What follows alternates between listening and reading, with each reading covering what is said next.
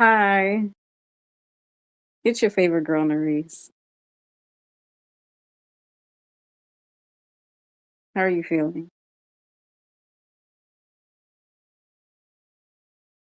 It is Fire Friday, and as you all know, I've been, just handling things in my personal life. And yeah, so we're just going to this is gonna be a more chill live stream. But we're gonna have a good time though. We're gonna have a good time. Because I know my last few live streams, I mean, rightfully so. I've just been in a space of like, I mean, I feel like it's on brand for me to be the queen of ranting at this point, because I mean, being the queen of people's mood boards is it's a lot of work, you know, being this fabulous, darling. It is. Um, and and I'm one person. But um, you know, what I will say is that um, it's Friday. It's Friday, and people want to have a good time on Friday, so we're gonna have a good time. Um, For those who are new, who don't know me from a can of paint, because you really shouldn't anyway. If my life were anything like the Truman Show, my life isn't your business. But here we are. Um, my name is Narice. Hi, I'm a singer, songwriter, producer, visual artist, creative, and everybody's favorite reference. Um, and yeah, I do these live streams Mondays, Wednesdays, and Fridays. And for the most part, I work on music and I show you guys my creative talents because I have many. I'm saying that humbly. Um, don't take that the wrong way. Um, and I mean, it's just the truth. I do a lot of things. You know, girl, if you don't get out my bowl. Um, I have a lot of things that I do. Um, and yeah, girl, come on now. Um, Yeah, and I do these live streams. I work on music. I'm a visual artist, and I have Angie being extra this particular moment in time, but it's okay. Of course, when I look away, you guys want to pop in. Well, pop on in. Um, so yeah,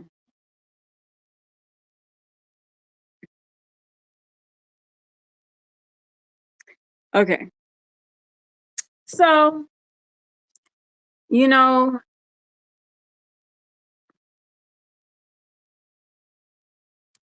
due to experiencing years of like slander attack and just being the butt of people's jokes without knowing why, for years at a time. And then also just dealing with like betrayal.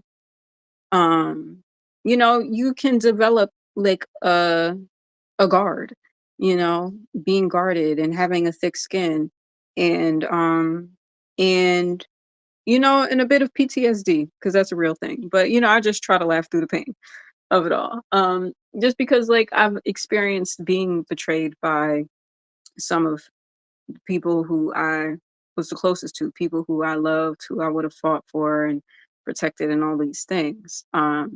So, but I know everybody doesn't feel that way. I know there are people who understand my perspective and maybe support my perspective, or maybe there's some people who might not necessarily support my perspective about things that I talk about on this live stream, and just maybe that they might not necessarily support me, but they agree with or disagree. They agree with my stance in terms of being against my ops.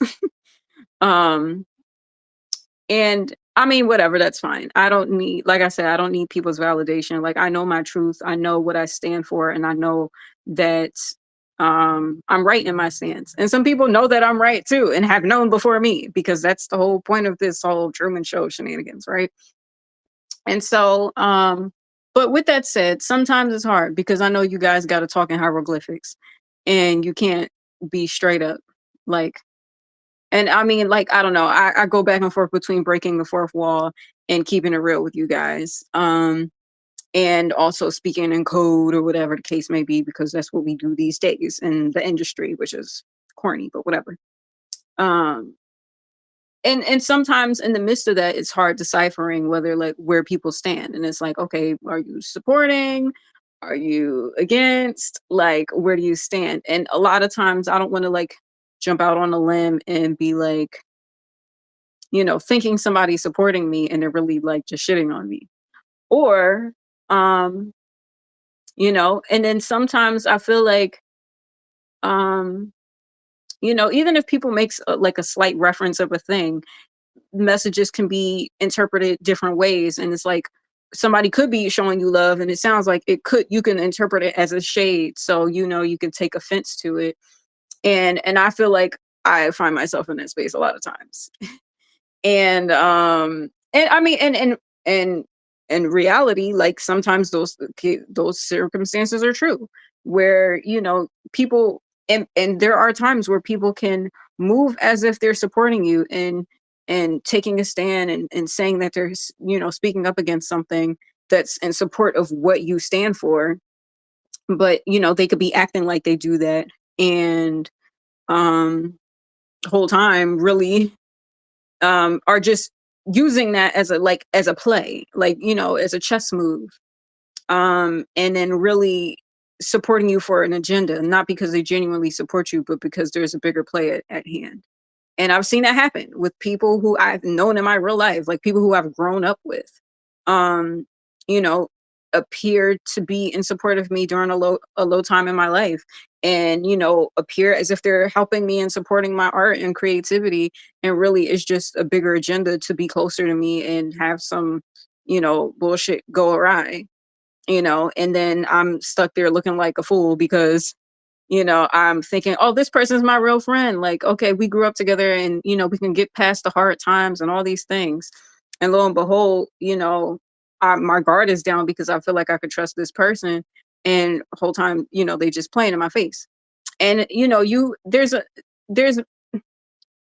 you can have enough of those experiences where you become very jaded. And, even when people are genuinely helpful and when people do genuinely like you and genuinely like believe in you, and, if they say something the wrong way, maybe they don't mean it, but because it's this coded language that we talk in nowadays, you can interpret something the wrong way because it's not said directly. And so, say somebody's in support of you, but you read it the wrong way. And then it's like, man, fuck this person, this and that. And then now you look crazy because you cursing out somebody that actually supports you. um but I feel like people who do that come from a space of like having to be on guard for a long time and having to be on defense, and constantly feeling like they have to fight the world and everybody trying to play them, and you can't let nobody punk you. You can't let nobody play you. Like, all right, whatever, you might try to do this move, but I'm gonna get my lick back type shit. Like, oh, I'm with the smokes. Like, I ain't somebody you could just push around. And it's better to come off with that energy than to you know be someone that's like all love and light and very trusting of people, and then those people take advantage of that and take advantage of you, and then you know you look like a sucker type shit. And I've had several years of that, and if my life were anything like the Truman Show, you'd seen that. And unfortunately I dealt with that with people who you're supposed to be able to trust. You know what I mean? Like people you've known for years and that like switch up on you. And like realistically, people go through ebbs and flows in relationships. There's times when you fall out with friends. There's times when your family get on your fucking nerves and say you might not fuck with certain people in your family. And then, maybe you patch it up and, you move forward. And I was very much in that stage with multiple people at multiple times, thinking like, okay, maybe we can move forward from this. Like, these are my friends, these are my family. Like, I love these people despite it all. And, I want to prove to them that I, I'm serious about this. Like, I want to commit to this. And I'm like, I want to prove to them that like, I love these people. And then really it's just an opportunity for them to get close to you and play in your face. And it's unfortunate to have to deal with that. And I know there's people who know what the fuck I'm talking about, and they know what that's like. They've probably dealt with that in their own lives. And you know, I yeah, I just wanted to say that, and also state that I don't have opinions about um some events that's been going on. Um because and honestly, like, the thing is, also another point that I wanted to say, and I've said this before and I'll say it again. Like, I wish I was one of those creatives or one of those people that have the luxury of like being mysterious and going away from social media for a period of time and people not know what the fuck you do, and only address certain things how you want to address it. Like, I can address certain things in a song. I can address certain things and, on live on Instagram, but I don't gotta go live all the time because I have my audience and my fan base, and my bills are paid, and I'm good. I I wish I had that luxury, but being that I have to build this thing from the ground up, getting it up out the mud, um, in real time, as if I'm like you know, a beginning artist. And I'm willing to do that. Like, I'm not too good to be like, oh, I gotta do these live streams. Like, my art is too upper echelon for this. Like, I can make art like that. But I know they say content is king and you have to be consistent and all those things. And I could play the numbers game too, because it's like, all right, I look at my analytics. I know the type of content that gets more views and likes, and I'm like, okay, I could play the game and do more of that. But also at the same time, I actually care about my art and I care to be a great artist. And you know, um, I don't like. I know.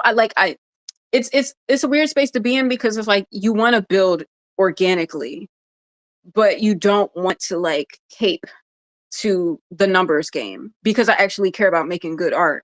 I could do the shit that's popular and just do it for the sake of numbers and like, oh, we going viral type shit. But because I actually care about making quality work and mess and work with messages that are important, then you know, I don't play those numbers games, even though I am intentional about like paying attention to the numbers to know that I like this is something that I want to build. And so because of that, I do these live streams 3 times a week. And even these last few live streams where I haven't been working too much on creativity, just because like I've been doing things in my personal life. um if my life were anything like the Truman Show, you probably already know, like, I'm trying to get certain things in place to like be able to move around more and hopefully move into a better environment circumstance. But I understand the devil be working through these people that be trying to stop me or hinder me or confuse me and all these things. But I'm a child of God and I'm a spiritual warrior, and I fear no evil because God is with me. God walks with me. God is within me, despite the Trenton devils out here, you know. But when God made me, she wasn't playing, because bitch, I'm still here and will be here. Um, because I have things to do, and I gotta keep people's mood boards going up. So, you know, anyway, yeah, so I show up here. And I will say, like, the downside of that is like I be too real on here. And I know like I could be more strategic and I could be more like intentional about what I mention on the live stream and how it could get people's reactions, and think 20 steps ahead and influence people to do this and do that. Like, I could be one of those people, and there are moments where am a strategist. Like, I am. And I've gotten a lot better with strategizing in that way. But at the same time, it's like, to a degree, in order to be a good strategist, you have to be willing to do certain shit, like play along with like deception in a way if you're trying to get a certain outcome. And you can't be all the way like, it's very hard to be a genuine 100% honest person and be a strategist. Like, there's times where to get the strategy moving, you have to play the game. You got to go along with the bullshit. You got to say some shit that you really don't want to say just to keep the certain agenda going. And I just don't care to be that kind of person. I'm not that kind of person. I don't care to play the game in that way. I don't like to have to be a dishonest person. And, and I just yeah, no, I don't care for that shit. I like to keep it real. And that's why a lot of times on these live streams I break the fourth wall, and and I just say shit straight up. Like, I know who I am, and I know y'all know who I am, and it's not me saying it in a way of being cocky. It's just like I'm being real about the situation. And I know people in the industry got to speak in code because they can't say NarisseM's name out loud as if you don't know who the fuck I am, and haven't known who I am for years. But I don't live by y'all rules. I don't live by y'all game. um and I just like to keep it real in my own life. So yeah, I just don't like to play your games, and it's tough when you're doing these live streams like 3 times a week. And I really wish I could just be in a space where I can just focus on my art and my music and just be a creative and just thrive in that space, and just be in a space where I'm safe physically, spiritually, emotionally, and I can just create and make beautiful art that can entertain, inspire, uplift, or just be an honest expression of myself. But I got to deal with the witches and the warlocks out here, and it's a crazy world out here. It's more than just like just making music. It's like a lot of the bullshit that comes with it, and I'm not even officially in the industry. But I and like at this point I kind of don't care to be in the industry, you know, because it's like all y'all want to be me anyway. So why would I want to be with y'all? Respectfully. And that's not shade to everybody. That's just shade to most of the bodies. Um, but and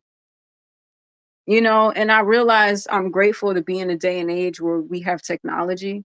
We have, you know, things like YouTube and social media where you can put your message out there. It's not like back in the day in the 90s where you had to go on a major label and have them like fuck over your royalties and your publishing in order for you to like, you know, actually be a successful artist. Like there's people who could like blow up and be, successful without even being in the industry.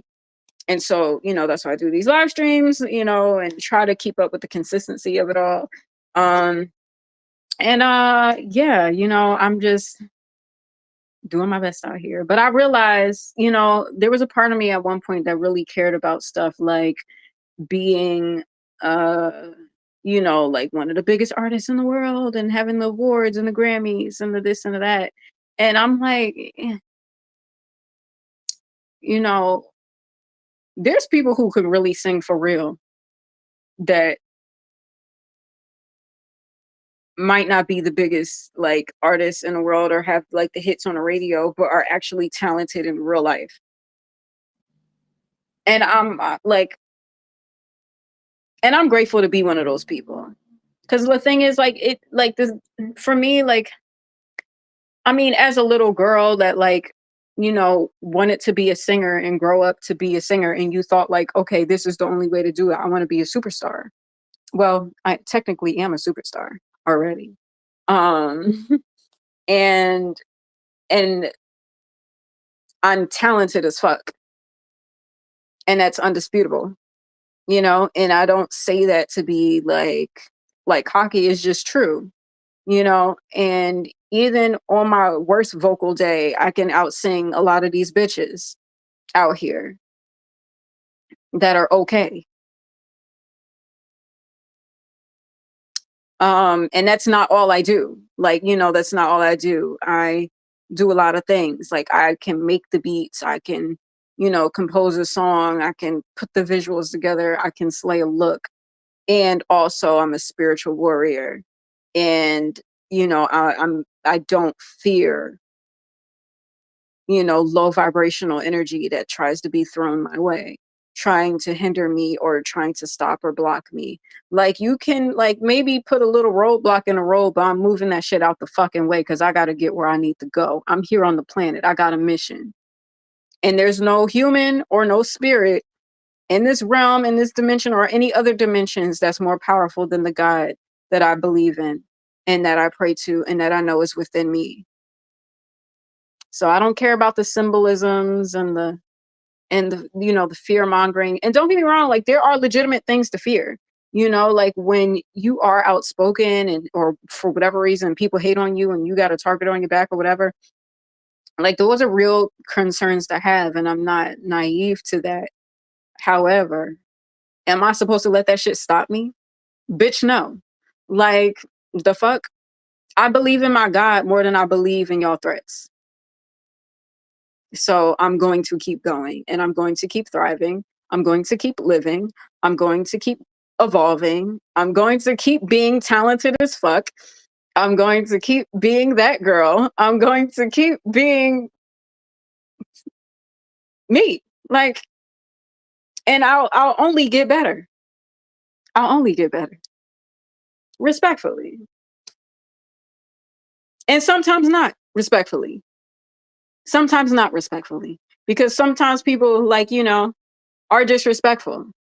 And I feel like because I would genuinely love to be a kind person and just like, you know, put love and all the positivity and high vibrational like rainbows and butterflies in the world. Like I would really love for that to be my like everyday default reality, but sometimes it's not, and people try you.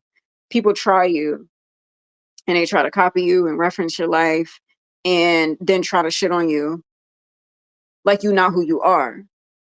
But the thing is, they know who you are. It's really you knowing who you are. Because we're all children of God. And we can all be an essence of God in our worlds. And some people more than others. And it's like, I'm realizing, oh, wait, I'm a lot more powerful than I knew myself to be. And I was around people that intentionally wanted to keep a wool over my eyes to the power that I am, that I have. Okay. And there's people who have a lot of money and and have success and this and that. But it's some of us regular people out in the world in this beautiful village of ours that are even more powerful than them. And that's why they gotta latch on to the people to feel that power. But no, the day when you realize that you don't even need that because you are power,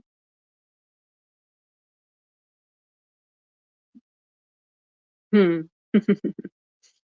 Hmm. Yeah, it's a beautiful thing to know who you are, even when you don't even have the full story. And it makes a lot of sense why people will go out of their way to make you try to forget your own power or have you be asleep to your own power or try to downplay your power. You know what I mean? And it doesn't even have to be like anything wild. It could just be like the beauty of who you are. It could just be your essence, your aura, your energy. The fact that when you see somebody walking in the street and you're just quick to compliment somebody because that's just your heart, that's how you move. Or you see somebody struggling and you're quick to help somebody because that's just your energy, that's how you move. And when people hate on that and they try to bring that shit down, why? Why would you want to bring that down? To where? I implore and challenge y'all to bring it up and bring other people up while you're at it.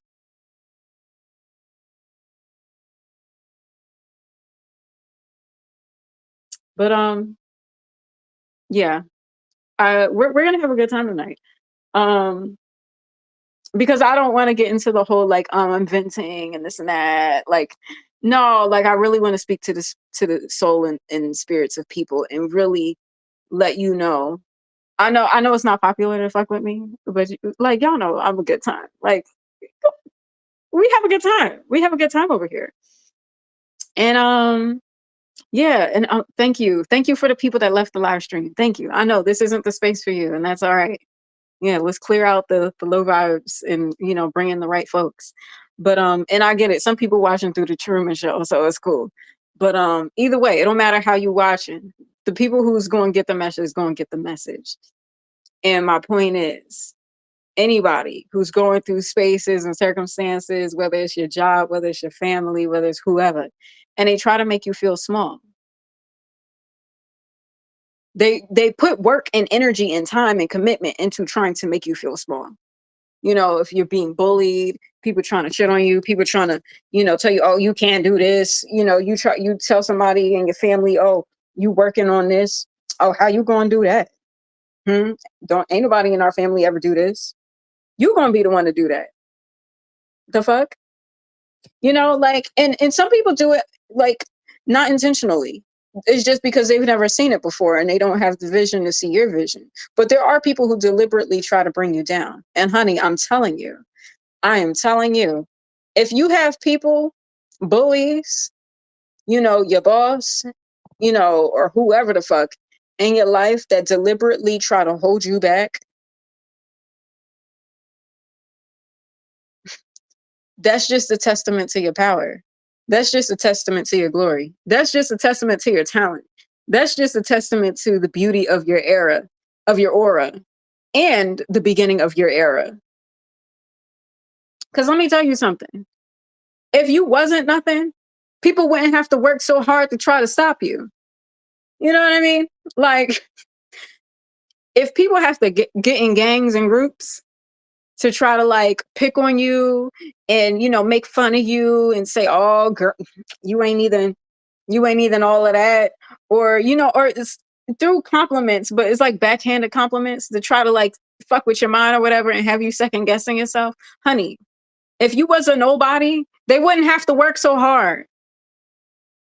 I know some of y'all go through this at the job. Y'all probably go through this with some of your friend groups that's really not your friends. Some of y'all go through this with your family. Some of y'all go through this and wherever. Or some of y'all might be the hater. If you happen to be watching and you're one of those people that do that, because I'm pretty sure at some point in my life I probably jokingly said that about somebody, and whatever. I might be the villain in somebody else's story. If that's the case, I'm sorry. I didn't mean to. Blame it on the witches and the warlocks. They was pulling the strings. I'm sorry. But but but for the most part, I'm really somebody that cheers other people on. It's so many times where I've cheered on people and gave people their flowers and they turned around and tried to shit on me. And it's crazy. But I'm like, all right, whatever. Like, I can root for you to win and know that that's not going to take anything away from me because I know I'm dope. And they know too. But I say this to say, I want you to know that you're dope and know that if there's people who have to get together in groups and organizations and try to shit on you at the job and try to make fun of you or give you a hard time, it's because there's a light in you, there's beauty in you, there's you just got that thing, and people wouldn't have to work so hard if you didn't. If you wasn't nobody to pay attention to, people wouldn't pay attention to you, but they do. But that's my motivational talk for the day. Okay, so I think I don't know. We might get into like a musical thing, maybe, possibly. But I did want to have a moment for a little conspiracy theory. Because who doesn't love a good conspiracy theory, right? It's a Friday. We're gonna have fun. We're gonna have a good time. Um, and yeah, I mean, I enjoy a good conspiracy theory. They're fun to speculate. Um, and yeah.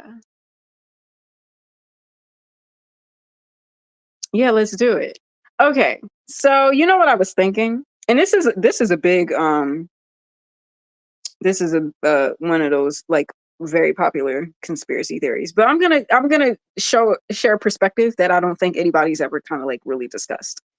And I could be wrong. I'm not saying I'm right. This is all alleged, allegedly, But this is a conspiracy theory that I thought about recently, you know just because, like, I'm into this whole like spiritual thing, and I understand there's more to this physical world, especially in the music industry, all the symbolism and hidden messages that's in these music videos. And some of us are like looking back at really old projects and realizing, oh my god, there was deeper meanings in this project from 20 years ago, 30 years ago. What the hell, what is this? So let's get into it. Okay, so the conspiracy theory that I've been thinking about recently, right, has to do with the one and only Aaliyah. What about Aaliyah? First of all, I will say, okay, so I'll give a little backstory in terms of like how I feel about her as an artist. And then and I feel like it'll kind of like tie in a little bit to how why I feel this way about the my theory. So Aaliyah was really popular when I was really young. So like, and I didn't really get into her music until later on in life, which is interesting. And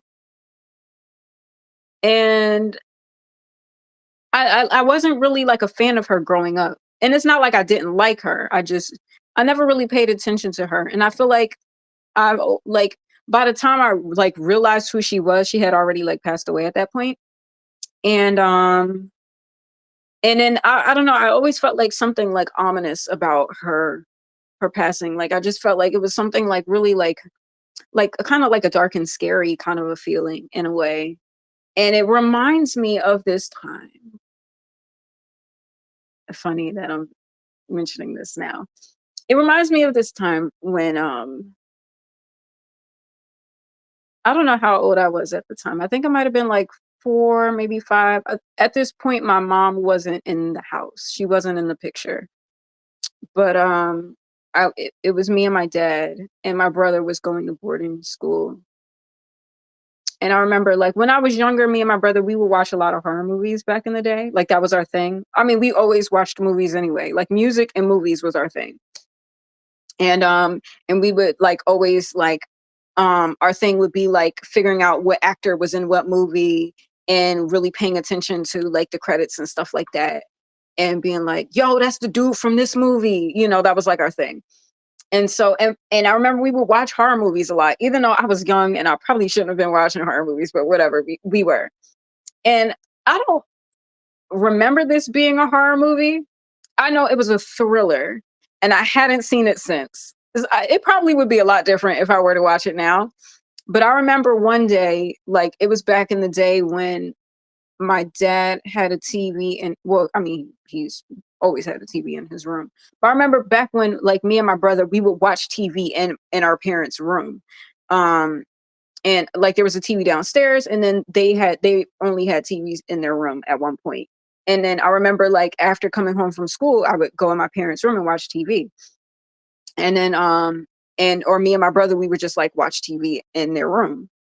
Which is funny. I hadn't really thought about that in a while. But anyway, so there was this movie on called The Secret Window with Johnny Depp. And I don't remember much of the storyline. I just remember how the movie made me feel. And I remember I was like a little bit frightened after watching that movie. And honestly, I probably would watch it now and it probably wouldn't be that serious. But I was a kid, I was a kid at this point. So like, give me grace, goodness. So I was watching this movie. Okay, this had to be around like 2005 because Mariah Carey's Emancipation of Mimi came out around this time. So so I had seen this movie, and I remember just like being like a little bit frightened or whatever, right? And then and my dad was like, "Oh, there's this festival happening in Philadelphia. We should go." And I was like, "Okay, all right, cool." And but I was still kind of like frightened or a little shooken up because of the movie that I had just watched. So, but I don't think I told my dad this though. I think I was just like kind of going along with whatever he was bringing me to. And I was watching, or no, we were listening to Mariah Carey. Sorry, Mariah, I love you, and I bought the physical copy, but we had a bootleg of Emancipation of Mimi. But I bought the vinyl, so don't come for me. And you know I'm a fan. You know I'm a fan. Hey, Mariah. And also prayers to you. Much love to you, Queen. Um, but I remember we were listening to Emancipation of Mimi in the car on the way to the festival. And this was the Adunde festival. It was like this Black African pride festival. And I don't remember much of it. But I just remember while I was there, like I just had like this really weird feeling, like just being there. Like I wasn't comfortable there. And there was a lot going on. Like it was a lot of people. And mind you, it was like a lot of beautiful black people. And it was like, music playing and all this stuff. But like, I don't know, I just had like I still had like this weird feeling being there. And and then I think through the years when I think back to this moment, I always chalked it up to it being like, oh, because I had watched that movie. Um, but even after the car ride, because mind you, it took like at least like an hour or some change to like go there, park the car, and all this stuff. So I had time to like listen to the Mariah Carey album, and Mariah's my girl, and I love a good Mariah album. But I don't like. I still had this weird feeling while I was there,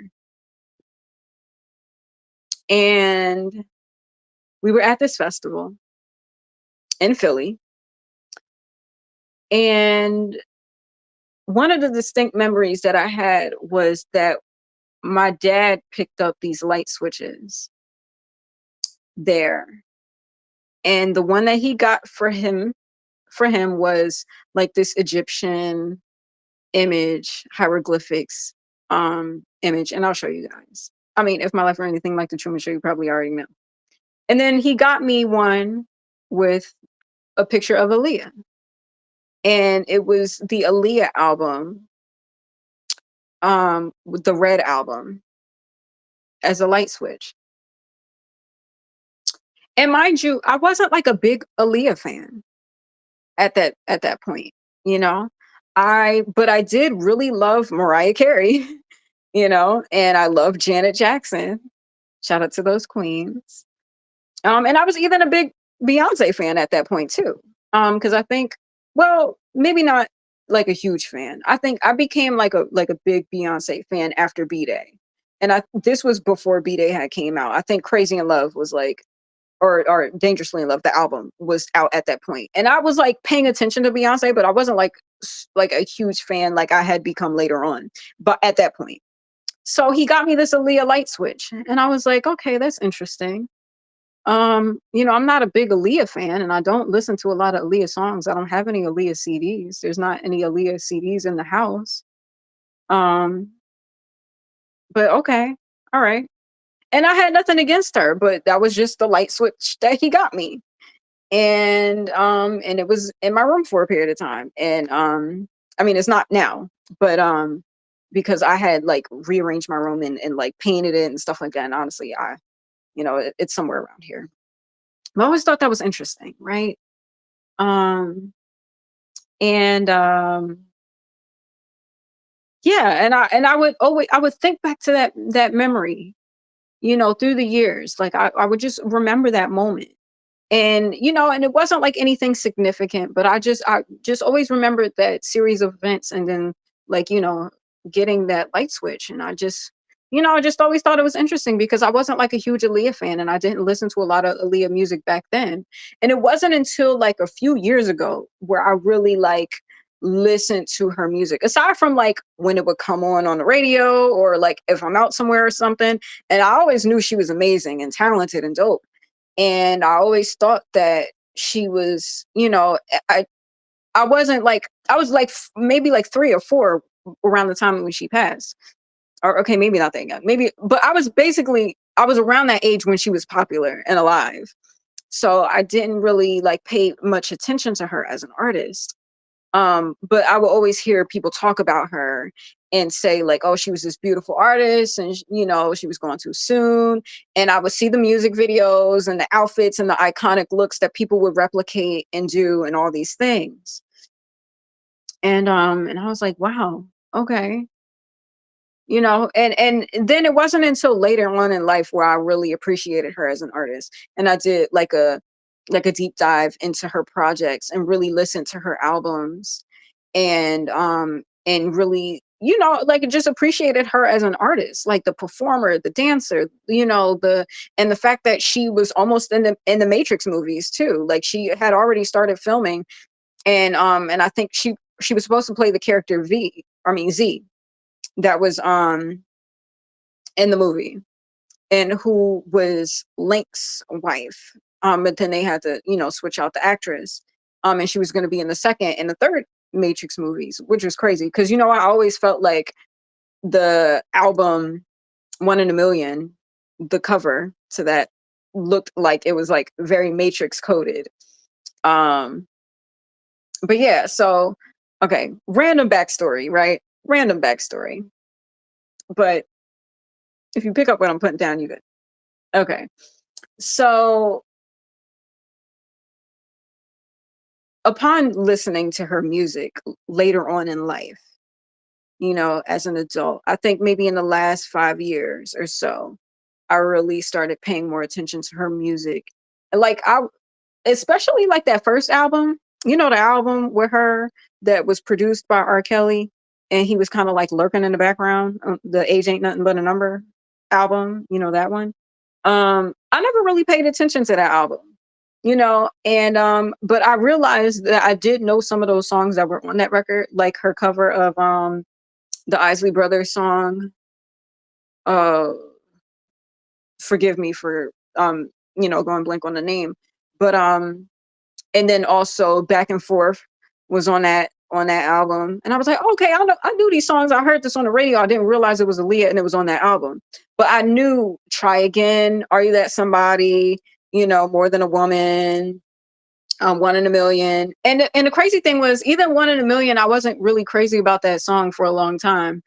Um and until like later on in life where I really like heard the production and I was like, yo, this song is actually really fucking dope. Um but Yeah, so um anyway, on to the conspiracy. So I was listening to her music not recently, but I had been thinking about her music and just how interesting. Well, I think I might have been watching like this video of like aside from like the surviving R. Kelly thing and people talking about her on there, and then also like just different interviews and stuff like that, how like at one point like people like doubted her after, I think, that album, after not working with R. Kelly, that she would be successful. And then, upon working with Timbaland and Missy, she comes up with One in a Million. And the interesting thing about that, right? I feel like Aaliyah being who she was, and clearly I don't know this lady. I don't know that. I did not know this woman. But I feel like from a lot of the interviews and what people would say about her is that, like, she was a sweetheart and she was really a girl's girl. And she would be the type of girl to like, if she, like she would hang out with the background dancers and not seem like, oh, she's like the superstar and she's like can't hang with them. Like, she would try to make people around her feel comfortable. And she was like a sweet person. And then, like, you often hear about the stories about her like dating Dame and the whole thing with like her and Jay-Z and all this stuff or whatever.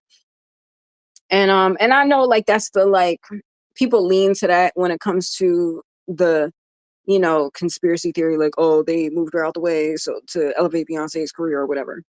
That may or may not be true. I don't know. I honestly don't think Beyonce would have had anything to do with it because she was so young at the time. And plus she was still like fairly in the beginning stages of her career at that point. Like, I feel like she wouldn't have had the pull to make a move like that happen. Now, maybe she might have been around people or known people to do that. I don't know. But I don't feel like the way people be trying to say that, like about Beyonce, I don't need to I don't need to defend these celebrities. I don't need to defend these people. But that's just my thought, and that's not where I'm going with this. But I know that that's the popular thing that people talk about. I feel like, so, she had her first album, right? And she that came out when she was really young, and it was produced by R. Kelly. And there's like a lot of this alleged drama between like her mom with R. Kelly. I don't know if that's true or not. Alleged.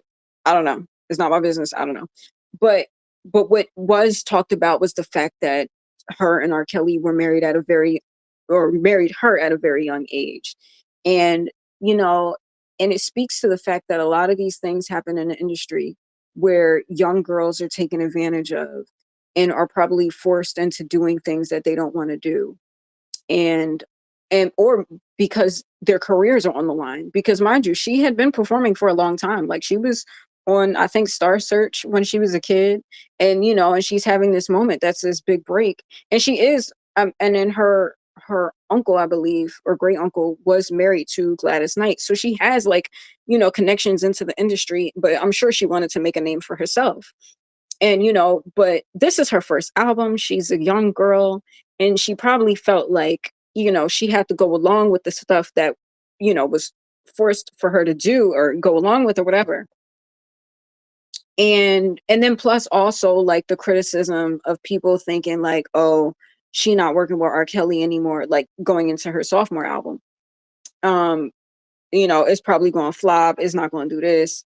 And for her to create One in a Million, you know and it being the success that it was, my I feel like that album specifically was, in a way, her kind of like making a stance or like a protest against the industry. Maybe I could be wrong, I don't know, maybe. And people doubting her and thinking like, oh, she's not going to do nothing, she's not going to be nothing, without R. Kelly. But then also behind the scenes, R. Kelly was allegedly, not alleged, I don't know what needs to be alleged or not, but I'm just going to throw this in there, you know, taking advantage of her. And mind you, we've never heard her like talking about this, or at least not that I was aware of or ever saw in an interview. I felt like she always kept it like real cute, real demure, um, in her interviews. And, and she never like badmouthed him or outed him or anything like that, you know? And so you will always hear her being, like known as like, oh, she's the sweet girl, she's always kind. But I do remember when they were doing this, I don't know if it was like a magazine cover or like just a segment on MTV or something, when it was her, Missy Elliott, Lil Kim, and the Brat, and they were all being interviewed. And I think she said something along the lines of like, you have to grow like thick skin to be in this industry, but and sometimes when you speak up for yourself, people say you're a bitch. But if that's what I got to be to get things done, then so be it. And you kind of see like this strength in her, and it's like a subtle strength. It's not like you know it's not aggressive. And I feel like she's one of those people who could be like really symbolic in terms of like her message and her music and stuff like that. And I feel like upon making One in a Million, that was kind of like, I feel like, because when I think back to that album and certain songs that's on there, like If Your Girl Only Knew, even though it's a song about like a guy trying to like talk to her, even though having another girl on the side, she's not speaking like entertaining the guy.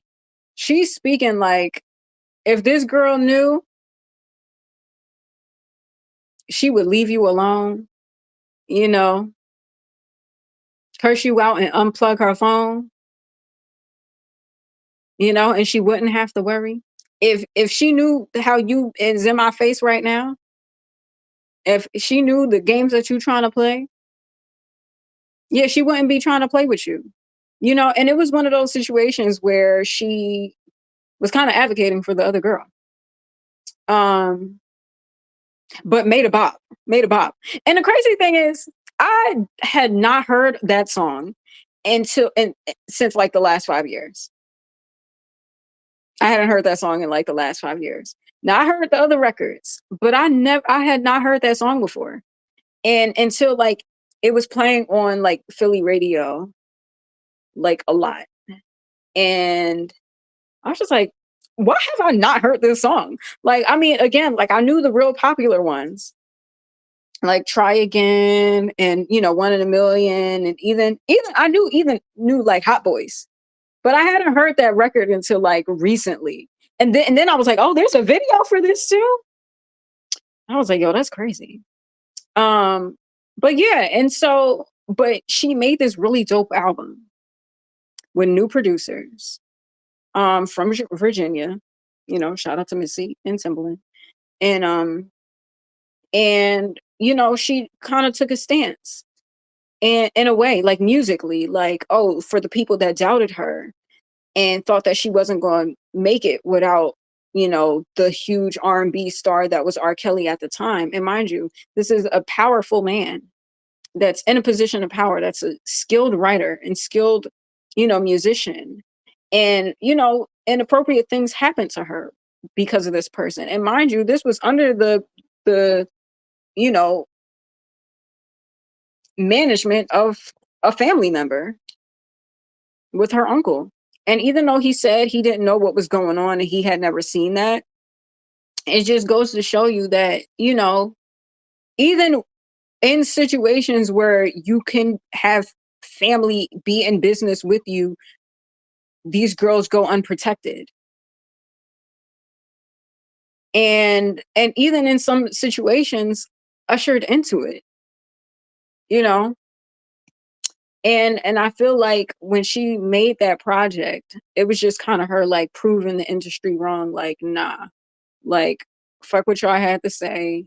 I'm here to stay. And, um, I'm going to be a success. And then not only was she a success in music, she was a success and in films as well. And she was a multifaceted artist and performer. And, you know, unfortunately, upon her making her third album,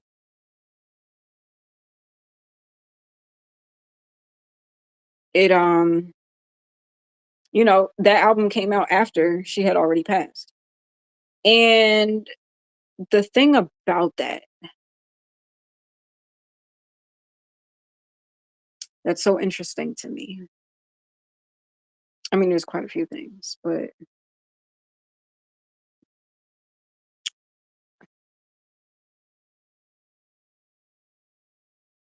I feel like just based on the things that she went through in her own experience of being a young girl taken advantage of, and knowing that if it could happen to her in this industry while having family in the business with her, you know, and men be celebrated and nobody calls it out. And we know the misogyny back in the 90s was running rampant, especially in hip hop, and knowing that could happen to her, and knowing that it was probably more going on behind the scenes in the industry on like a spiritual side of things too. And she's probably seen some things. And I feel like in a way, her music was like her outlet to like tell her story.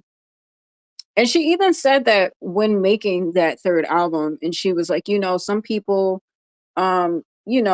just know me as a performer, but don't really know like me. And I hope in making this album, people see another side of me. And unfortunately, she isn't with us right now, or at least not in the physical, maybe the spiritual. And I think back to um the interview that Mary J. Blige did on 106 in Park around that time. And she was just like, that was a spiritual murder. Like I just know that was a spiritual murder. And, if y'all haven't seen that clip, I mean, you can look it up. It's on YouTube. And I remember Jaguar Wright saying something about that too. And I remember watching one of those, like, one of those videos where people put all the stuff together and analyze the situation and break it down. And they've mentioned that too. And I thought that that was very interesting how she said that, you know, um, not like it was a setup, not like, oh, that was a tragic accident. Like, no, that was spiritual. And my conspiracy, I mean, it's really not a whole like lot of detail or anything like that. But I feel like my conspiracy is that because of the things that she went through in this industry as a young girl, being taken advantage of, she's probably seen some things go down behind the scenes in the industry and people not do anything or say anything about it. And thank God we're in a day and age today where a lot of these people in positions of power are being held accountable and being called out for it, especially forcing girls to do stuff, um, you know, stuff involving young girls, even men, men being assaulted out here. Like, people are being held accountable in a new way in this time and in this day and age that was not happening back in the day. And I feel like because of the strength that she was building within herself, you know, I feel like she probably seen some things and probably challenged the powers that be behind the scenes and was using her music or using her, like, her name and her power to, I don't know, challenge it, call it out, or something. And I feel like the powers that be wasn't liking that and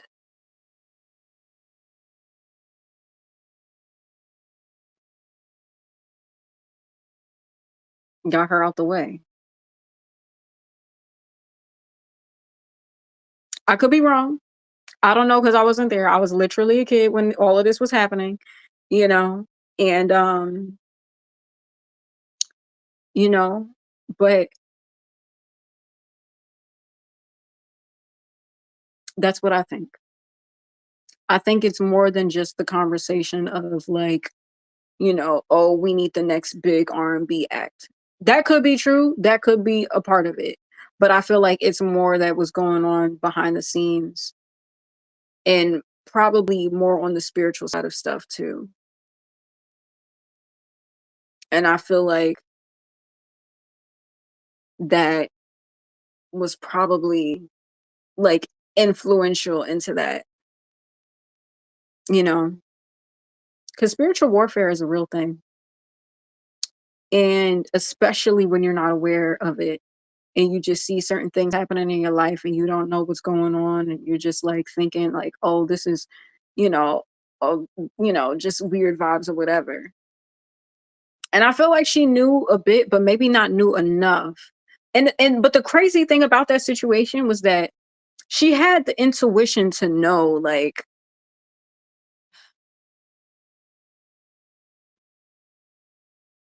she didn't want to get on the plane. But the thing that's weird to me about that situation was that, like, she had a headache or something like that, and she was unconscious because she took medication or somebody forced gave her medication. Allegedly, I don't know the specifics, but I knew they were saying that she was on medication and they brought her onto the plane. My thing is, I'm assuming the people who brought her onto the plane was also boarding the plane as well.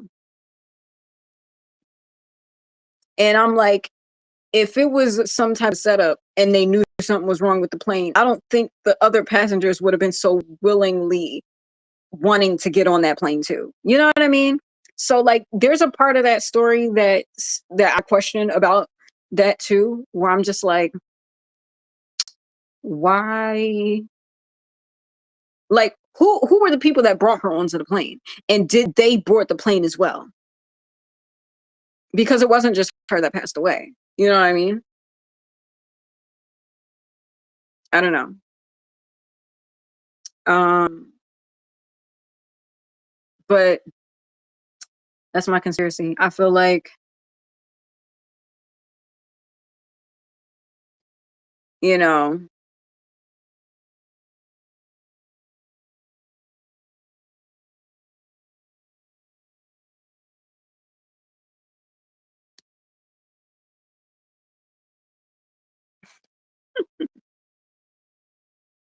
yeah. So that's my conspiracy.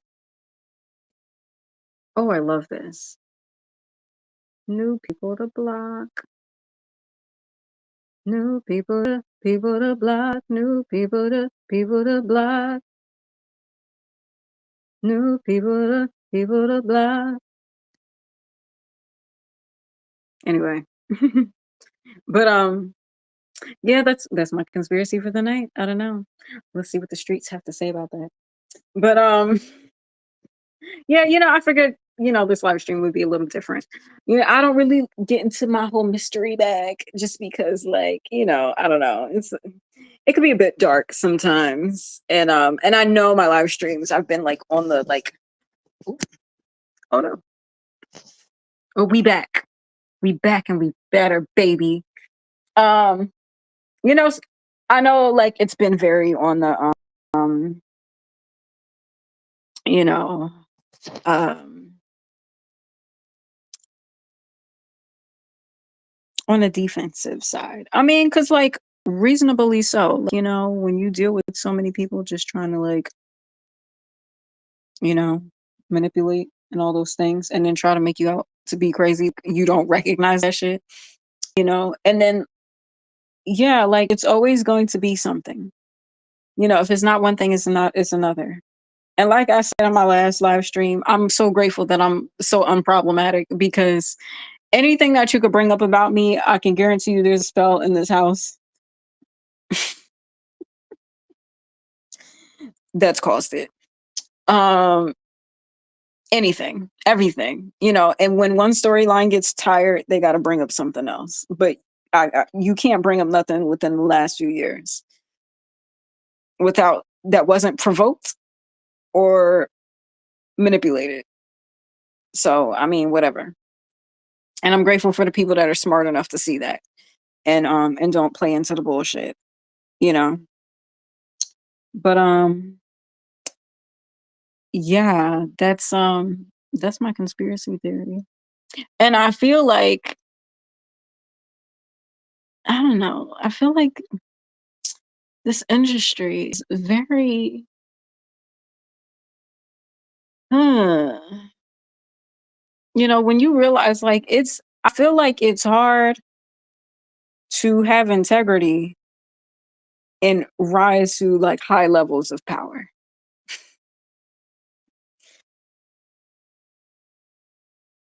You know what I mean? Like and I feel like there's definitely ways that you can do it in like in a very clean cut way, but just specifically in America, just how like the corporate structure is set up to be, and the way that it's not about how good or how talented you are. It's really about how good you are at playing the game, you know? And a lot of times playing the game requires you to compromise your integrity. You know what I mean? If there's any there at all, And I don't say that like I'm a perfect person. Like I've had moments where I, you know, compromised my integrity too, because like I was in a low space and I was trying to get ahead and I was tired of being at the bottom and, and I was struggling and just trying to figure shit out. But lo and behold, there was people in my life that intended for me to compromise my integrity. And you know what's so crazy? You know what's so crazy to me? It was one time I was talking with my dad like a few years ago. And it was around the time like after I had like kind of like separated myself from my family and I wasn't really hanging out with people anymore. And he was just like, "Oh, why don't you come around and spend time with people?" And I'm just like, "Yo," and mind you, I had explained this to him multiple times. And I was like on like my like personal development journey at this point. And I was telling him, I was like, look, once I got to a space where I really started like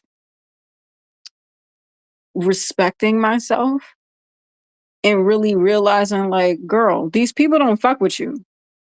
Like, they tolerate you. They'll invite you just so they could pull up the text message and say, "Oh, but we invited you to come and you didn't go." But they don't really want you to be there. It's a difference between being invited and being welcomed. And people can invite you, but that don't mean you're welcome there.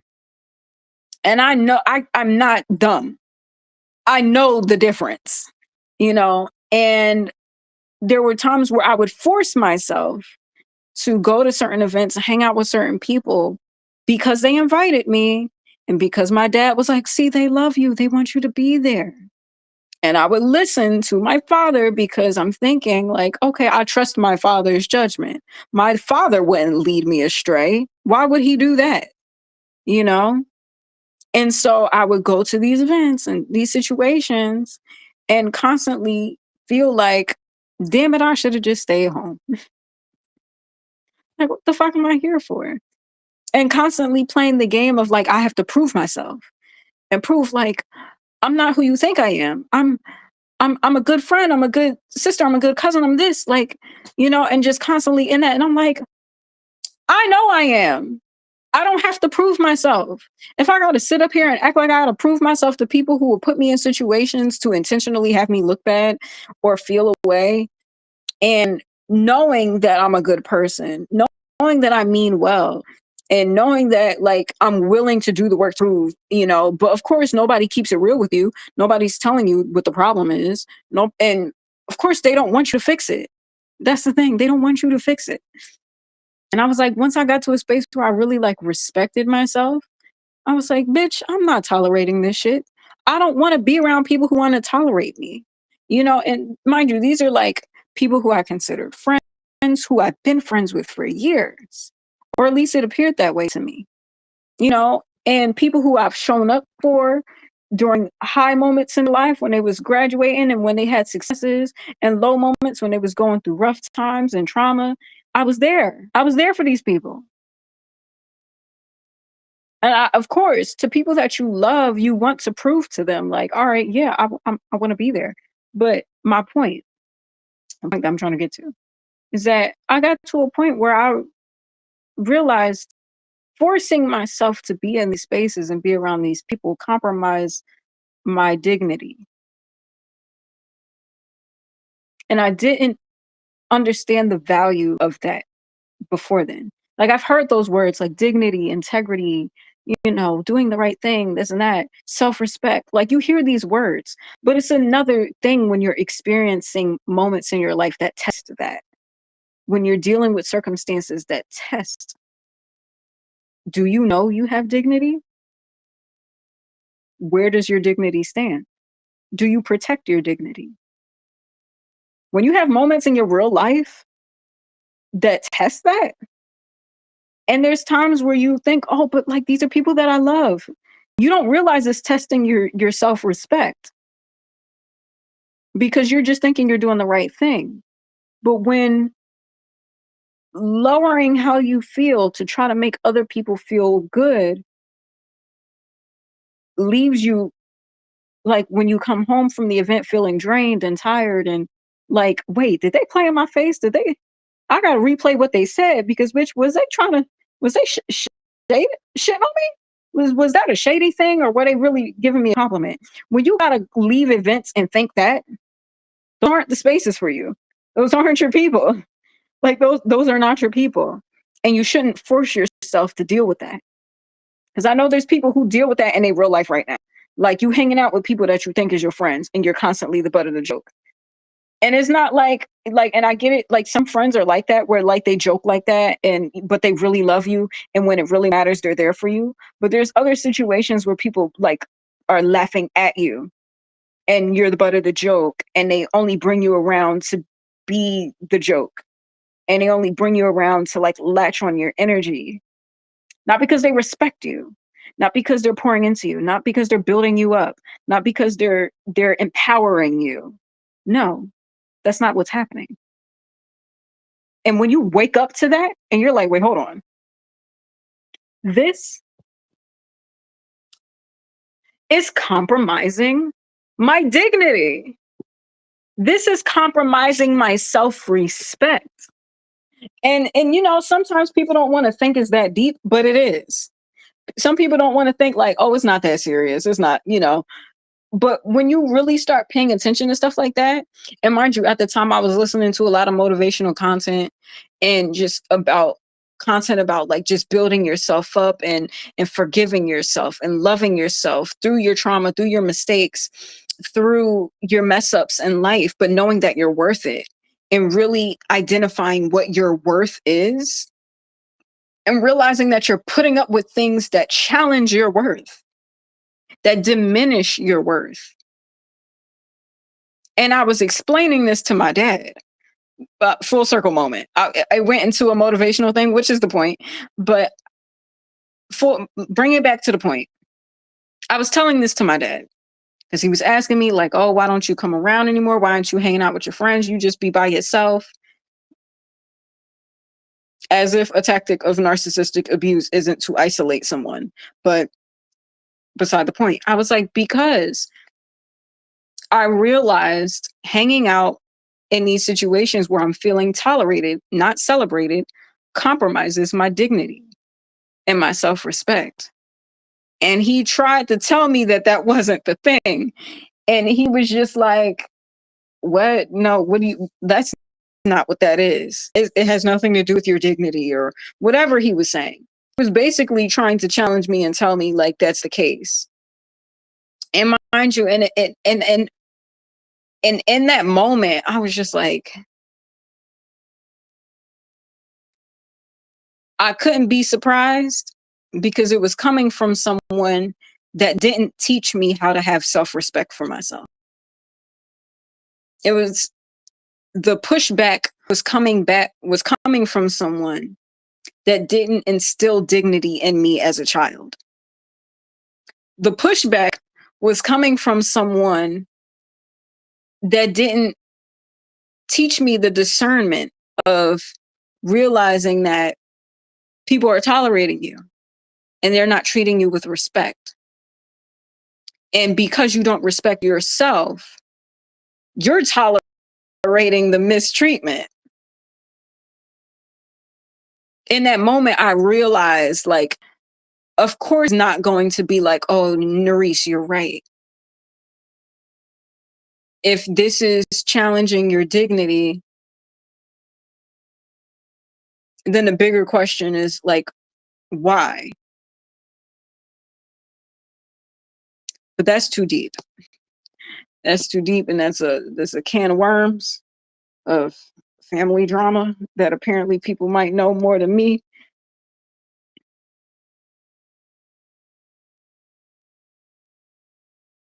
And yeah, and I got to a space where I was just like, it's some conversations that I know I can't have with my father because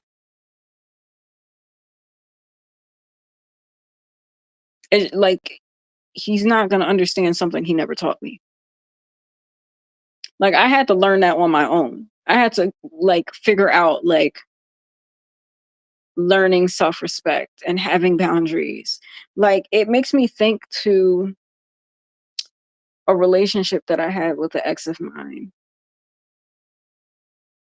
And it was a long distance relationship. And whenever we would see each other physically, it would be physical because we hadn't seen each other in a while. But even like when we would FaceTime and stuff, like, I don't know, we would, you know, do, like just virtual stuff or whatever. And then, but it wasn't until like one of the last few times where I talked to him and like we weren't like dating, but we were just kind of like talking, like being flirty in a way. And it was just like how he was talking to me. And I was just like, don't talk to me like that. Like, I mean, I didn't say that, but I just hung up the phone because I was just like, yeah, no. And I realized the older version of me that didn't go through those lessons of like self respect and dignity and boundaries and all of those things, I'd have just let it slide. And I mean, this is no shade to him. He's probably like changed and evolved and, shifted his life. I don't know, and I wish him well. But I realized it was just certain things that he would do or he would like that I would just tolerate. And I would just be like, oh, I just want to please my man or whatever the case may be. And then it wasn't until like one of those last few times where I was to him and I had been doing so much personal development work. I had been doing so much like healing on myself and just like raising my standards and stuff like that. And I really shouldn't have even been conversating with him altogether. But it was just like he was like trying to like sexualize me in a way. And to a degree, I understand why he would have felt comfortable to do that because it's like I'm his ex. So there's a part of him that had that relationship with me at one point. And because I was in a way like entertaining the flirting, if not like flirting back as well. But it was just something that he said. I was just like, even in the flirting, like, nigga, don't talk to me like that. And then I realized like he's comfortable talking to you like that because when you guys were dating, you didn't have no fucking boundaries. You didn't have standards. You didn't have shit that you wouldn't tolerate and shit you wouldn't allow. Like I was in a space where I was like, I mean, maybe insecurity, no pun intended, maybe dealing with insecurity. But I think it was just more so like me just not knowing that you can have standards, like not knowing like, okay, this isn't no, like, just having certain shit that's just like, no, we're not doing that. I think I was in a space of like just wanting to be accepted and wanting to like please the person that I'm dating. And, just certain things I didn't realize were like as inappropriate. And mind you, and the thing, it wasn't like I was hiding anything or anything like that. Like I would talk about the situation with my friends, and and I would share like personal stuff in my relationship with my friends, and and mind you, my friends were like dealing with crazy stuff and doing crazy stuff in their relationships too. So like I never really felt judged by my friends, but I was never like, it's not like my friends ever like checked me or it was like, oh girl, why why do you allow that to happen? Or why do you allow, like, what do you know what I mean? Like there wasn't any of that in any of my friendships when I was explaining certain things and telling them about certain stuff in my relationship. So I was just like, all right, this is cool, whatever. And it's not like I felt like I was doing anything like inappropriate or whatever because no one ever made me feel that way. You know what I mean? And it wasn't until like I was doing that work on myself where I was just like, yeah, no, this isn't gonna work. This isn't it. Yeah, I'm not with this. Cause like I had grown and evolved and changed. Like mind you, I was dating this. I think we first started dating when I was like in my early 20s. Like that's when you do all the dumb shit. You know what I mean? And if my life were any like the Truman Show, and people made it into their own shows. You know, it like yeah, that's when you make all the dumb mistakes. And and your friends are making dumb mistakes too, because like you all are on your own journeys and you're just trying to figure shit out. But shout out to like having real friends that like check you and let you know like girl, you slipping. Because I will say, like, a friend of mine that I did have when I was dating another ex of mine later on, um I mean, that was a loaded situation. She pulled me to the side and told me and was like, girl, I mean, if you with him, like, I mean, if you like it, I love it. But she really didn't. When friends be like, if you like it, I love it. I'm like, girl, no, you don't. But you just tolerate the situation. But she told me, she was like, Narice, you could do better. Like, I know, like, this person is nice to you and this and that, but I like you could do better. And in my, like, at the time, like, I low key kind of felt like she might have been hating, not hating in a way like she wanted my relationship or anything like that. But to me, from my perspective, this person had, this was the nicest somebody had treated me at the time. Like very gentleman like, but was still kind of hood, in the hoodish things were, a little bit much for me because I was like, I grew up in private school and this and that. But I was hood adjacent a little bit, but and so part of me was like, but this is the nicest guy that I've ever been with. Like, what do you mean I could do better? You know what I mean? And and again, I didn't think she was like hating on my relationship, but I was just, but what I what I felt like at the time was that I had a lot of friends during that time. I was hanging out with a lot of people. I was hanging out with people at the bar. I was hanging out with people for my job. And I was hanging out with her. And then plus I was in a relationship. So I was always with my boyfriend versus before I had gotten with him, me and her were hanging out all the time. Like it was just me and her and we were like two peas in a pod. And um and then once I started like, and then plus I was in my band. I've said this before in my live streams. And plus I was in a band at one point at one point. So like my time was split up in so many different spaces. So at one point, I wasn't really hanging out with her as much as I had before. And there were several times where she told me like, I feel like you slipping as a friend. And, and I could respect this person for that. Cause I feel like out of all my friends, she's one of the few people that's ever like checked me about anything. And I totally respect that because in hindsight, looking at how things were in my life, I'm like, damn, if only I had real people in my corner really telling me about myself, like then a lot of these problems wouldn't have happened. But I was around people that made it seem like shit was cool, and like things were all right.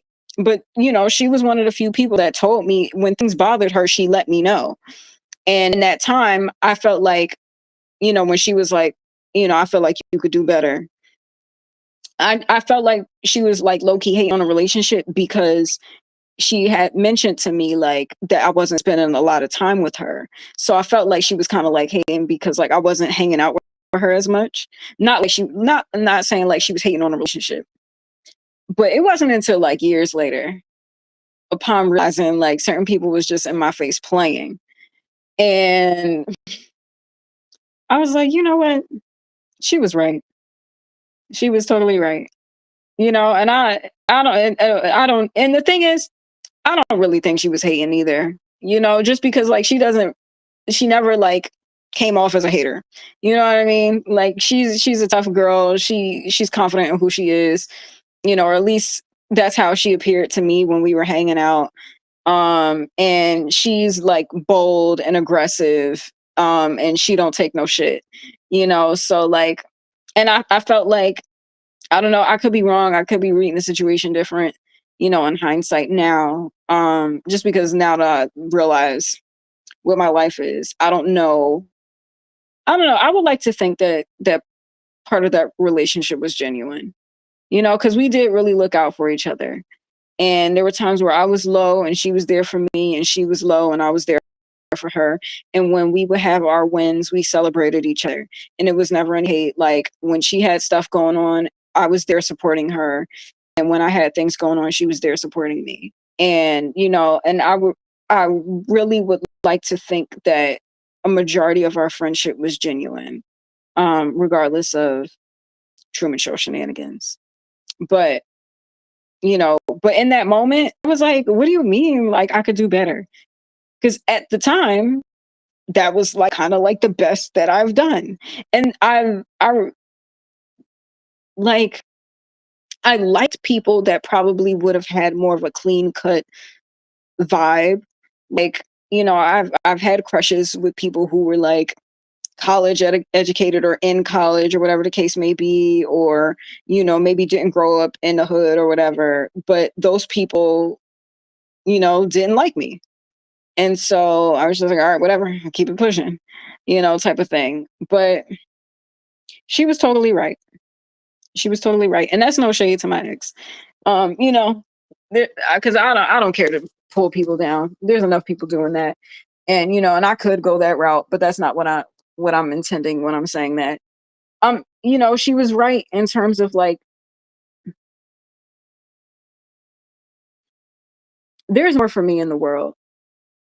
I know there are people who see the best in me who are not in my life for an agenda or to like, you know, because it's funny. Because when I had started dating with that ex in particular, and he was like, at first, before like hanging out and meeting you, I was a fan of the music, because I was like, oh, she the Down to Mars girl, and I'm like, okay. Mind you, like, I mean, we had like a local buzz going on, but I guess it was a bigger buzz than that. And of course I was last to the party to know.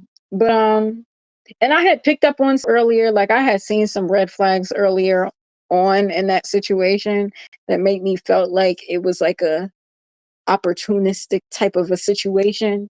But I didn't fully understand or grasp what it was, but I felt it. I felt it, and I was like, mm, but you know what? This person is nice. Like they're a gentleman, so I'm just gonna go with it. And she was right. She was right. I did deserve better.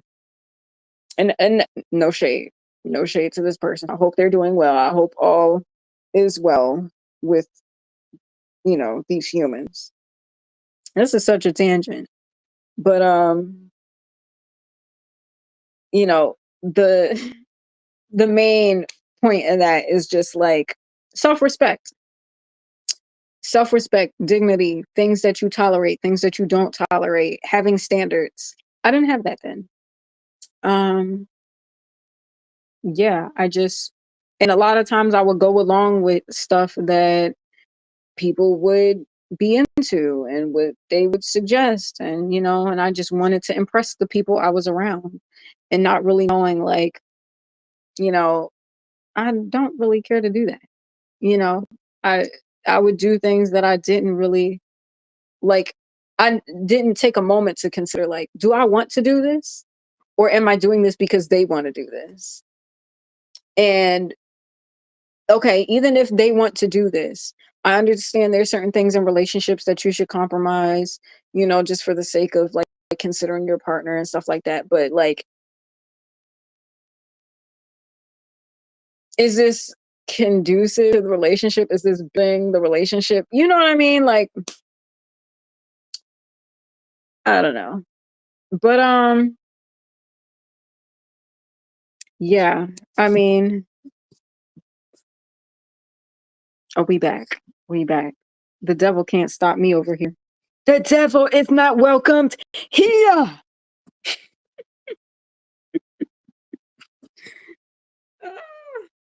We love a coffee. Uh, but just though, absolutely not. Um, you know, but yeah, just a little side note on a story of like self-respect and knowing your worth, and and shout out to her for that. I hope she's doing well. I hope all is well with her and her family. And I mean that regardless of narratives that people be trying to throw out there or whatever. Um, I really respect that out of all my friends, she was the realest one and was the only one. Because the thing is, like, I wasn't really problematic back then. I really wasn't. Like, People come up with problems that they just want to talk about now that wasn't really issues then. And if it was, that people wasn't saying shit then. But, I was one of those people that didn't get into beefs with people like that. I wasn't really like, and if I did, it was because I didn't speak up or like assert myself a right way. So like I was very like passive aggressive and like a bit submissive at the time. But and she was definitely like the more aggressive, outspoken one between us as a friend group. Now I'm more like that, which is funny. It's funny that I've kind of like adopted that energy. Um, but she was a lot tougher than me at that time. And probably still is. She gangster. But so am I. And I'm not saying that as like a competitive thing, but I'm just saying like, I am now, versus me back then. But me back then, she was one of the few friends to check me. And I feel like maybe she might not have wanted to because she might have thought I would have been like sensitive about it. And I was at the time. But in hindsight, I have so much respect for anybody that's ever checked me. Anybody that's ever been like, Narish, you slipping, get it together. Because in that moment, of course, I don't want to hear that shit. Like, the fuck, who are you to tell me what to do type thing. But just knowing that you could get to a space and time in your life where people will like, try to slander you and attack your character. But these be the same people that was in your life watching you do the shit and never said anything. You know what I mean? And could have said something then, but instead want to subliminally say things later. But it makes me appreciate the people in my life that if they had a problem with me, they told me right then and there. They didn't wait. They didn't say it in a way to not hurt my feelings. They told me what I needed to hear. And also another person that I reference, I've said this several times, like a friend of my brother's. Um, one time I was just like out dating and being a little reckless. And mind you, it's not like either way he peeped it because he's seen me grow up. And it was one time where he pulled me to the side and was like, yo, you moving kind of crazy. Get it together. And I was just like, if I was the guy, I don't think I said this to him, but in my mind I was saying like, if I was a dude, like, oh, I'd be getting cheers and this and that, like, oh, you doing your thing. But because I'm a girl, you want to act like, oh, I'm being like, promiscuous or whatever. And I mean, it was true though, because I mean, yes, that double standard is a real thing, but at the same time, you should be moving better. And I will always appreciate the fact that he called me out on that because there was other people in my life who were supposed to do that and didn't. And and he did, you know. And it was what I needed to hear. I needed to, and I mean, I didn't learn them quick enough, but me now, like approaching 30, can look back at that time and I'm just like, yo, respect. Thank you. And more people need to do that. More people need to, instead of sit up here and waiting and playing the long game of like, oh, we're just going to take note of your fuck up and then mention it later. Nah, if you see somebody fucking up, tell them.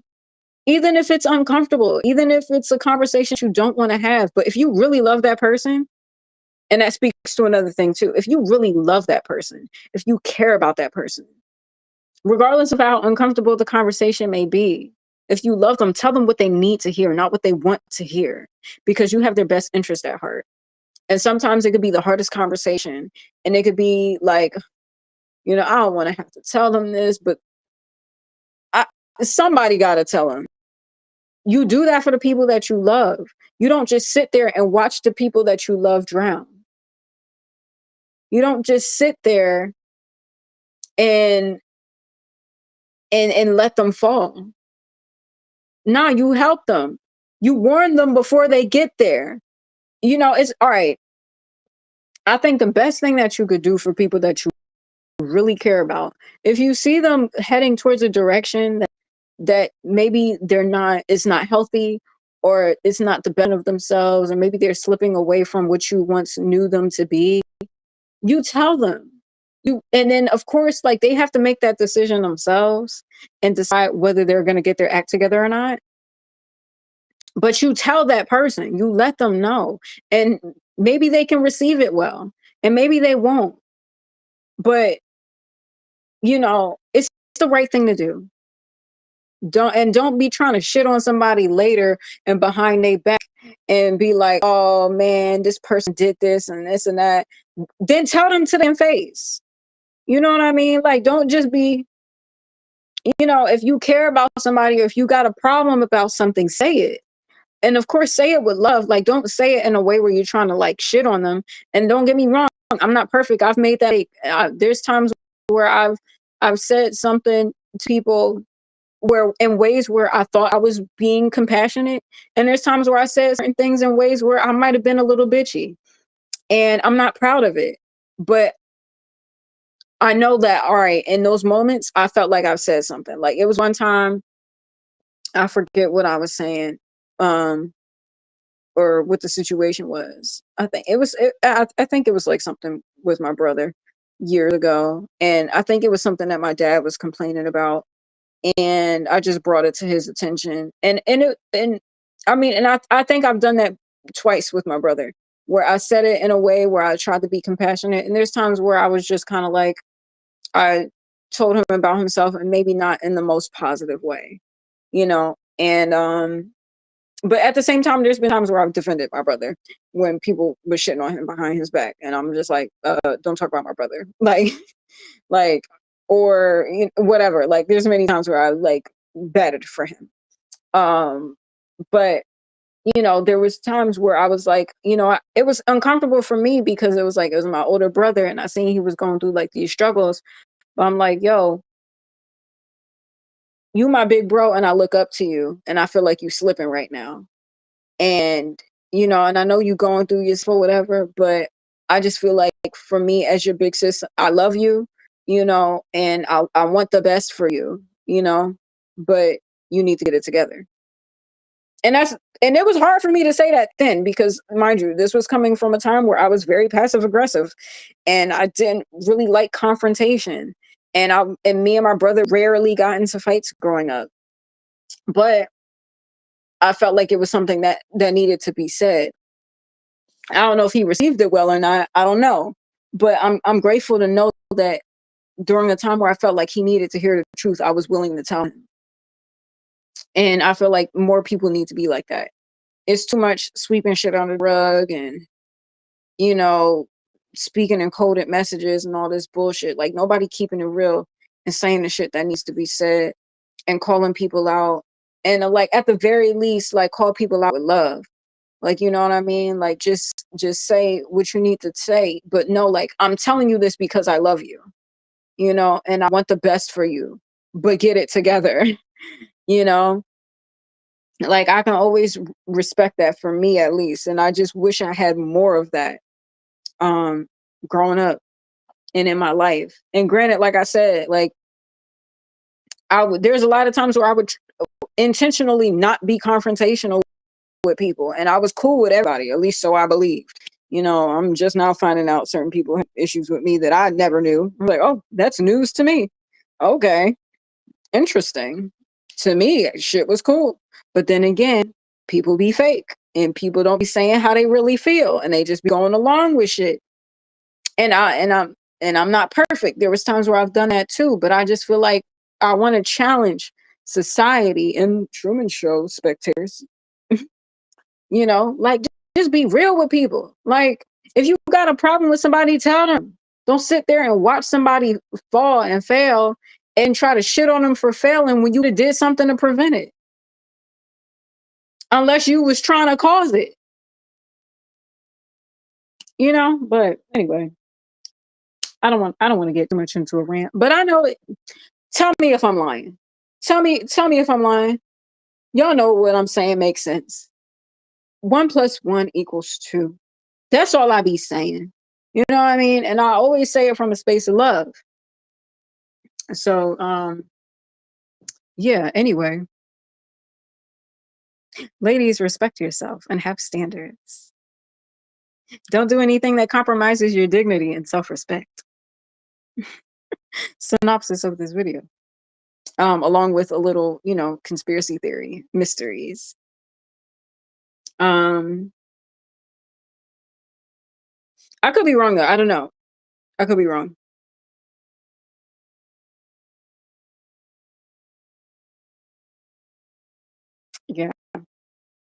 I said I was gonna get into the whole musical thing. Not really. Not right now. Just because like a lot is going on in my life, as you can assume or see.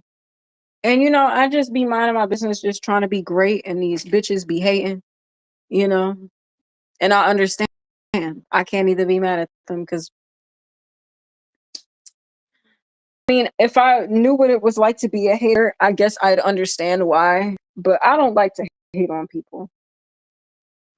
I love to see people win. I be cheering for people. Oftentimes I realize, damn, I was cheering on somebody that I should have been hating. I shouldn't have hated her because apparently they was hating me. Like the fuck? And I'm over here giving them their flowers and shit, celebrating them, cheering them on, listening to the music, supporting and shit. And lo and behold, I'm like, oh wait, this bitch is a hater. Goddamn. All right. Well, if I was a hater, I'd but I'm not. I don't know what that life is like. But I do hate circumstances and situations, but I don't sit up here and be like hating on people. I hate when people willfully choose to like be a part of bullshit. That's what I hate. And I hate when people try to bring shit with no solutions. That's what I be hating. I hate when people be compromising on their values and acting like they're making a stance for something you don't. That's what I hate.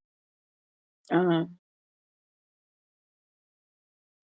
yeah, that's it. But music will resume in due time. I'm just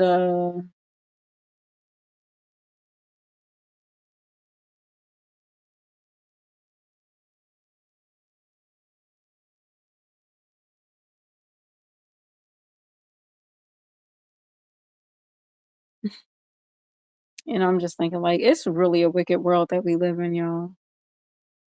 Like this world be crazy sometimes. Like people, and what's wild, like people would be very strategic and masterful and like really plan and plot very well to do destructive things. It's so crazy to me. I'm like, damn, all this strategizing and masterminding just to be like a villain. So corny. Like villains are cool when they're not real, you know?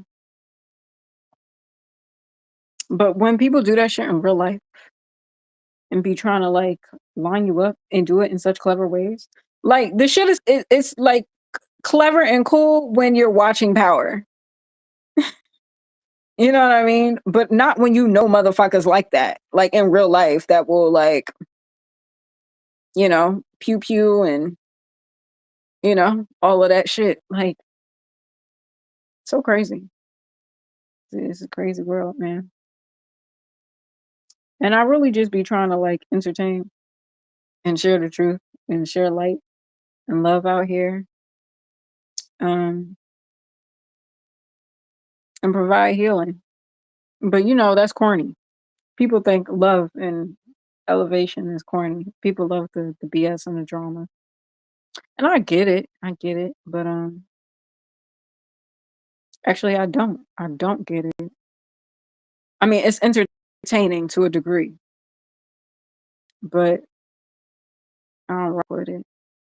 I mean, I only to that space when like I'm frustrated about situations and I'm like, or I feel like extremely misunderstood and I constantly have to defend myself and fight for myself. And especially when like all you hear is negative and you're just trying your best and you only deal with people who like give you negative vibes and you're just trying your best to be positive. And I'm like, don't be interrupting my fucking live stream. Oh, I was about to say. But it's yeah, when you like trying to be positive and you deal with people who give you so much negative sometimes and you don't hear opposing perspectives, sometimes it can be tiring, and it is. It's tiring to constantly feel like you got to be in a space of like defense and like constantly defending yourself and fighting for yourself and feeling like you're fighting the world. And it's like, bitch, I will. Like, yeah, I'm not backing the fuck down. I'm standing 10 toes down because I feel like all y'all motherfuckers is wrong and fucked up and owe me your fucking lives for all the motherfuckers that's profit off of my trauma and pain and lies over my life. But at the same time, like, I really just care to be somebody that's like fabulous, can dress up and just like frolic in the woods with flowers and rainbows and butterflies and fairies and just like make magical music. That's all I want to do with my existence. But I was born into some bullshit. And and God said, no, I need you to be Xena, the war princess. And so, all right, well, damn. Well, let me get my sword and slay these motherfuckers. Okay? So fucking be it. But damn, can I frolic a little bit? Like, damn. Damn. And you know what? While I was frolicking a little bit in the midst of being a warrior princess, there's some dandelions that's growing in the backyard, and there's some really pretty white flowers, and I love that shit. I'll enjoy it while it's there because I know, and then also because autumn's like around the corner, the leaves are falling in my area, and it looks really pretty. It looked like colorful snow. It's very cute, very pretty. Um, very demure. But I love shit like that. I gotta find little joys of life and nature in the midst of, defeating the witches and the warlocks and slaying the monsters and, you know, beating the boss and surviving and conquering and thriving and winning the end of the game. Yes. Because I will. I will win. And and if I gotta beat all the trolls and the warlocks and whoever, so fucking be it. So be it. Somebody had to go. Kevin Hart reference. Don't take it too serious. Some of y'all do that. Some of y'all don't have enough sense of humor. And we just gotta laugh through the shenanigans. There's a lot of shenanigans out in this world, and just gotta have a good time. So yeah. But okay. I think that's all for this live stream. Um yeah, this is Fire Friday or Free Friday. um, you know, more life. And it's not a joke reference. It's a life reference. Um, yeah. Thank you all for being a part of the live stream. I hope you're entertained. Are you entertained? Oh no, that's not how it is. It's are you not entertained? From my trauma and abuse and lies and slander. Are you not entertained?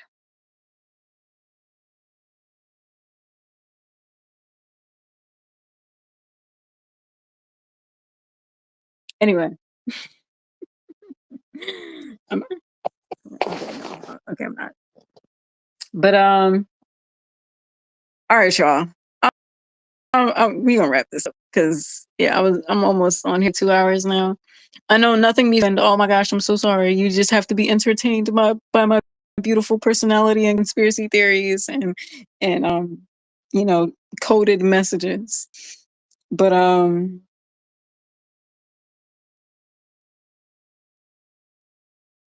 man, that's so crazy. 1 in a million. 1 in a million, y'all.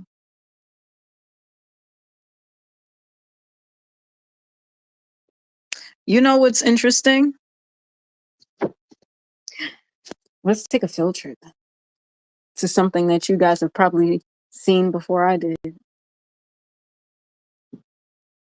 You want to see something? Let's have a field trip in the let's go on a little field trip, guys. Let me see something.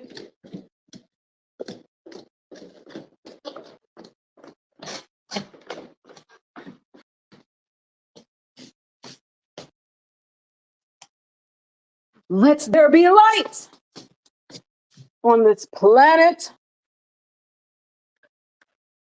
You guys want to see something? Want to see something really cool?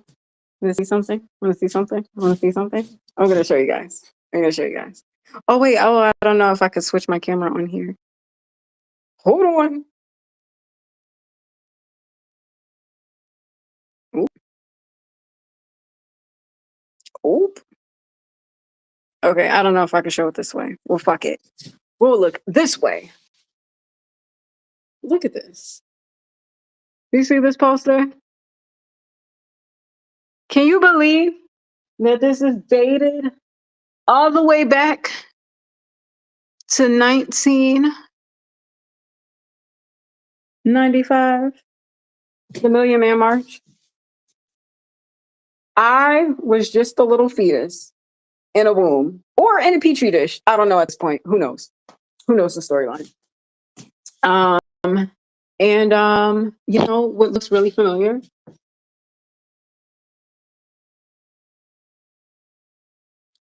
Love is a one in a million. And you know what's interesting about this poster too? Is that this is like the Million Man March, right? And it's all men, but there's this one lady right here. Wonder why she's there. And you know what else is interesting too? These like, I don't know, these kind of like, I don't know, you can't see with the light. These interesting creature looking things, right? Lurking in the darkness. What are those? You know what that reminds me of? K-Trip's album cover. That's what that reminds me of. You know the new one, the Timeless album? This Bob's on that album. You being witchy and I love it, girl. Yeah. Hi, Donald. And you know what else is interesting too? Oh my God, look at this. The Million Women March. Look at that. And this was dated back in I'm trying to point and show you at the same time. 1997.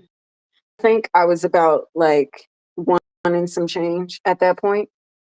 You know what's crazy? You know what this looks like? Hold on, I'm trying to show y'all, but you know the light in the thing is glaring. You know what this reminds me of? Down the march. Are you down to march?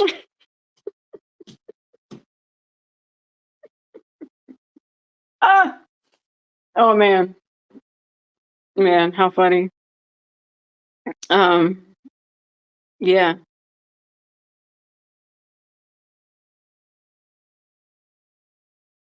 Hmm. Very interesting. Very interesting. Yeah. It's a beautiful poster though.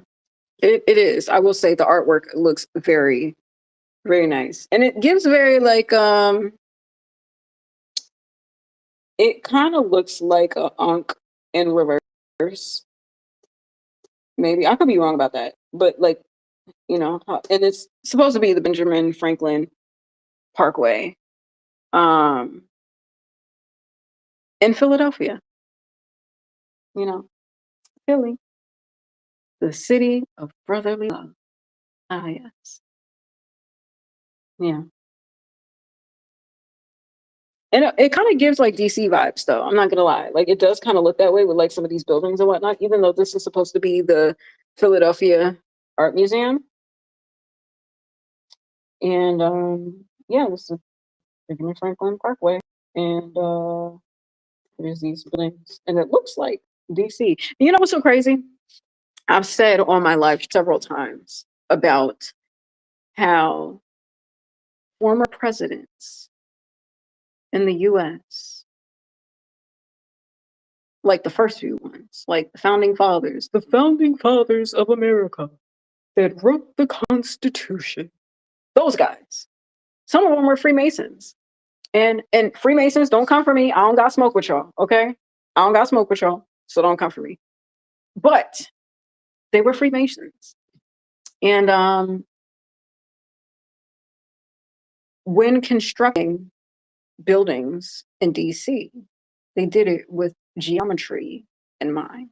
And I'm assuming like metaphysical, esoteric symbolism, because they're very big on symbolism. And especially with like pillars and columns and stuff like that, you know?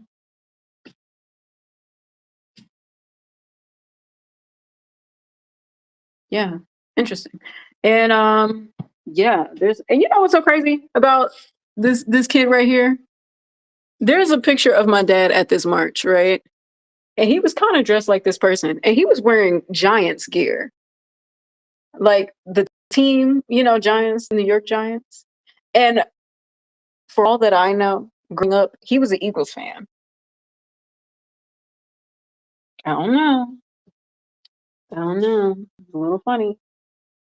But he's like in this, I don't know, it kind of gives like my grandfather a little bit. I don't know, maybe. And then these, I don't know, eyes lurking in the darkness. Wonder what that's about. How many albums do you think can be found in this poster?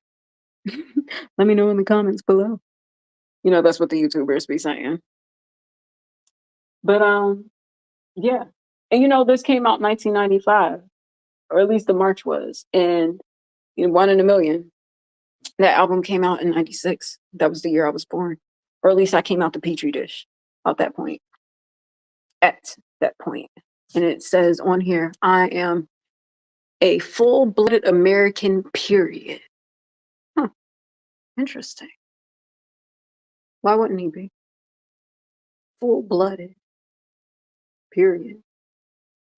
Period. God bless America and me. Don't stop now. Let us march on as Black Americans. Yeah. You know, I feel like when I look at this, I'm like looking at the Da Vinci Code. You know how they were like dissecting the Last Supper image by Da Vinci? Yeah. Interesting. The 1 million man march, oath and obligation to heal Black America. How do you think Black America is doing today? This was almost 30 years ago. Next year, it'll be 30 years. You think Black America's done any healing? I wonder.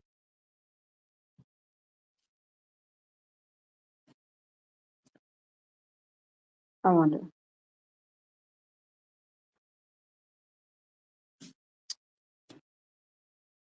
And you know what else is interesting about this poster? I was looking at this lady right here. She reminds me of the Trap Witch. I don't know if y'all know who that is. She is a spiritualist on social media. And well, not just on social media, she's a spiritualist. I haven't followed her in a long time, so I don't know what her content is like these days. But I was following her when I was really into like the spiritual stuff and like really in the beginning of my journey and just trying to learn. And I was just like, wow. I know for some reason I just feel like as life evolves, it's like, okay, how many people can I recognize out of this poster? Like, and I just feel like it shapes and evolves, you know? But she reminded me of the Trap Witch. And I'm like, oh my God, that feels like my life. It's crazy. Um, yeah. I wonder what this march was like in real life, you know, the Million Woman March. And I think the concept and the idea is so dope. You know, it's like, oh, the dudes are gonna march, we gonna march too. For the Black women out here. Yes, how we going to heal Black America, Black women and men? How we going to heal together? You know, I think the concept is beautiful.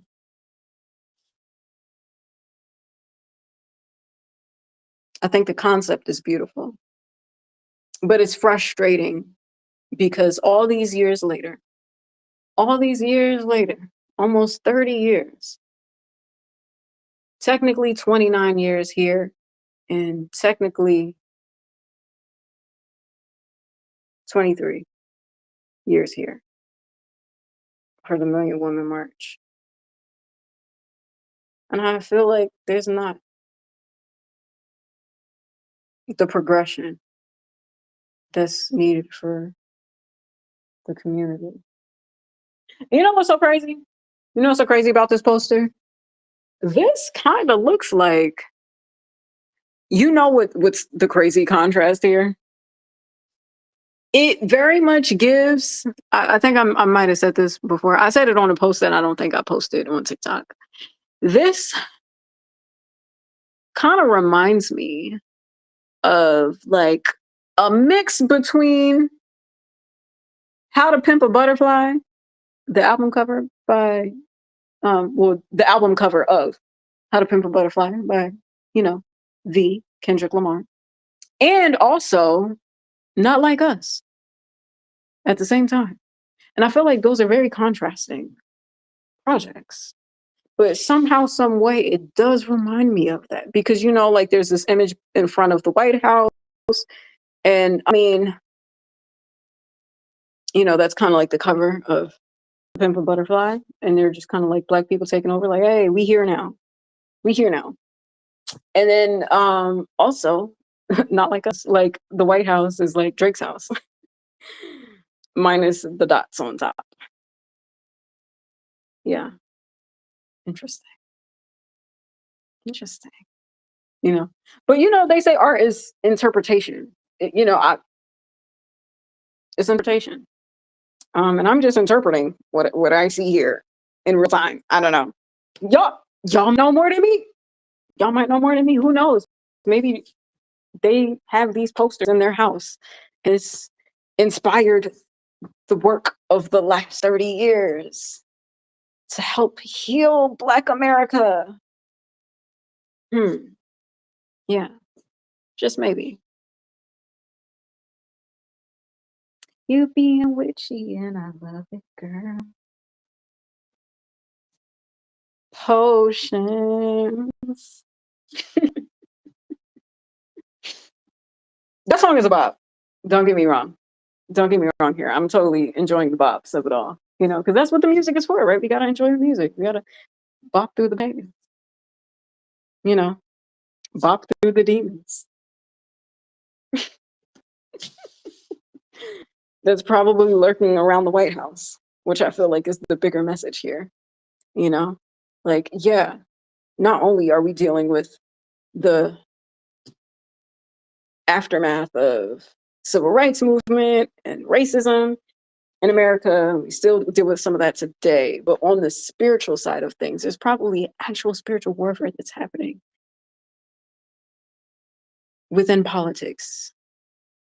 And instead of like banding together and focusing on that, I feel like we're still focusing on healing as Black Americans because we're so concerned with fighting each other and trying to burn villages. When really the powers that be probably want us to do that. You know, it's very patriotic actually. Hmm. Heal Black America. Heal Black America.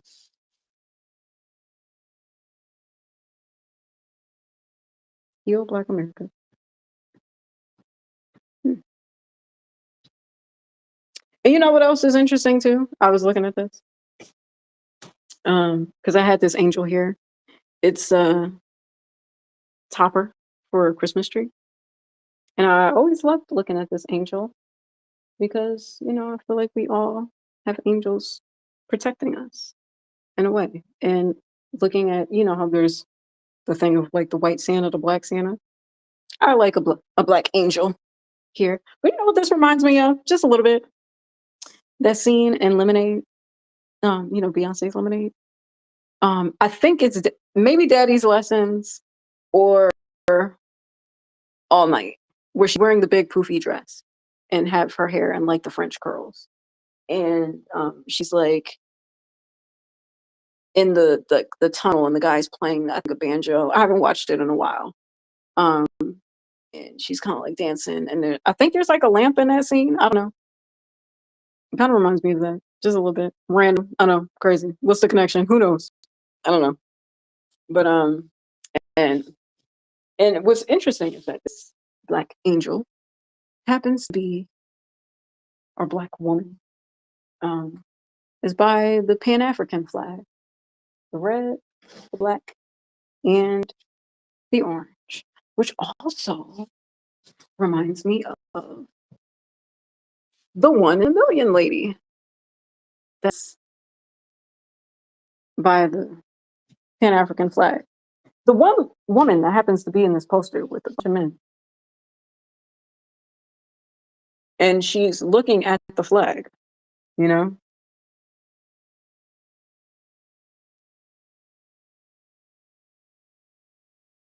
Hmm, interesting. Oh, you know what this kind of gives? Just a little bit.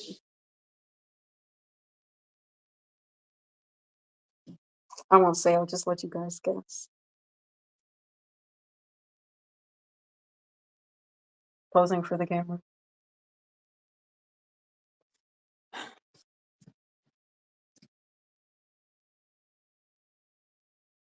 Yeah. And you know what else is interesting about this poster too?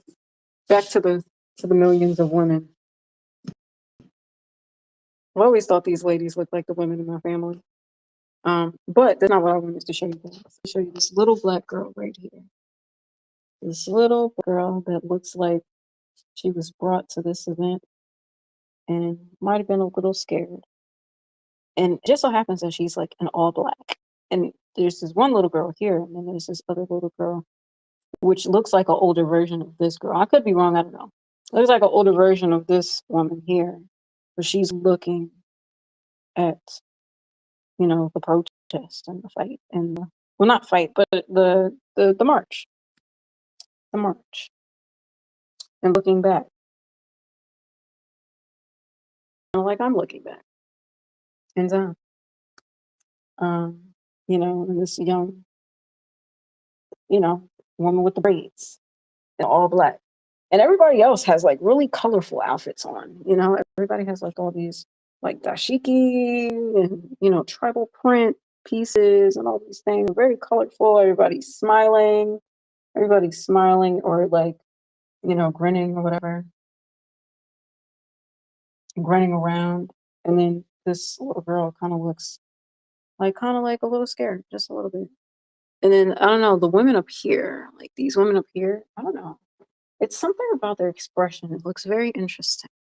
Like, I don't know how to describe it, but it's like it's like a slight smirk and it's like a very intense stare in a way.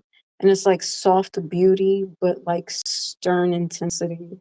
Like we're on a mission. Yeah. I don't know. I could be wrong. Who knows? But yeah. And this one lady over here reminds me of a mentor of mine. Trying to show you guys without the glare of the lights, darling. I'm like, am I pointing at the right place? Okay, this lady here. Oh, look at my shadow here. Interesting. But this lady here reminds me of a mentor of mine that I had when I was younger. Um, I told you guys the story of a mentor gifting me a book called The Richest Man in Babylon. And when I gave that to a family member of mine, trying to help them, or I don't know, give advice or whatever the case may be, and she got upset at me for giving that book away. And she's like, I gave that book for you, um, you know, and noted. And when I later on, took me like 10 years, but later on bought that book again, read it, in a month because I don't read as much as I would like to. And it's definitely helped me a lot financially. So shout out to her. I hope all is well with her. Um, yeah. I don't know if that was a part of the storyline or not, but I'm grateful for that part of the storyline. And you know what was it random, super random right here? I could be wrong. I could be wrong. But this lady right here grinning all hard. No shade. She kind of reminds me of Issa Rae. Just a little bit. You know, the girl who made the show? The lady who made the show. She kind of reminds me of her. And you know what's really funny? I think it's season 2 of Insecure when she's like at the club and meets up with Daniel, you know, the guy that she cheated on Lawrence with. Funny storyline. And Sid is DJing. And she's like, "Oh yeah, the guy is such a good DJ." And Daniel was like, "That's a girl." And she's like, "Oh, I think I marched with her." I was like, "That was such a random line, but all right." And then I watched it again not too long ago. I was like, "Okay, all right." And now I'm like, "Wow, that's so crazy." Marching to heal Black America. Yeah, we gotta love it. Oh man, what a day! What a day! What a day! Yeah. Was it that March? It could have been that March. It could have been that March. The Million Woman March? No, she's in LA. No, that couldn't have been that March. No. Hmm. Interesting. But yeah, DC and Philadelphia. Healing Black America, y'all. Gotta love it. Gotta love to heal Black America.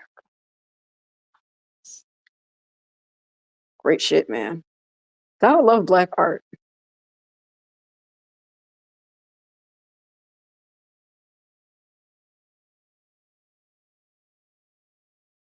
I love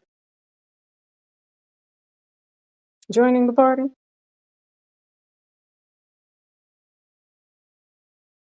We don't like those parties.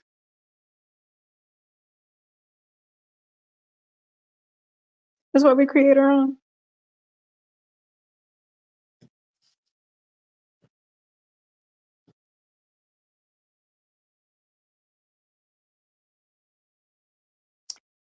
No, you try to get me to be naughty, but I ain't want nobody on my party.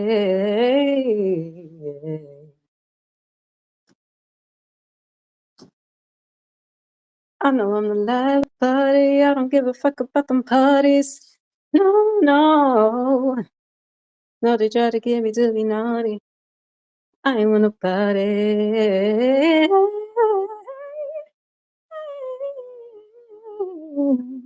Want nobody.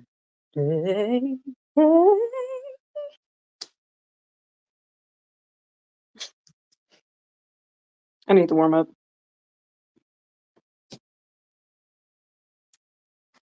Yeah.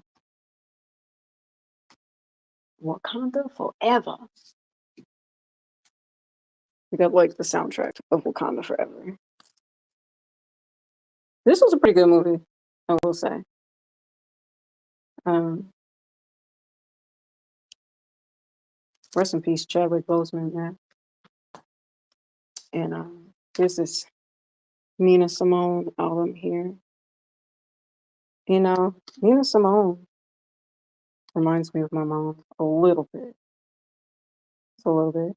You know, it's interesting because my grandmother would call my mom Neen, even though her name is Selena. At least that's what it says on the birth certificate that I've seen. Um, Her name Selena. They would call her Neen.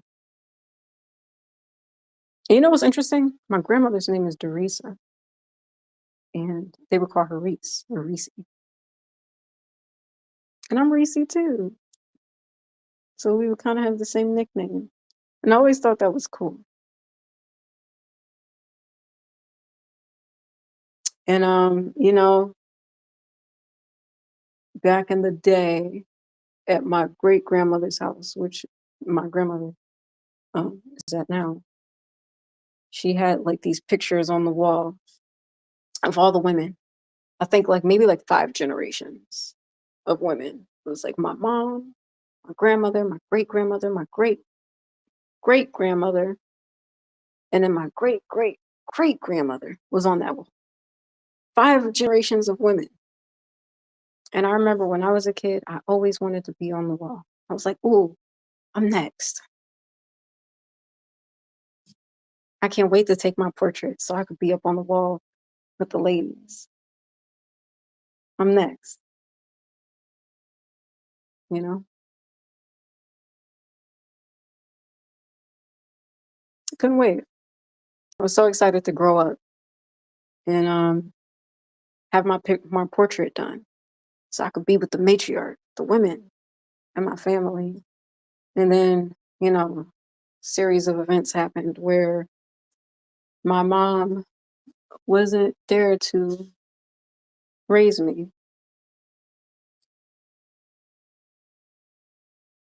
And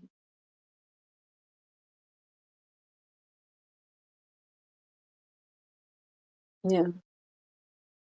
And then like through the years, like they got the house renovated and then my grandmother took the pictures down.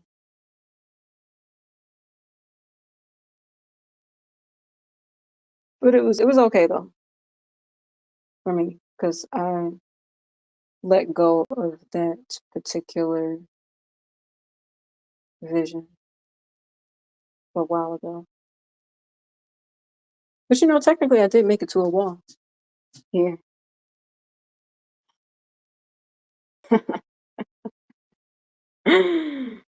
I did. I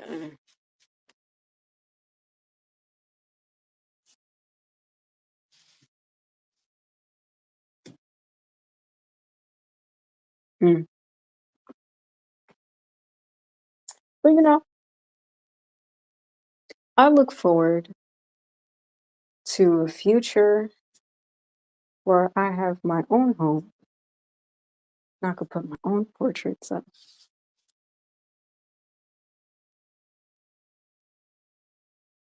for my own family that I create for myself.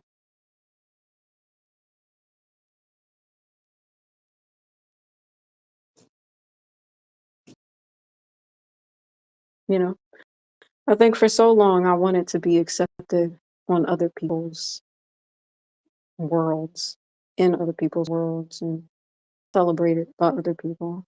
And that is nice when it happens. But I think it's more important to celebrate yourself and know that you're worth celebrating, you know?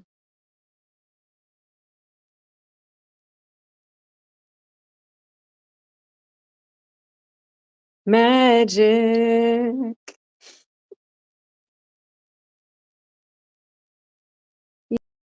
You being witchy. I love it, girl. Potions. Can you feel it? Feel it, feel it, feel it, feel it, feel it, feel it.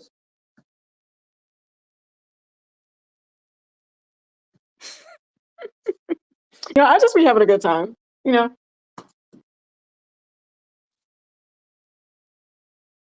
It's some bops on that album though. I'm not gonna lie. Some bops. It's so crazy because maybe like a year ago, I had a random dream about K Tronada. I don't know why. Random people be showing up in my shit. I'm like, nigga, why is you here? What are you doing in my dream? But my dreams be telling me some shit though. It do. It does. Sometimes I be seeing the future and shit, you know? Just a little bit. Yeah. But and what's interesting is that no one really spends too much time in the living room anymore. Um, you know, back in the day when I was younger, well, when we actually had like quality couches and shit. Now we got the plastic off the sofa couch over here. Um, but back when we had like full couches and like when I was younger and it was like me and my brother, this is where we would chill and watch movies. And play, or I would watch him play the video game. I never really cared to play. I just always enjoyed watching other people play the game because I never really like, I don't know, I wasn't really like good at it, but I would, if there was like a game where there was like a quest in the storyline, I always liked watching those games. Kind of like Gaia. I think that's on Genesis way back when, old school. I know. Um, but not too long ago, my brother stopped by to the Truman Show, and we played some video games like old times. Not really. Most of the time, I would just watch him and his friends play the game. But I don't know. For whatever reason, I was just like having a nostalgic moment of wanting to play like Call of Duty, Black Ops. Well, personally, I always enjoyed Modern Warfare, the third one. I think, I think it was the third one. But I'm not a Call of Duty type of person. But I did remember enjoying playing that game, and we have Black Ops, so it's like, let's play Black Ops, hey, you know. And so, we chilled and played. But if my life were anything like a Truman Show, you already know. Already know. Um, yeah, and yeah, that was cool for what as cool as it could be, I guess. Um, but yeah, and it reminded me of just like how lively this room used to be back in the day. And even when me and my cousin were cool, we would chill and watch shows and watch movies down here too. Especially like Pretty Little Liars. We watched that a lot. Um, and a lot of the girls that I went to school with too were into that show. Um, you know, teen mystery shows. Yeah. And American Horror Story, that too. That was another one. Um, I think Coven was probably the best one, in my opinion. Angela Bassett ate that job. Um, man, I mean the casting was amazing, amazing. But I won't get too much into a tangent. Yeah, and there's like Just Dance down here back when like the Wii was really popular. Remember the Wii? And we got the Michael Jackson experience. Um, Guitar Hero. I reference Guitar Hero a lot, which is where I get a lot of my like taste in rock music. Yeah, man, life is not what the fuck I thought it was gonna be. I mean, and the crazy thing is the things that I've wished for, I guess I've manifested in a way, just not how I thought. Not how I thought it at all. But here we are, out the petri dish, y'all. We made it out the petri dish.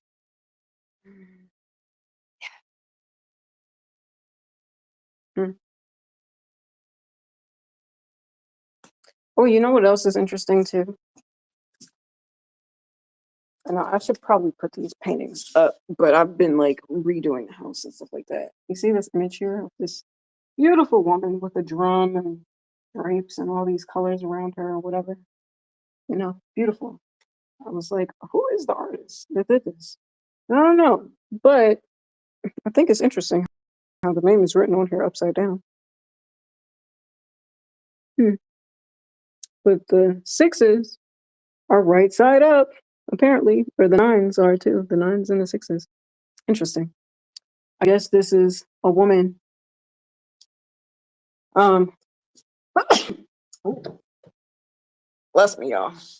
Bless my life. Bless me. Bless me. I'll take all the blessings I can get. But you know what? That image looks like a woman strutting to the beat of her own drum pad. Mm, we love that. We love that. All right, y'all. I think that's enough um of the field trip today. I'm sure this has been an interesting watch from the perspective of Nerys out the petri dish. Um, I'm such a nerd.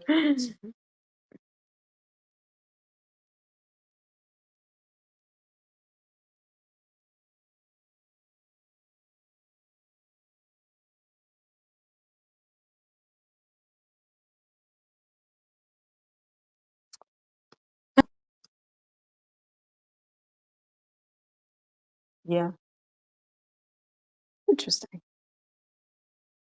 Gotta love black art, man. Healing Black America. Santa Monica. It's such an underrated, non-important reference. Hi, Dave Chappelle. Santa Monica. I say that shit all the time, which is funny. I don't know. Maybe there's some symbolism with that. Who knows?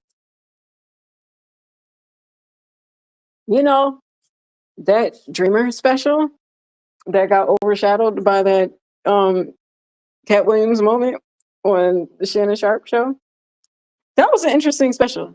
That one was man, when I tell you like Dave Chappelle is really like a master of what he does, man, I'll tell you, he's good at that hieroglyphic shit. He is. And like incorporating jokes in the midst of it. Wow. You know what's so crazy? My dad showed me this clip from his special of him talking about his son eating chicken. His dad was like, "It's not chicken, it's duck grease." And my dad showed me the clip. And I'm like,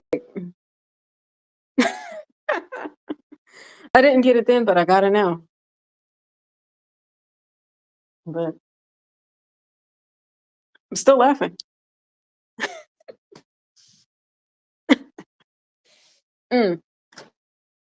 Okay. Shout out to Dave Chappelle. Oh, would there be light?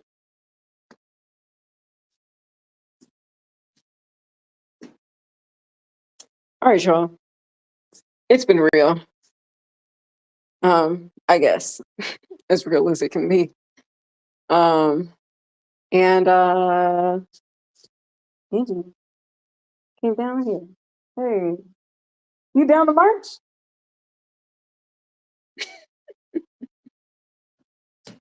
I think Angie's just down to chill and be my bodyguard sometimes. She's a cool familiar. But yeah, man, this is crazy. This is so interesting. But you know what's interesting? This looks more like Oshun, like the group, than it does like Down the March. But it's interesting though.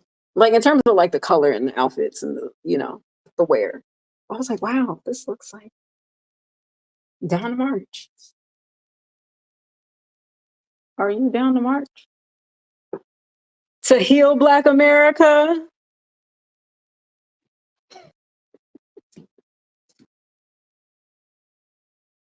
Man. Oh man, oh man. Oh man, yes again. Oh man, this is funny. Hmm.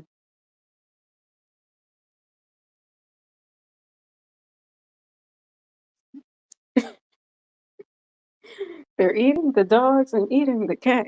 Eat the cat, eat the cat. Eating the dogs and eating the cat. Eat the cat. Eat the cat. Not Angie though. Y'all can catch all the smoke if you try Angie. I swear on everything. Y'all not gonna eat Angie, okay? Y'all get hands before you eat Angie. Eat the cat. Eat the cat. If y'all seen that remix, y'all Look, I mean, you know what the crazy thing about that whole moment is? You know, the craziest thing about that is that, okay, so that moment happened right when Kamala kind of like bruised his ego and was talking about the rallies and whatnot. And was like, I invite you to go to his rally. Kind of like what Putin was saying, like, I want y'all to vote for Kamala. But she was like, I want you to go to the rallies and watch it, and bruise his ego or whatever.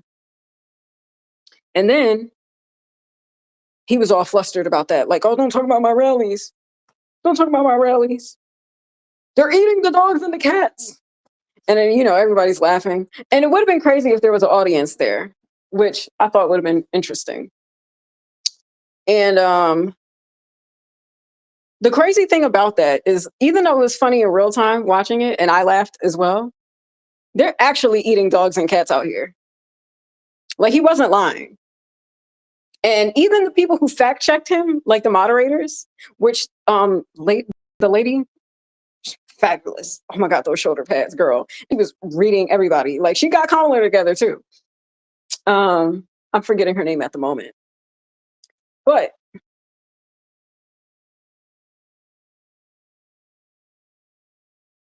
he was telling the truth. And even the fact checking moderators were wrong.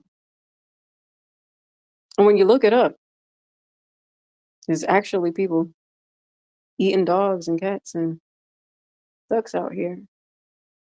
Yeah. But it was just like the wrong message, wrong time, and all that stuff. And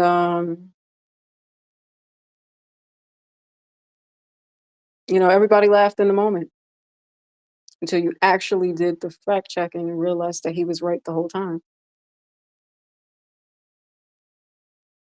Hmm. I feel like that's a synopsis of my life.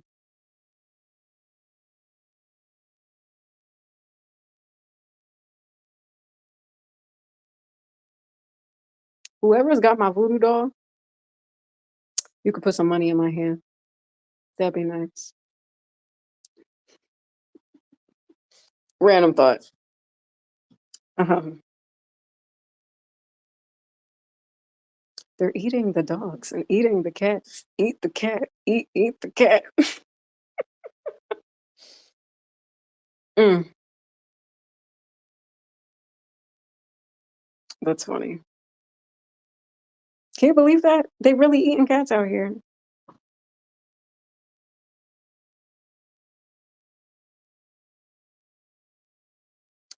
And they didn't believe him. Didn't believe him when he said it. And everybody laughed.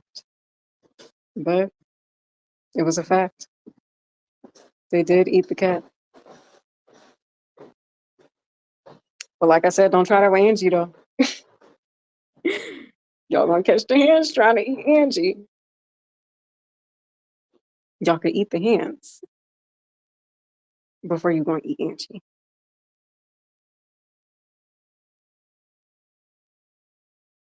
But that's crazy though. I don't know. That whole debate was interesting. I'm not gonna get into it right now. But I do think that that moment was wild. And it was funny. And I totally laughed. Totally what happened. But yeah, they didn't believe him. They were like, we contacted the person. I forget who they contacted. And they said that that's not what's happening. He's like, well, I seen it on TV. They eating the dogs over there. Okay.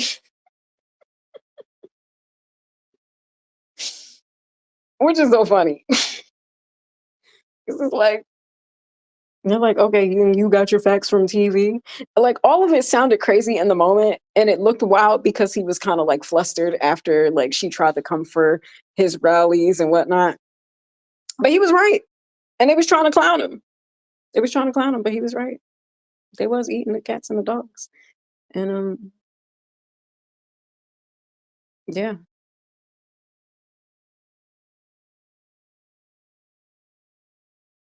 Sometimes the fact checkers are wrong.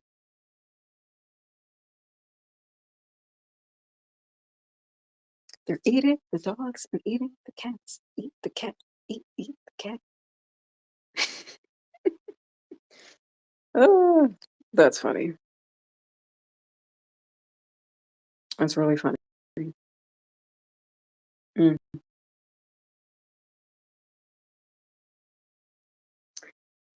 You think we ever gonna heal Black America? I think people are too entertained with the train wrecks and not the facts. Yeah. But you know what else is interesting about that debate? I forget. It was one point when the moderators asked Kamala about fracking and or something like that. And they were like, well, you said that this is what you stood for this time. Now you said that this wasn't. And I can appreciate that because to a degree, it seemed like the moderators were being biased to Trump. Now, I have no reason to demand, but I'm just saying, like, if this is a debate, it should be fair. And they had their challenging questions for Kamala too, and I could respect that.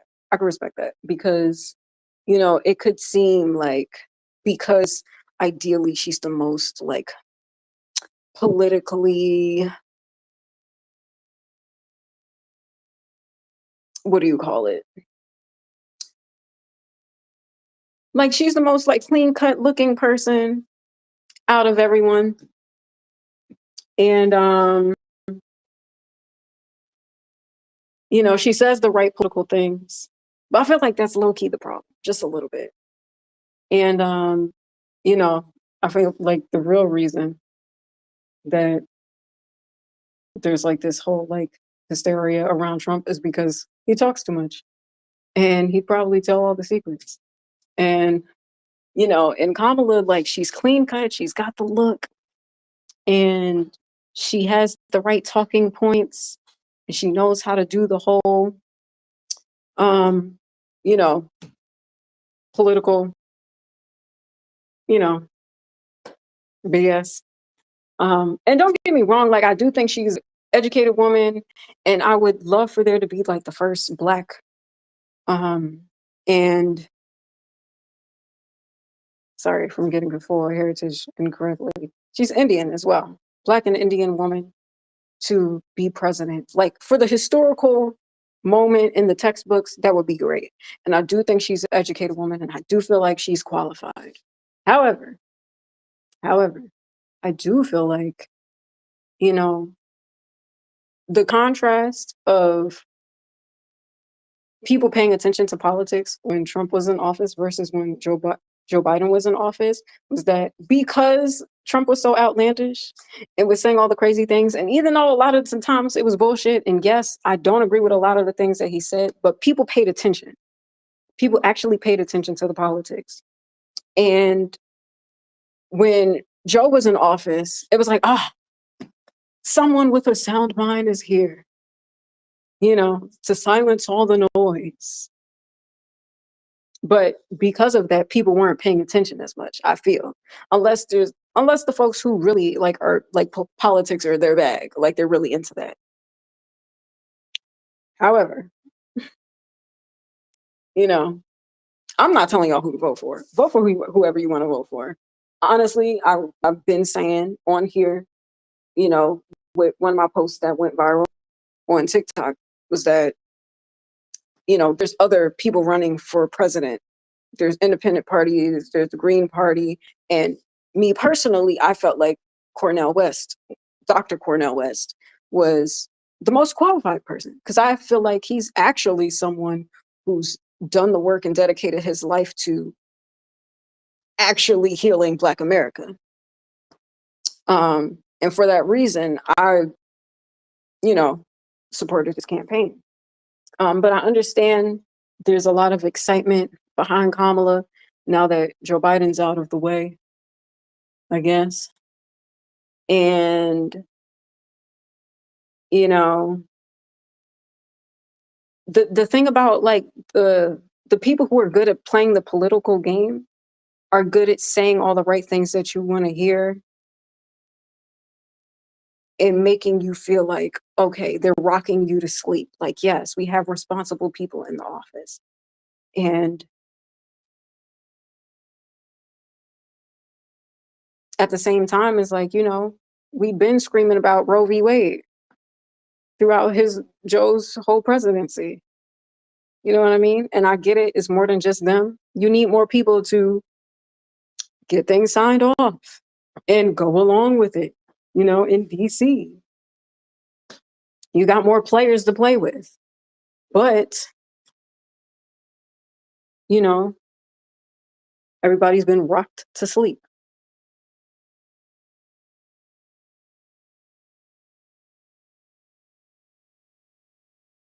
And I don't think Trump is really all that great of an option either.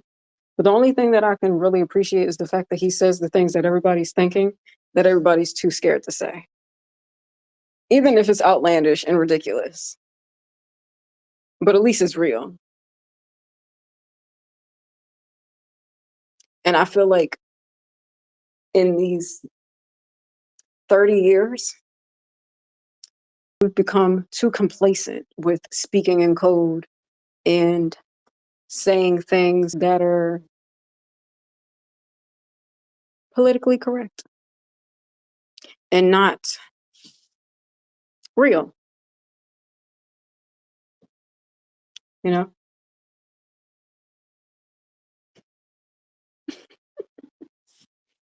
I don't know. This country is something. But what do I know? I'm just an artist. I'm just a singer. I'm just a girl from Jersey that's living a regular life. And what do I know? I just know they out here eating dogs and eating cats. Eat cat, eat the cat, eat the cat, eat the cat.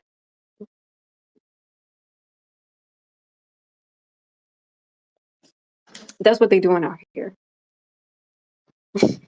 And we laughed. Like, we laughed. Because it was funny. It was funny. Like, I'm not gonna act like the shit wasn't funny when he said it. It was totally funny. And who was gonna take it serious, especially in that moment? But that's I feel like that's a synopsis of my life. Saying the real shit and people laughing and making jokes and little TikToks and you know.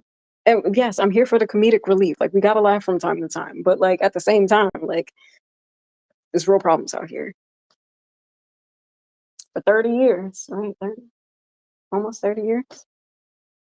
And we can't even heal Black America. We can't even heal Black America, y'all. And like I said, when DC was being built by the founding fathers of America, they did so in a way where they were intentional about the architecture of the buildings and the roads and the streets was done with symbolism in mind, numerology, all of those things. And here we are. And that was like hundreds of years ago, right? And we're just now catching up kind of to the spiritual side of things and symbolism and metaphysical stuff and all that. But we're in a day and age when we're worried about fighting each other and burning villages. And we still can't even heal Black America. No, we're too busy putting curses on each other before we can even make it out the petri dish. But who gave us the petri dish?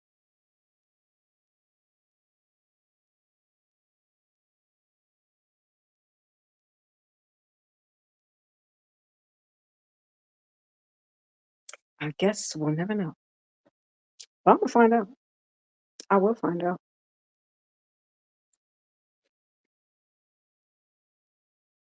See, I told y'all that I wasn't going to do this for too long. But I gotta be the truth teller that I am. And take you guys on a little field trip of my home. And like I said, this was a room that was like filled with a lot of life at one point. And, you know, laughs and fun times, and even if it was fake, At least there was energy, right? And yeah, I've just been looking at these posters and admiring the black art and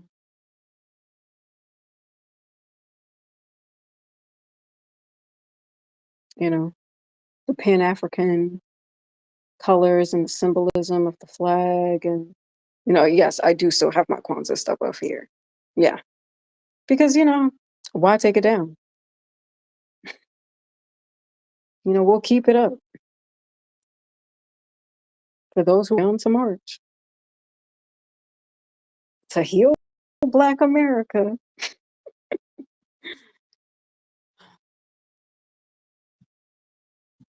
When it says Black America, is it like Black America, like Black people, or like the Black arts? 'Cause it does say something about artists on here. Supporting Black artists who clean up their act to show respect for themselves and respect for their people and respect for the ears of the human family. Interesting. Why the ears?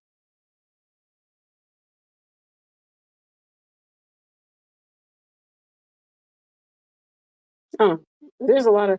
I feel like when I was reading this, like oath and obligation, it was giving like Nancy Drew, like I don't know, like one of those I don't know, like those coded scavenger hunt type shits where you gotta like find a hidden message to get to the next clue.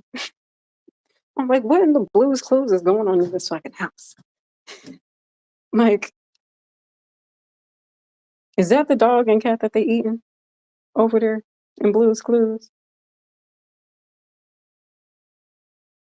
You know what's interesting? I seen Steve from Blues Clues, and he had this post on TikTok, very wholesome, very demure, very compassionate and considerate. And I'm like, wow, this guy somehow did not get wrecked from this interview.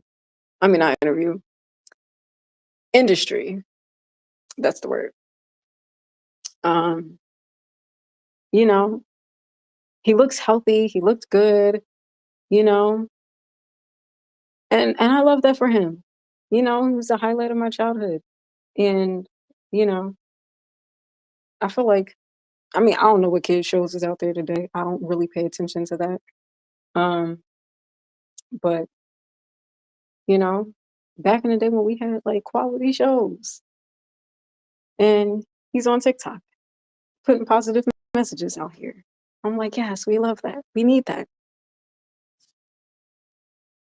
Yeah,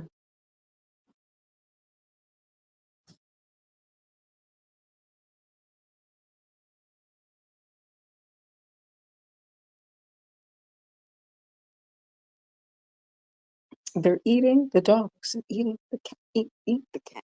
Eat the cat. They're eating the dog. Eat the cat. Eat the cat. Yo, shout out to the producer who made that beat. Shout out to them.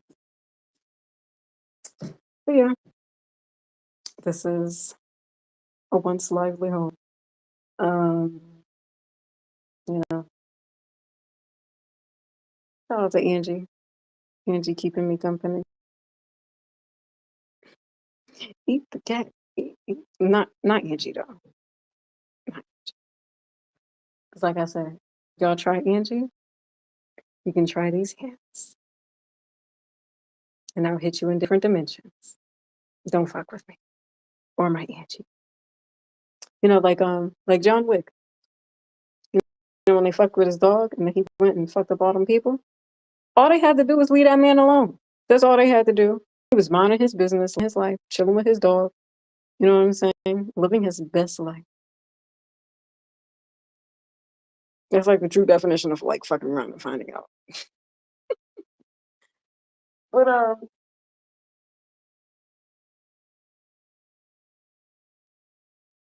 yeah, this was fun. This was a fun night because I was like, I don't want to get into a rant. Who wants to do that? Let's have a good time tonight. Let's talk conspiracy theories and the black arts. Hi, Ange. Hi, love.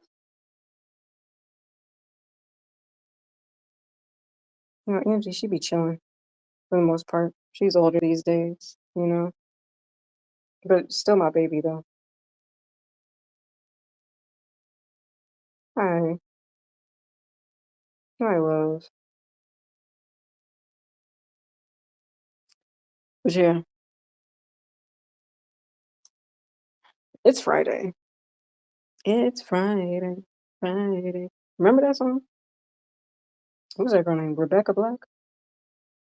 I hope she's doing well.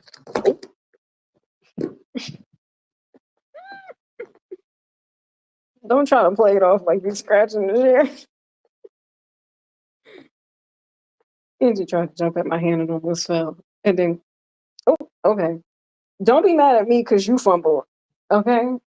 Don't be treating me like everybody else. Be mad at me because they be fumbling out here. Anyway, yeah, I'm done. But I am thirsty. No Hunger Games, y'all. Just water.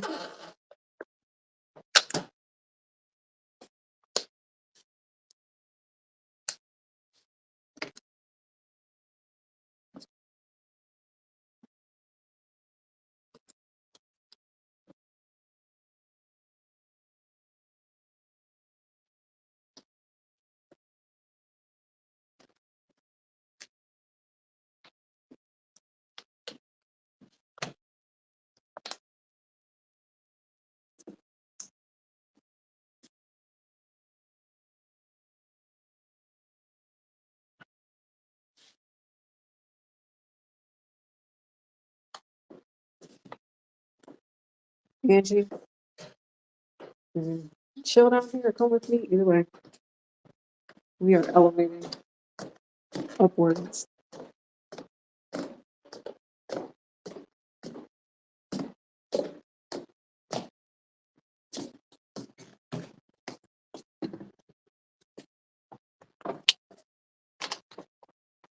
The witches and warlocks have summoned me back to my cage. JK, I don't have a cage.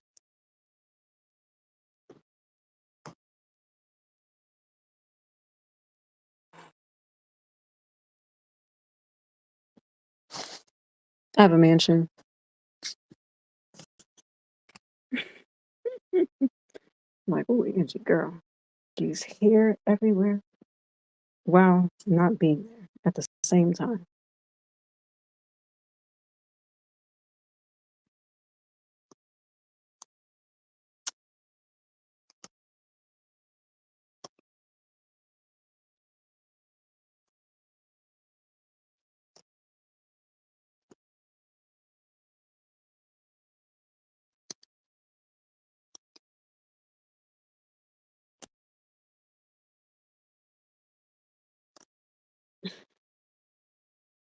Oh, this is funny.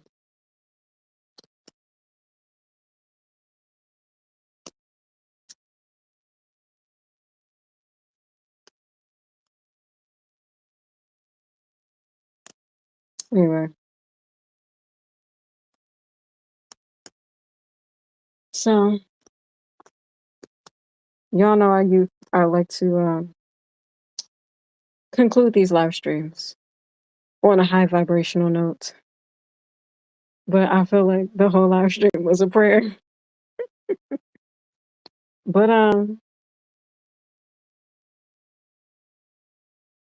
yeah, what an interesting life this is. But I think we had a fun night of conspiracy theories and political talk and healing Black America because that's what we're doing 30 years later from the Million Man March and the Million Women March. Yeah. But you know I enjoy having fun with you guys. It's fun for me, you know. But I don't know. I wonder what you all think about my conspiracy theory about Aaliyah. I feel like, it's more to that situation than what's on the surface of that.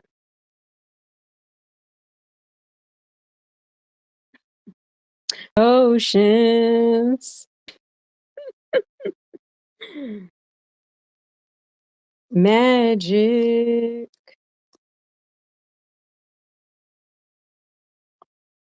You being witchy and they hate it, girl.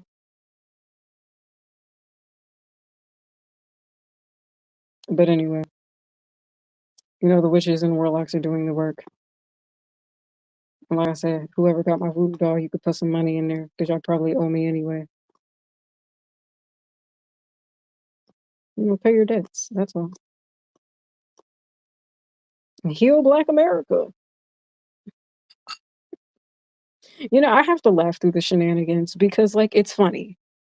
It's funny. Like, I could be on like a rant and like really be upset about a lot of things. And a lot of times I am because I care and because I'm passionate. But then there's some times where I'm just like, you know what? I'm just going to laugh through the symbolism and point out casually, even though I'm sure a lot of y'all already seen the shenanigans or probably already know. But of course, the whole, um, you know, the buildup of the story is, me finding out when I find out. You guys already kind of know. And it's the shenanigans. Or maybe y'all don't. I don't know. Because I can only assume, like, I guess, like, when watching The Truman Show, I guess you only see the perspective of Truman, right? Y'all might not see the people building the set up to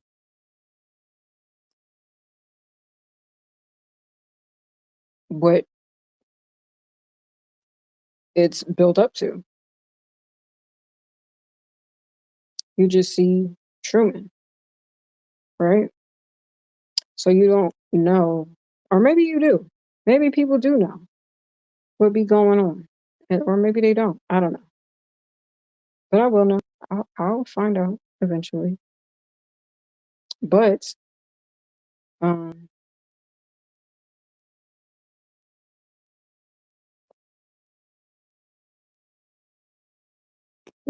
sometimes you gotta laugh through the BS and not take it so fucking seriously.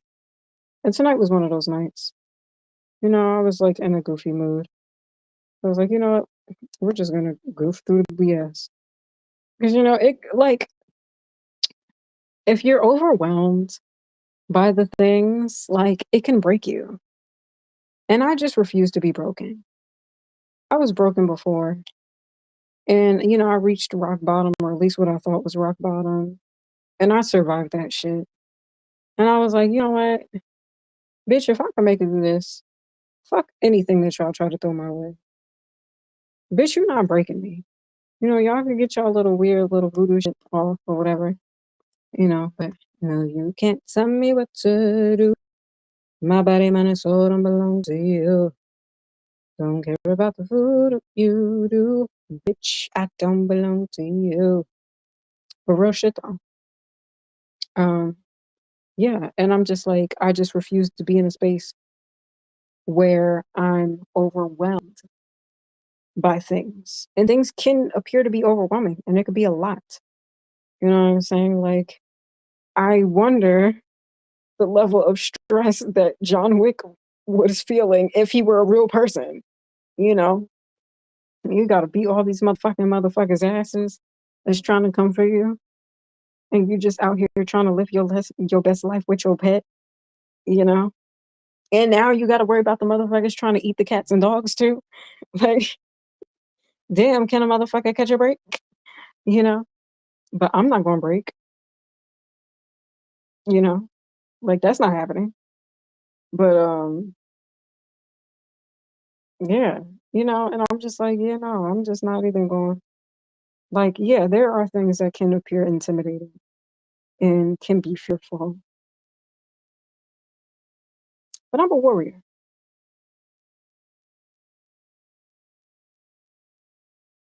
If God be with me, who shall I fear? I don't fear y'all. Y'all just humans like me. Well, I don't know. I might be a little something different. I don't know. I feel like there's some extraterrestrial things happening over here. I don't know.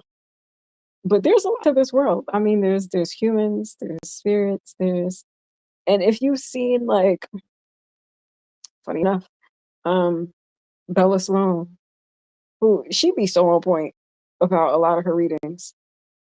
So you've seen her talk about just like energy. Like there's certain people that are like there's more going on or like there's less going on, and when you're like spiritually aware, you can see it and recognize it. And I'm trying to understand that more because I feel like that gives me a better explanation as to like certain things that's happened in my life.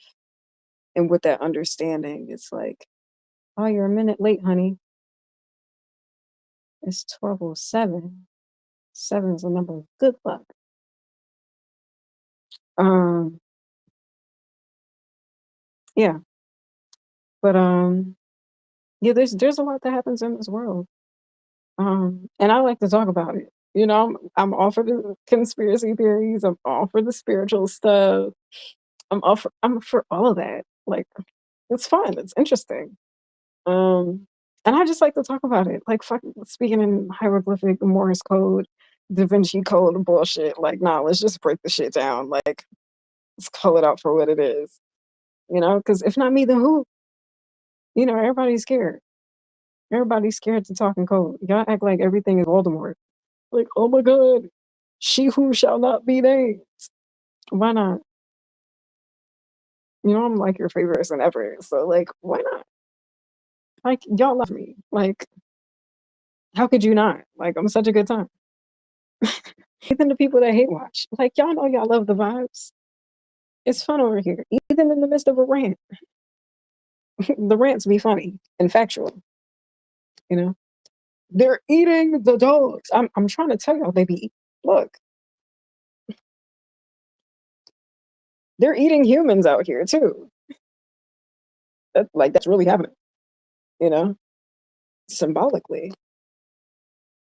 Can you believe I used to call my hair noodles? I wonder why.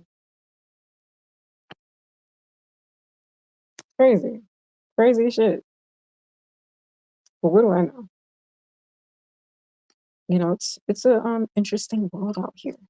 And to some folks, people will say like, "Oh, like they're crashing out, they're crazy." First of all, we rebuke that in the name of Jesus. I'm surrounded by angels. I'm divinely protected. Every attack toward me go back to sender 20-fold. So don't fuck with me unless you want to be fucked with.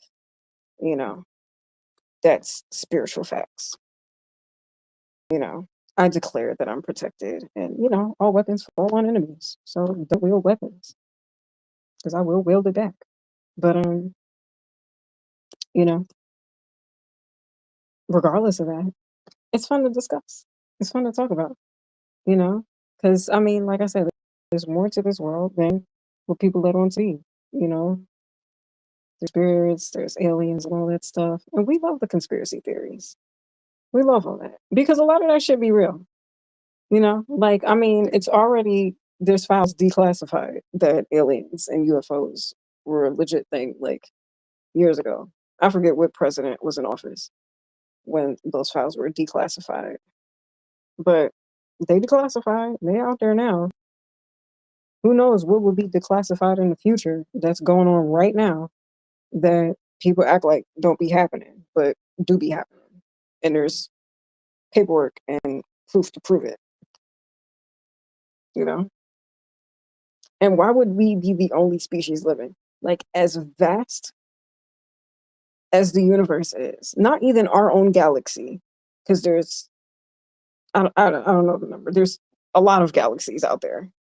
I don't know if there's like millions or 100. I don't know the exact number, but there's multiple galaxies. And there's so many star systems in one galaxy. And there's hella galaxies amongst the universe. And you mean to tell me y'all think we the only things living in that thing? Come on, please. Like there's even organisms and like micro, I don't know what to call it. I think it's microorganisms, like on different planets in our own solar system. Like there's ice and water on different planets, on different moons of different planets in our own solar system. Of course, there has to be living species elsewhere. And we're just like finding out some of the cool stuff that happens here on Earth when you tap into like different frequencies and dimensions and stuff like that. So, like, yeah. Oh, yeah. There's got to be different life sources here. And there's definitely got to be different life sources or life forms that are more advanced than us. And I feel like there's probably different life forms that have different ways of communicating. Like, because we're humans and we have vocal cords and mouths, and that's how our physical being is constructed here on Earth. There's probably beings that might not have mouths but can communicate telepathically. You know what I mean? And, so why wouldn't that exist? I mean, there's probably people here on Earth that communicate telepathically now, right now, you know? And we know that exists. So why wouldn't other forms of communication and life forms exist? Why not? You know? And I think all that is cool to know. And I'm just surprised that nobody's like, well, I mean, there was this post on TikTok not too long ago of like these ladies that were hiking and then they found like some type of like creature climbing the mountains behind them after they had already gotten back and like showed the pictures to like their families or whatever. And I'm like, y'all ain't see that shit in real time? Like y'all ain't turning around and shit to see that shit. Like, come on, you know. But yeah, but I mean there's a bunch of stuff out there in the world. Like there's a video of a submarine like seeing like this humanoid like merman type of creature underwater that had like a human top. And I don't know if it saw the bottom. Probably not. Um, but it exists. It's real. We all know a bunch of other shenanigans that exist. That's real. That's perceived to be fake. You know, it's a lot of fakery happening around here to cover the real. But the real comes to light always, one way or another. But yeah, I mean, we love it. We're here for it. It's entertaining. It's interesting, and it's interesting to study. I remember there was this one time. This was an interesting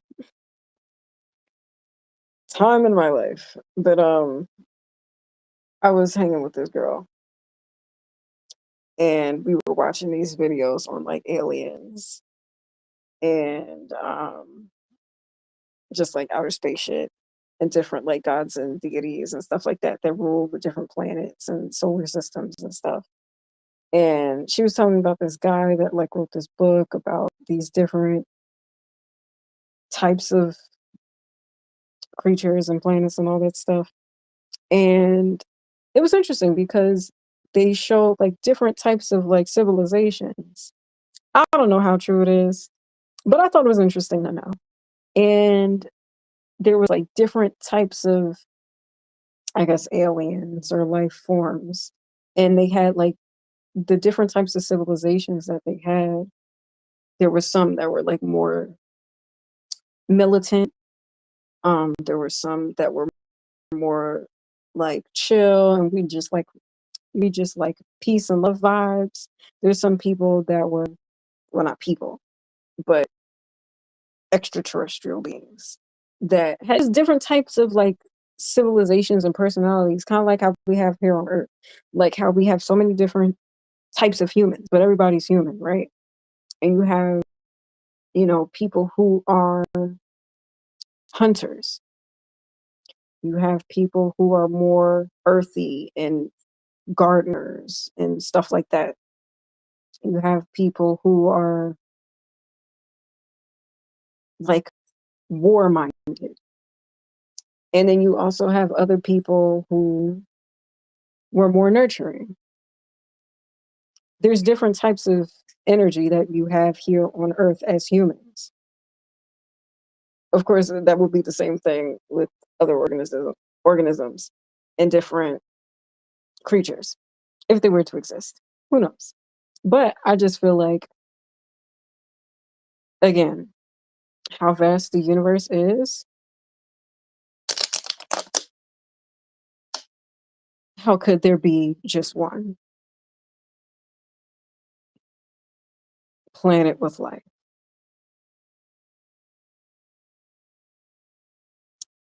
I don't know. I feel like there's more. But yeah, because I mean we know magic is real. This witch is doing voodoo now. I mean there's shows about it. And people talk about it all the time. And some people like act like it's not real. But if someone was like, I'm putting a curse on you, even the people that don't believe that shit would kind of feel away, because they know to some degree, like,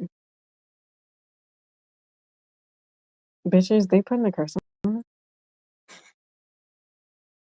you know? I don't know. I just feel like, yeah, there's a lot to this reality. And there's ways that you can bend this physical world. There's this guy, David Icke, who back in the 80s was talking about a lot of this stuff. And he got a lot of slander and attack because he was saying stuff like, we're all children of God, right? And the media kind of miscued it into him saying, I'm the son of God. So people are like, oh, are you trying to say you're Jesus? And he's like, no, I'm not saying I'm Jesus. I'm saying we're all children of God. And the things that Jesus can do, there's people who have the ability to do that. I don't think he said that verbatim, but it was something along those lines. But either way, this was back in the 80s.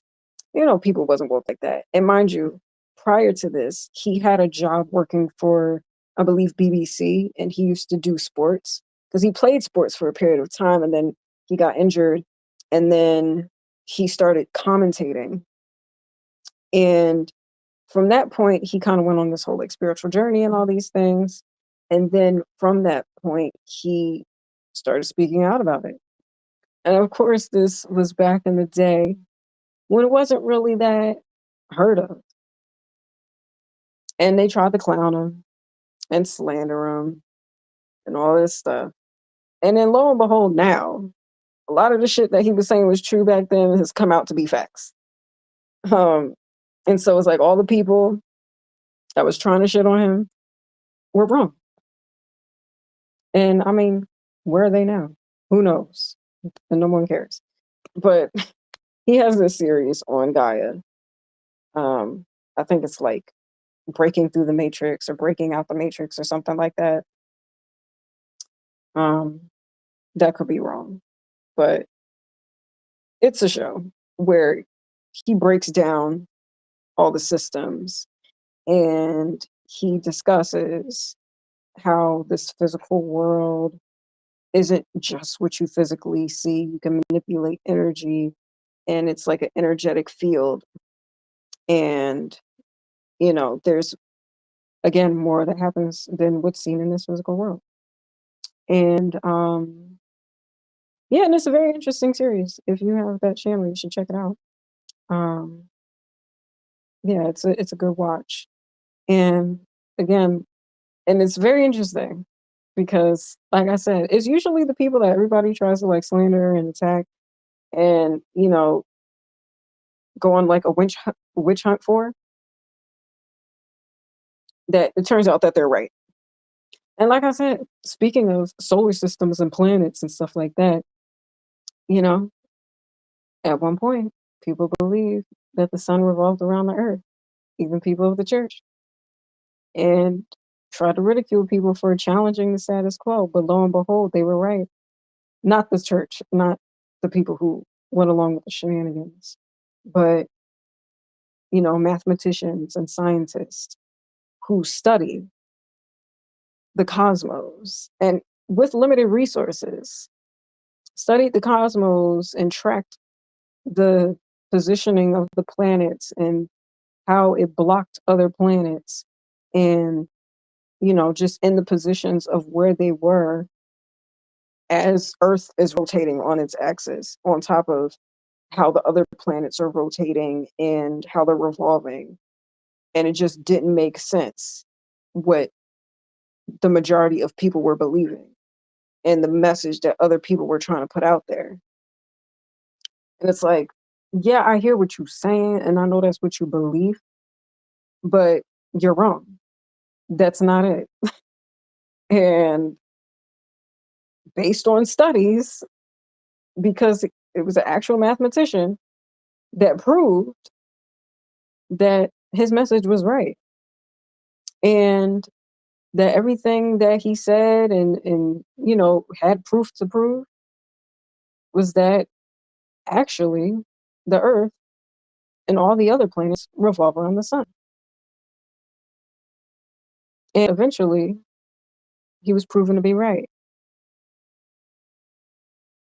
So, you know, I say this to be um, someone to push the status quo because I feel like that's what I'm here on the planet to do. And I just implore you people to be a little open minded when you consider the things that you hear. And, you know, be open minded to the fact that there's things in this world that tries to manipulate um, reality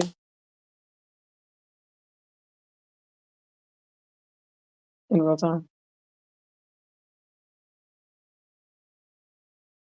So,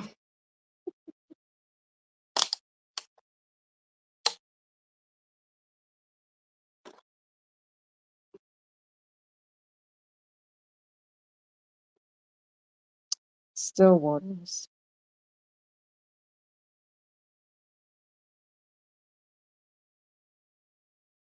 It's in Psalm 23 because I'm looking at this bottle of water here that should be in the fridge, but it's here for now until it's not. Because I think water is great. And water is a good conduit of energy that can be used to manifest and manipulate energy. But you know what they say? There is this study, I forget who does it, where you can speak energy into water. And if you say loving words and positive words and empowering words, and the water crystallizes into something beautiful. And then when you have low vibrational energy and intention, and you put that into the water, it crystallizes into something negative. So be mindful of the energy that you put into water, because it might come back to you. Yeah. Just might go back. But that's why, as extra as it might be, I pray over my food as much as I can. And Angie too. Angie's funny because actually earlier today I was praying over her food and she like waited for me to finish. And I'm like, thank you, girl. You know, because I try to be intentional about that stuff. Because energy is real and I care for the positive energy of it all. And always speaking to gratitude, because there's a lot to be grateful for, even in the midst of shenanigans and the witches and warlocks of the world. Um, and if my life were anything like the Truman Show, um, I still find ways to be grateful and give thanks because circumstances could always be worse. And gratefully, I've survived that. And, and I don't wish that for anybody else, you know, um, or at least I try not to, unless they give me a reason to. But even then, I still try to be positive. And, because I actually care about healing Black America in a real way, but we live in a world of facades and symbolism and numerology. And I mean, that's cool. Like, that's fun. But the facades are corny. But anyway, yeah, praying over your food is a good thing to do. Unless you're a cannibalist and you're eating humans. It's kind of weird and sick. And, you know, there's people who do that. They eat other people. They're eating the dogs. They're eating the people. Yeah. Eat the rich is what they say. What does that actually mean? Like, we're going to gather the rich folks out here and just put them on a platter and say, you owe me money, so we going to eat you. You know,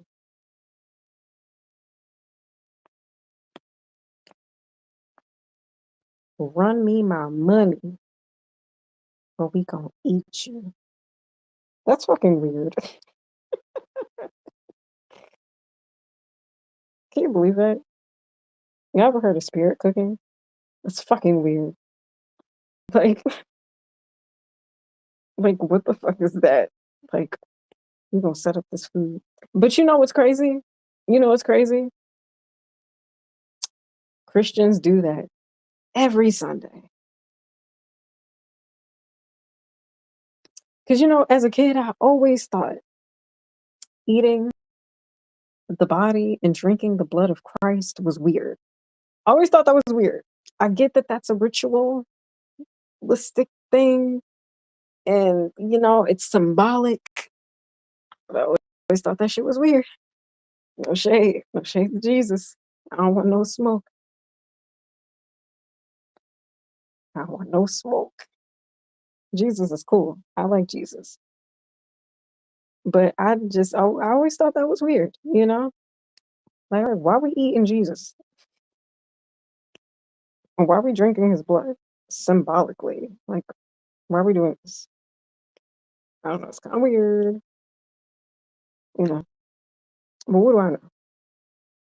A lot. But, I guess that makes like eating people not seem too crazy, but it is. It's weird. Um, and I ain't Jesus. I'm not turning the other cheek. Okay. Like I said, try to eat me, you can eat these hands. Okay. Try to eat Angie, bitch, you can. Don't do that.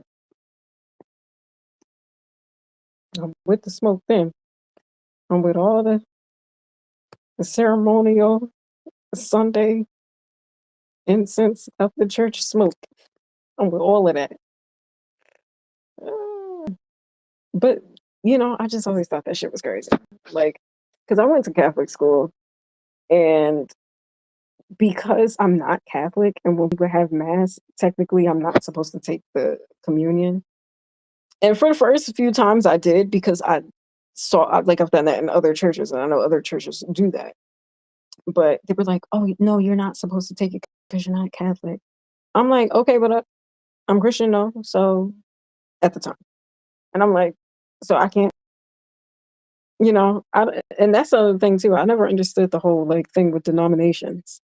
Like I get they have like different beliefs as different branches of the same tree type of thing, but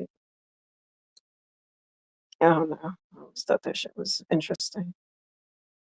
But yeah, like that whole like eat the body of Christ and drink the blood. I'm like, I don't know, it's giving very vampireism.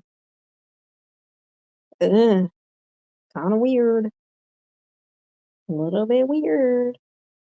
Now, Christians, don't come for me, okay? Don't do that. Don't do that. Because, like I said, I ain't got no problem with Jesus. I ain't got no problems with Yahweh.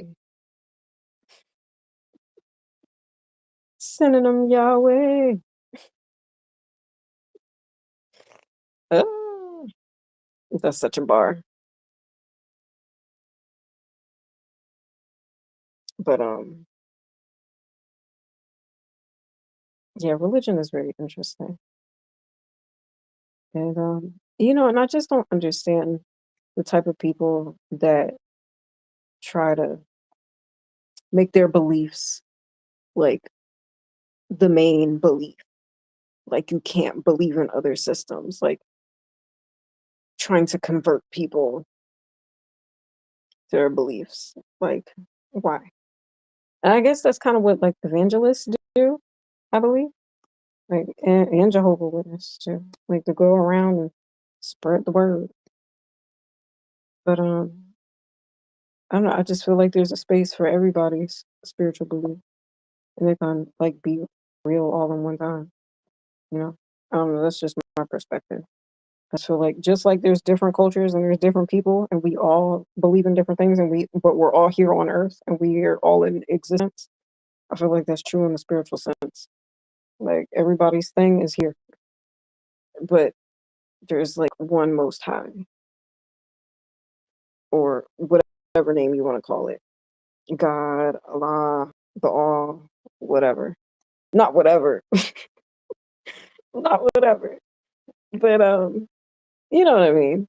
Like everybody has their thing. Oludumare, you know, there's different names, but ultimately in different stories and pantheons, and I don't want to say myths, but like different what's the word? Parables. Parables, that's the word. Yeah, and stories and stuff like that. And like even and you know what's interesting? The thing about Christianity that I don't necessarily agree with is that whole thing of like not idolizing multiple gods or different gods or deities and stuff like that. And I mean, I get that, but at the same time, they believe in the archangels. And in a way, I feel like those are deities, right? I could be wrong. I don't know. I should know, but I don't. Um, and I mean, the archangels are cool. I like the archangels. I think they're pretty cool. And I know when it comes to African spirituality, to mask the fact that people of the diaspora were practicing different spiritual beliefs, praying to different deities and the Loa and Orishas, they had to cover it up with archangels.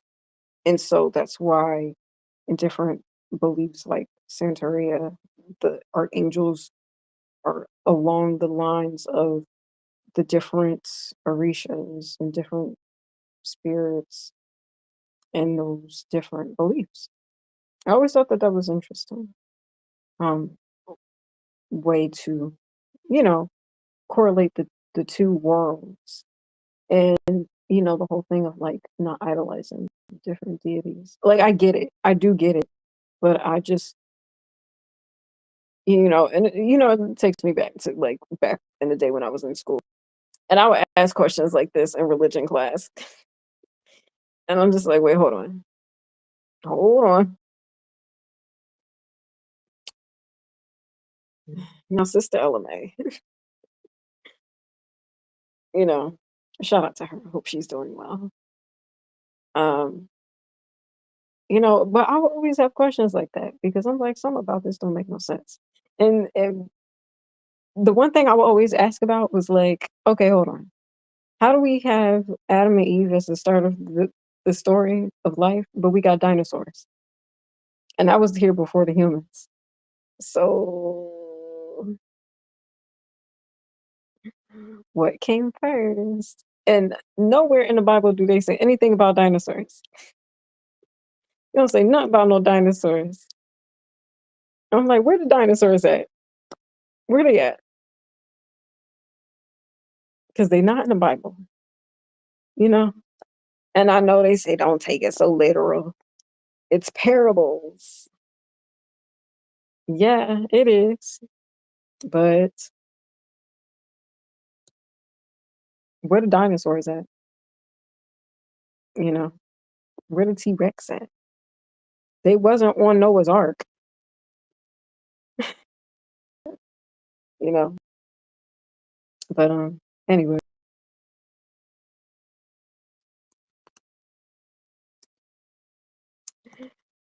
yeah, that's what I be wondering. Purred, pull the cards. I don't give a fuck who you think you are with your number or IG followers. I ain't sure because I'm the star. I am. But yeah, it's an interesting world that we're in. Like I said, I'm really excited to reach the day where I live on my own. And it's just me and Angie. She's the only person that I gotta worry about cleaning up after. Because they say cleanliness is close to godliness. And I like to keep God close to me as much as I can, despite the circumstances. And I know God is with me. God believes in me. Because I wouldn't have been here gotten this far if God didn't believe in me, you know? And yeah, it's an interesting world that we live in. And yeah, today was like very like um conspiracy, alien, religious, political, coded. And the thing is, all the things that they say not to talk about because it's a hot topic and everybody might be up in arms when you talk about it. That's what I talked about today. And I love that for me. I love that for me because hey, those are the fun conversations. That's the things that they tell you not to talk about. Those are usually the most interesting things. Okay, I was looking for this strand. Yeah, those are the fun stuff. You know, who doesn't like talking about UFOs and aliens and magic and witchcraft and you know, space and healing Black America? You know, me, I love all that shit, and so does my village. This is an awesome village. We have a lot of fun over here. And yes, it's Fire Friday. It is Fire Friday. And you know what? There is this African parable, not parable, proverb. That's the word. African proverb. That's like a child will burn a village to feel its warmth, or a neglected child, something along the lines. I'm paraphrasing. And I've often felt that way. Um, just feeling like an abandoned child trying to seek warmth of nurturing. And I was always someone that was interested in knowledge and interested in learning things and interested in the mysteries, the esoteric mysteries of the world and the unseen. And, I was always intrigued about that stuff. And I just always felt like I didn't quite fit in to certain spaces. And well, that's not necessarily true. I feel like when I was younger, I didn't have issues fitting in. I just adapted to a lot of people's different worlds. I was good at that. I was good at being a chameleon and blending in with different kinds of people. But it wasn't until like my 20s or late 20s rather when my life started like I had like a tower card experience, but in the best way. It was like, girl, these people is fake. Get them out your fucking life. If you not gonna do it, spirit gonna do it. And spirit did it. And I was like, oh my God, what is happening? But in hindsight, it was a blessing. And I'm like, yeah, you got a lot of these fake motherfuckers about the way. And here I am trying to fight to bring these people back in my life and all these things just for people to play. Yeah, no, absolutely not. Not today. You play with me? Nah. I don't even got no clever saying for that. But but I realized like when I was younger, I was good at blending into other people's worlds. And it wasn't until recently, like in a space of isolation, when I was forced to create a world of my own. And I'm like, well, what does that look like? And that was like, and me fitting into different worlds looked like me like blending in with different friends, into different, and in the beginning when you're young, like you make friends based on like similar interests and because you're in school every day, you know, for the most part. And it's like, "Oh, you like this band? I like this band too. Oh, you're into this? I'm into that too. Oh, we both play these sports together for the most part, you know?" And that's not always how it happens, but that's generally how it happens. And I was always interested in so many different things. So even if I had friends that weren't interested in everything I was into, we there was always something to connect us. And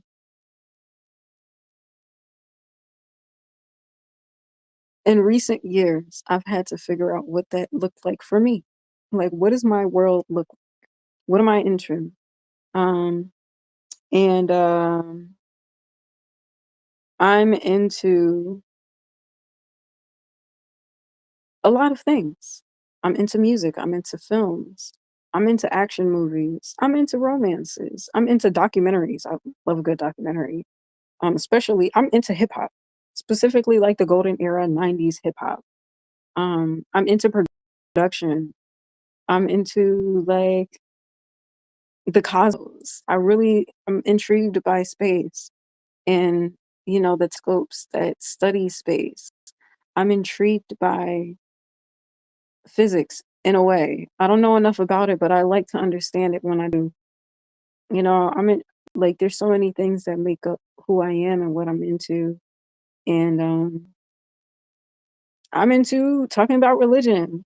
I'm into the aliens. Like, are you down to march to heal Black America?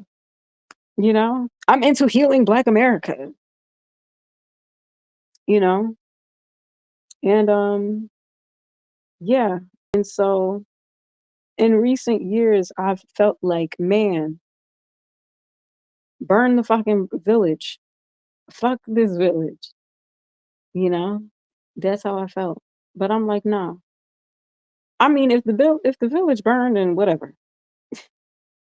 Just God move me out the way before it happened. That's all. But in the midst of that, I'm creating my own village. Because why I fit into these weird spaces in the world? I don't fuck with that. You know what I mean? Like, there's a lot of weird activities that happen. And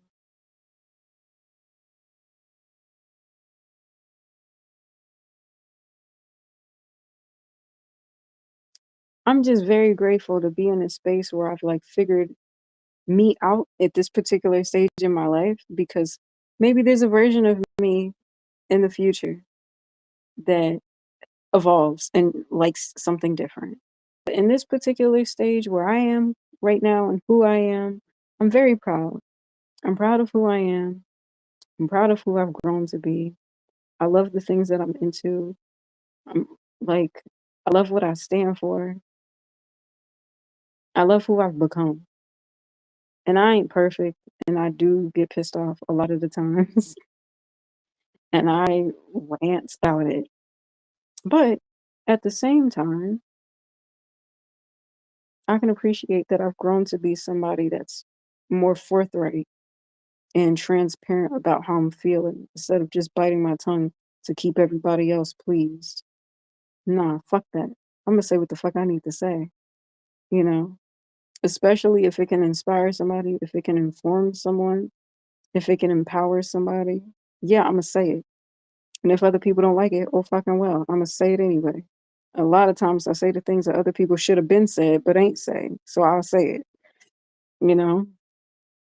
And it's really for the liberation of young me that didn't have the courage to say the things that I wanted to say.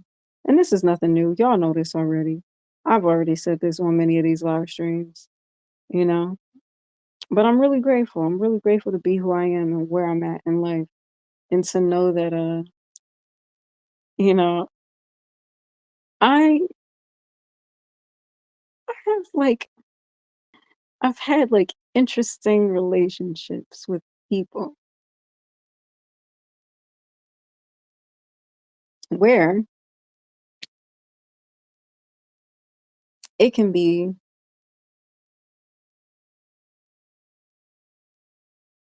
for me at least, I'll speak for myself, where it can be lovingly competitive.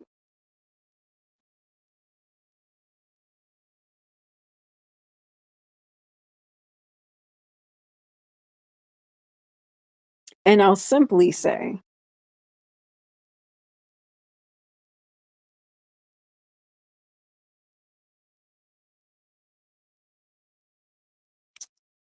I will simply say,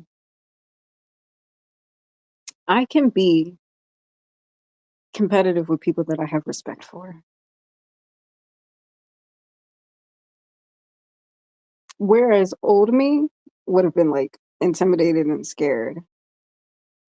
And now I'm like, okay, you a person like I'm a person. And I'm bold enough to stand my ground, and I don't care who you are. I don't, you know.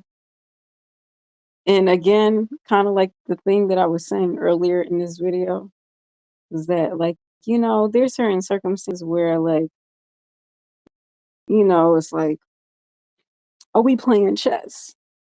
You should be strategic about your moves, and then at the same time, like I don't have the luxury to not um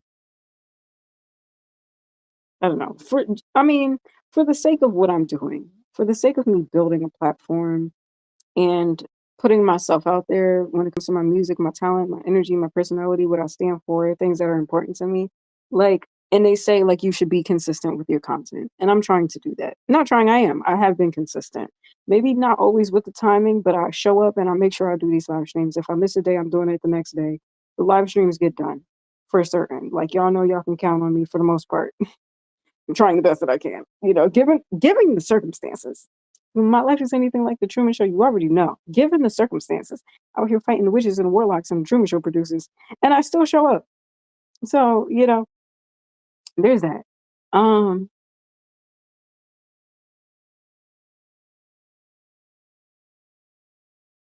I wish I had the luxury of being more mysterious and not being on here all the time and not talking all the time and y'all hearing all my thoughts and perspectives, you know. But I gotta make this content, because like we're building something here.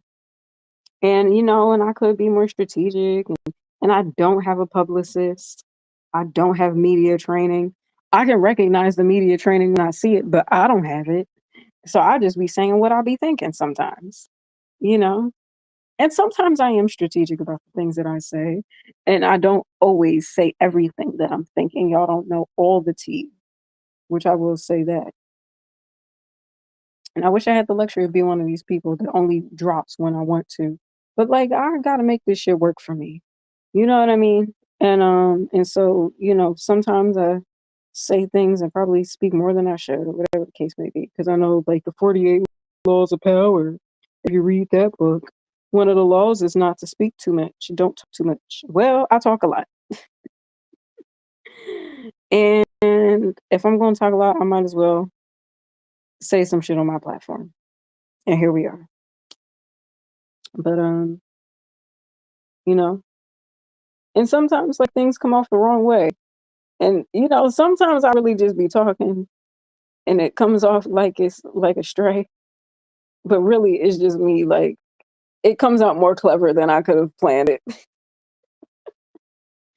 And I'm like, oh, this shit, I'm kind of eating right here. That wasn't my intention. I look, people could probably take this the wrong way, but you know what? Fuck it. Take it how you want to take it.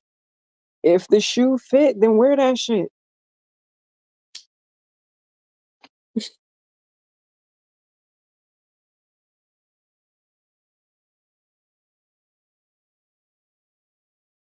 Example that it just, I don't know, it just came out. I'm gonna blame it on the witches though. Anytime things like blurt out, we just gonna blame it on the witches because it's their fault anyway. Since I was in the petri dish, everything's their fault. That was funny. That was funny. But see, look, that wasn't that wasn't what that was supposed to be. But it just come out like that sometimes. It just come out. I was like, that was more clever than I could have planned it. But Lord, don't take me the wrong way. Don't let me be misunderstood. Please, Lord, don't let me be misunderstood. But we're already there though. But all right, y'all. I was on here for 2 extra hours. Can you believe that? It's Friday, Friday. Gotta get down on Friday. But y'all enjoyed it though. Y'all enjoyed the show. Y'all enjoyed the field trip of me showing you the the fight to heal Black America. That's been ongoing for 30 years now since I was in a petri dish. Um,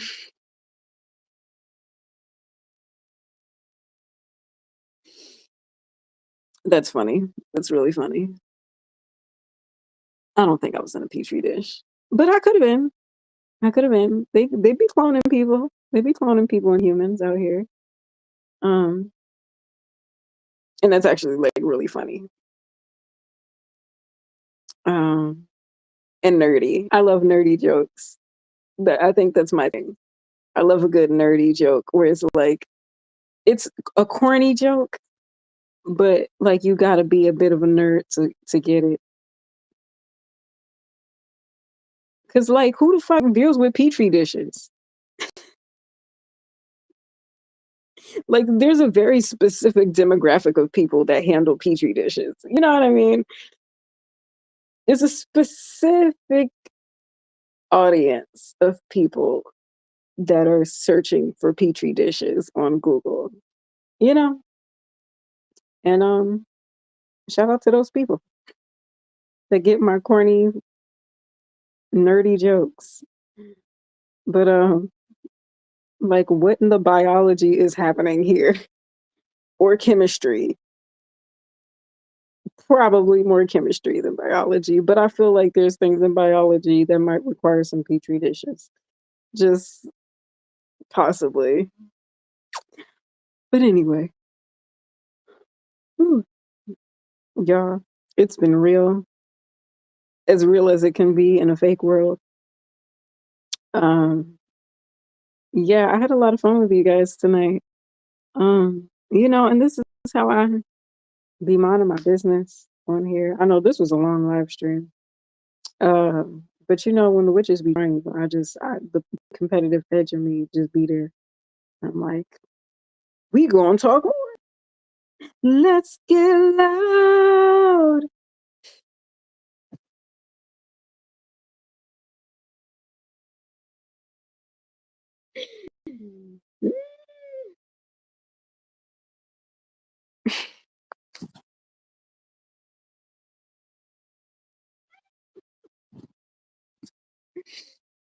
Oh god. Hold on. Hold on. Hold up. Just to add vinegar into the wounds. Because I'm on one tonight. Hold up. Hold on. Hold the door. Eat the cat. Eat the cat. Let me get my J-Lo jacket on.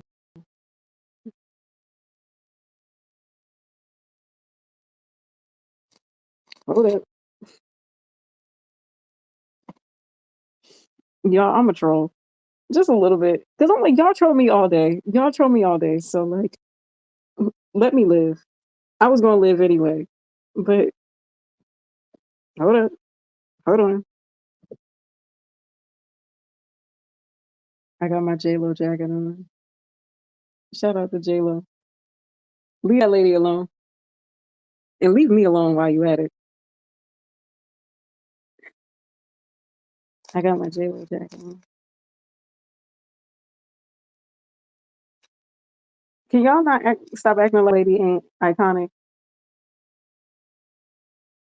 Now I don't need to be the one defending this lady, but I'm gonna defend her, even as a Mariah Carey stan.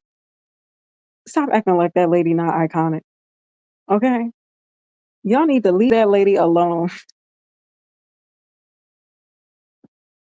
I'm so unserious tonight. I'm so serious, but I am serious about that though. Like y'all should leave her alone, cause I don't like how y'all be messing with J Lo. Okay, I don't like how y'all do that.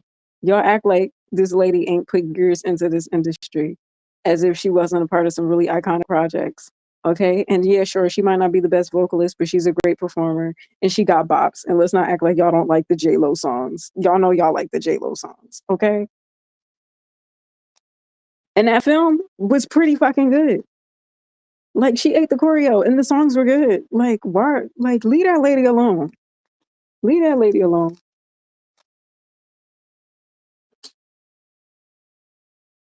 And like y'all going to act like Selena wasn't an iconic movie. That was like one of her first films out the gate into her acting career. Like, come on. Leave that lady alone. Leave her alone. And you know what? All of y'all that be trying to, call her Thanos and all that shit. Well, at least she could get a ring. At least she get the rings. Okay. Now I don't need to be defending these celebrities. I don't need to defend these celebrities. Okay. But y'all be going in on her and I don't like it. I don't like it. I don't like it at all. Y'all are mean. Y'all are mean spirited people. And she's fabulous. She is. Like, we're gonna act like she's not a fashion icon. Come on. Y'all gonna act like she can't dance and perform? Because we know she can do that. Y'all know she like in her 50s and she looks amazing. She still look like she did when she was in her 30s. Leave that lady alone. Okay? Leave that lady alone. Y'all are mean to her for no reason. And y'all know she iconic. Like, cut it out. Okay?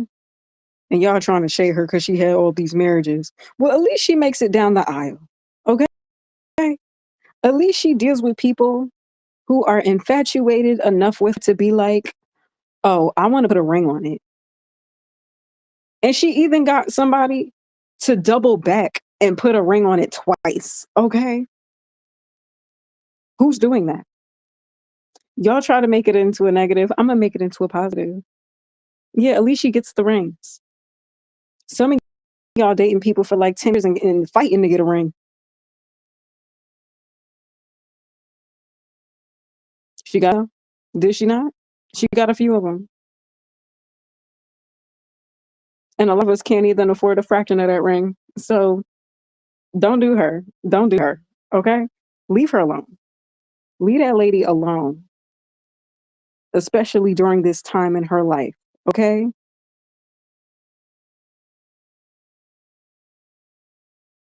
Goodness. Okay, at least she gets the rings. Some of y'all gotta bully y'all partner into taking y'all on a date. Some of y'all used to be me. So the people that I'm reading right now, just know I'm reading the old me too. So like, I'm reading all of us. So, but bitch, I got a ring too, technically. So not too much on me. Not too much on me. But okay, all y'all want to talk about some Oshi Thanos collecting all the rings. Well, bitch,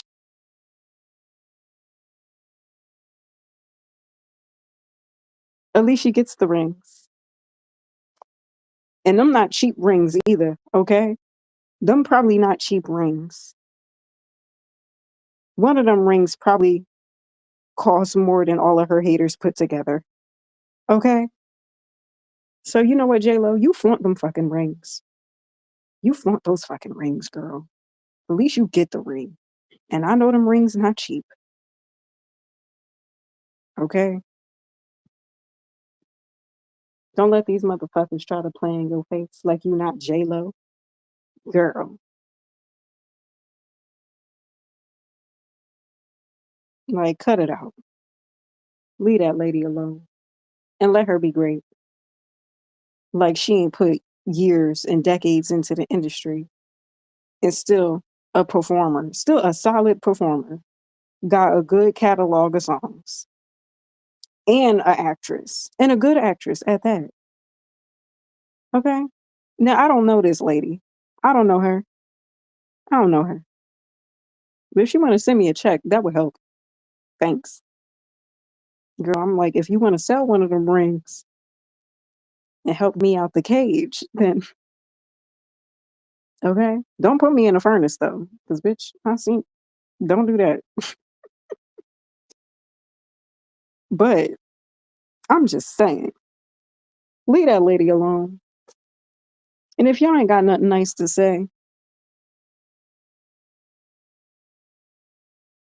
make it into a joke because this should be funny. I'm not gonna lie, this should be funny. But but on seriousness, I don't like how y'all be booing that lady. I don't like it, especially after all the years she put into this industry. And she's definitely made some great projects in music and and okay, yeah, sure, you could debate the whole vocal thing. You could debate that. But she's a dope performer though. Like she could perform. And she puts on a good show. I mean, I haven't watched any, but but I mean, when she has like performed at like award shows and stuff like that, this shit is entertaining. She be flipping and dipping and shit. She be looking fabulous in the bodysuits. To this day, to this day, she look fabulous in the bodysuits. Leave that lady alone. Leave her alone, okay? And while you at it, leave me alone. Leave me alone, okay? When y'all start leaving her alone, leave me alone while you at it. Shit, okay?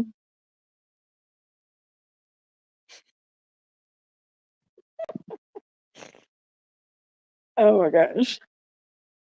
I think my phone is telling me to get off this shit. I've been on here for a long time. But you know, I don't need this blanket on me. It's a robe, but I was trying to be funny. I was being funny and serious at the same time because I'm outlandish. What do y'all want from me? You know? What do you want from me?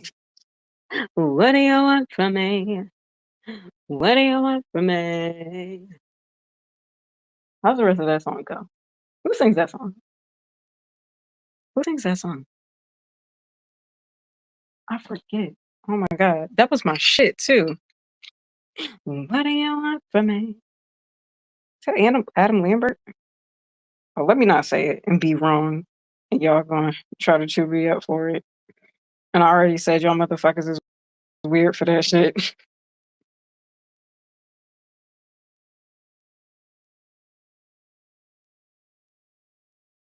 Hold on, let me look that up.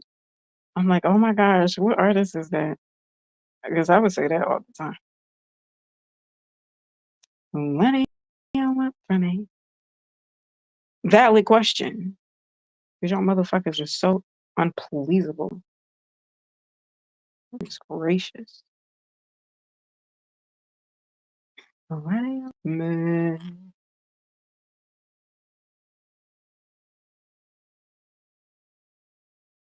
Yeah. Who sings this song? Adam Lambert. I was right. Hey, look at me. I be knowing my shit. Even when I thought I ain't know my shit, I knew my shit. What do you want from me? Bro, me too. What do you want from me? Bob. Back when the people on American Idol actually had careers. I mean, maybe that still might be happening. I don't know. I don't know if that's still happening. And Adam, my goodness, are you fabulous? Adam, how are you doing? How you doing? Shout out to Wendy Williams, man. I hope Wendy is doing well right now, man. I miss Wendy Williams.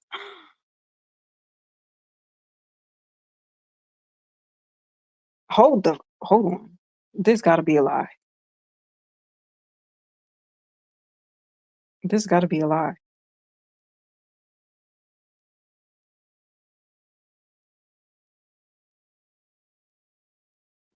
Oh my goodness. Oh my God. I hate the internet. Somebody said R.I.P. Phil Dunphy. You would have loved Kamala Harris because there's this meme that's like him talking or being interviewed, like how the style of Modern Family was. It's like, I'll admit it, I turned down, or I'm turned on by powerful women. Michelle Obama, Oprah, Condoleezza Rice, Serena Williams. Wait a minute. Powerful black women, to be specific. You know what?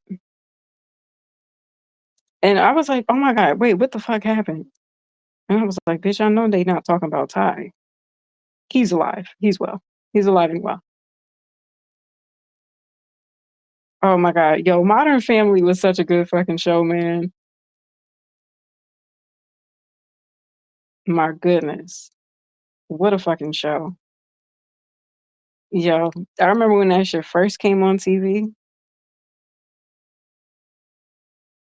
and me and my brother would like watch new episodes. You remember back in the day when like people were actually excited about shows when the new episodes came on, whatever the day it was. And like after you get home from work or school or whatever the case may be, and it's like, hey yo, 8 o'clock, Modern Family coming on, you know? That was one of those shows. And I'm like, damn, that show was on like almost like 20 years ago. Oh, not quite 20 yet, but almost 20. That show was so fucking funny, man. Like, yo, the rest did their thing. And I wonder if there was much of that show that was like them like um ad libbing, you know? Because oh my gosh, the comedic timing was so good. And just the lines and like, oh my gosh. That was one of the few shows where I would like actually like full on laugh, like from the gut. Like, cause you know how some shows is like funny jokes, and he was like, you know, but like you're not really laughing, but it's like it's a funny joke, you know, mhm, ha, hee ha, type shit. But bitch, that show, oh, I was cracking up. I was cracking the fuck up watching that shit. Man, that show was so good. And just like the casting was perfect. Casting was perfect, the storylines, like just the different dynamics, and especially with the gay couple, Cam and Kim and Mitch, I think. That was, like, perfect timing. That was, like, perfect timing because it was, like, right before, like, the LGBT boom was, like, really happening, and it was, like, ahead of its time. It was ahead of its time, but I feel like ushered in a generation of people who could, like, normalize seeing a gay couple and know that they're, like, regular people, and they're not, like, some type of, like, weird monolith type of like, no, they're yeah, they happen to be gay, but, like, they're people and they can raise children and, you know, and of course they had, like, their jokes and their quirks and stuff like that, but,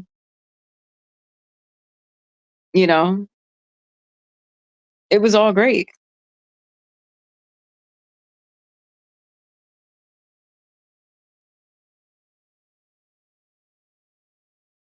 But yeah,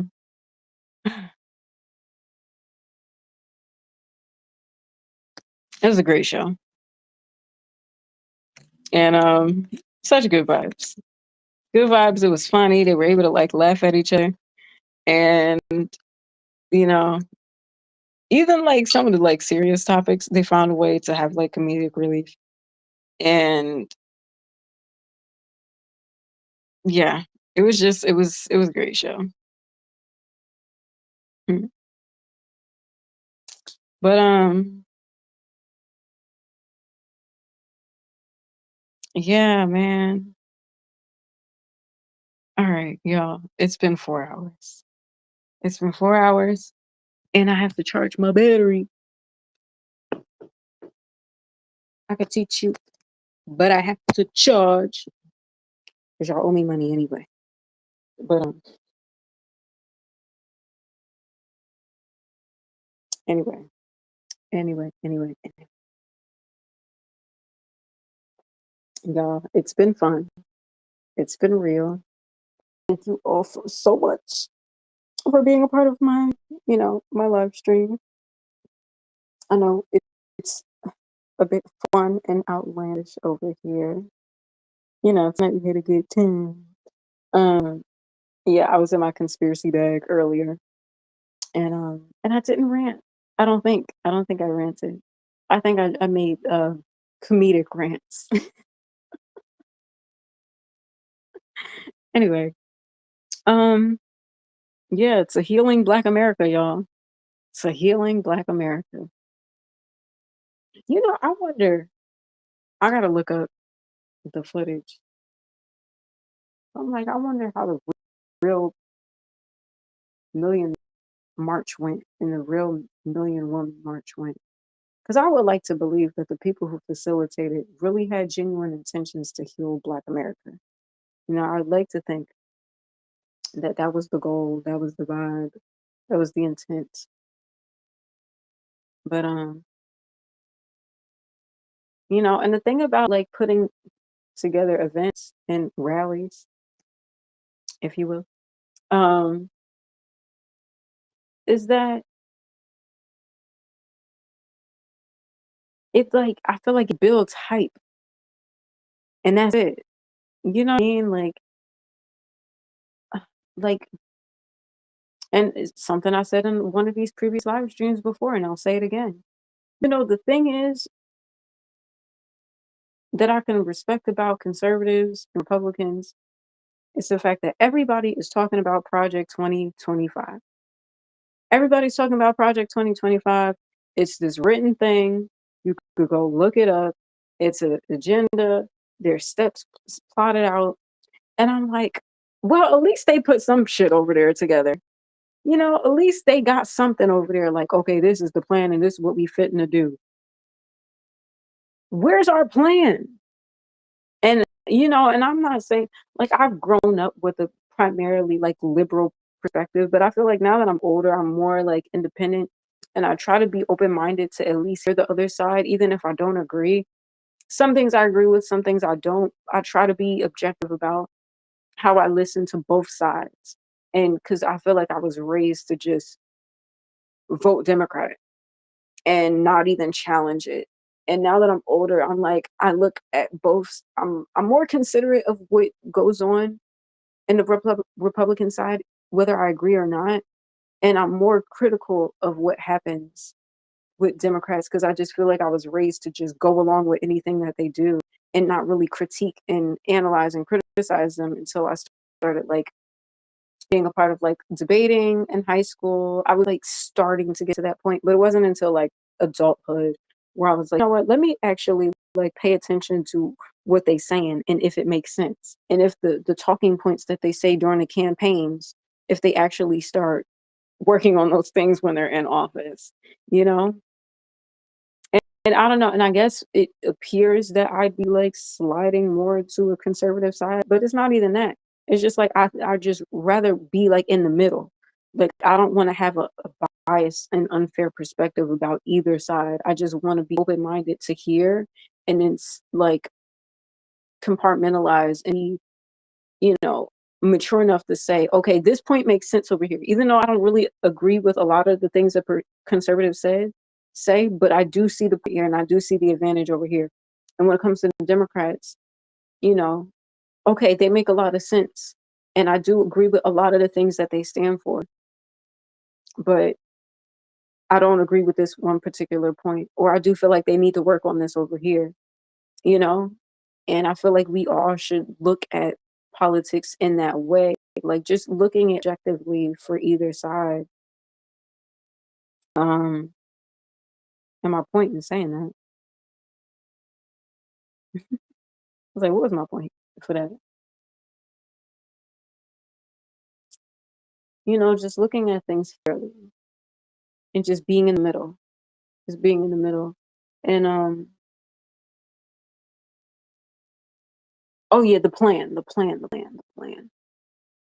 I feel like liberals don't have a plan.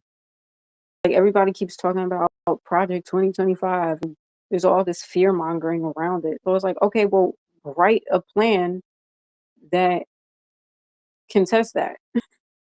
You know what I mean? Or just like write something like, okay, well, what's the liberals' version of 2025? Who's writing the agenda? What is the manifesto of the liberals? And what's the manifesto of the independents? You know, I feel like it shouldn't just be two. I know there's more parties and there's more people in between, even though independents might not be as popular, you know, what does that look like? And I know there's like different like candidates will have different stuff written on their websites and stuff like that. But I'm really curious to know like what's the concise plan? Everybody keep talking about Project 2025. Project 2025. Oh my God. We can't let them do Project 2025. So all right, so what y'all gonna do then? What y'all gonna do?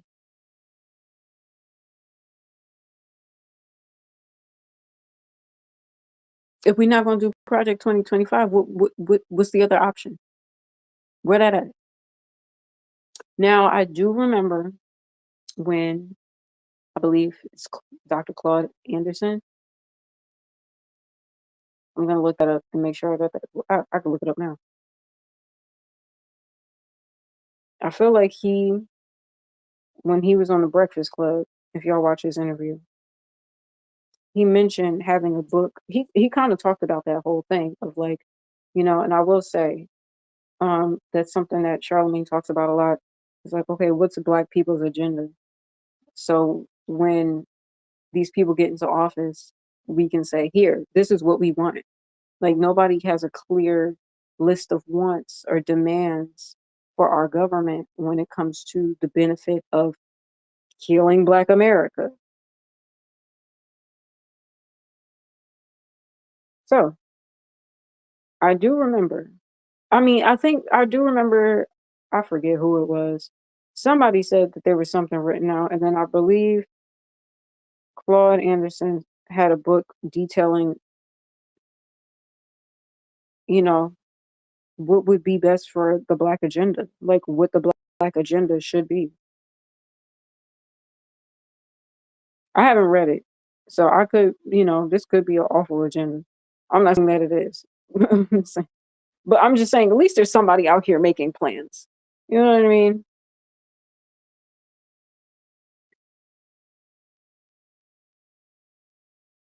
I think it's Powernomics. I gotta read this at some point. Right now I'm dealing with the witches and warlocks. Once I get in a more calm reality, I feel like I could read about politics and African American studies like I would love to. Um, I'm just waiting for the book to load.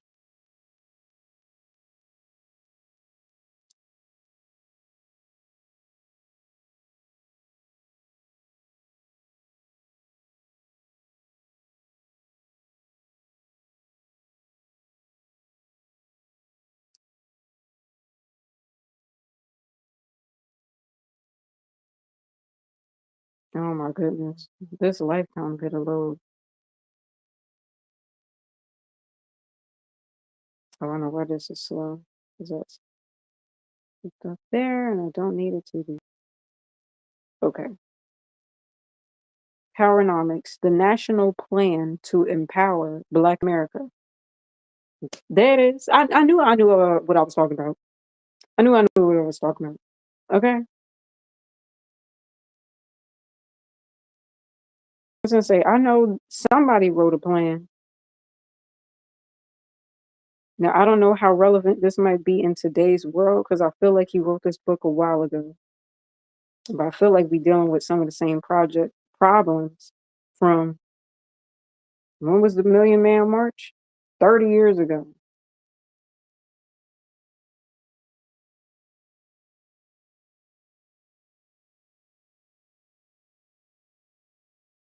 Trying to see what year this was published.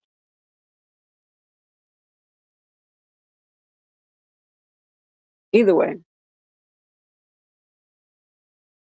this book was written a while ago. Powernomics by Claude Anderson. I don't know. This book could be. I don't know. This book could be crazy. I don't know, but I'm just saying. At least there's somebody out here with a plan, and maybe we all could look into it and see what it's about. And see if it's something that will actually benefit Black America. This is written what in 2001, so almost 25 years ago. Yeah, crazy. But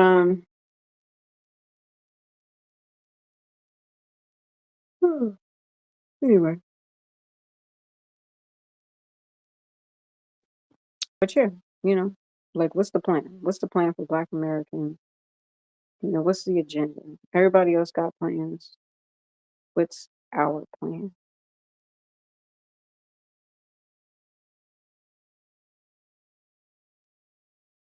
You know,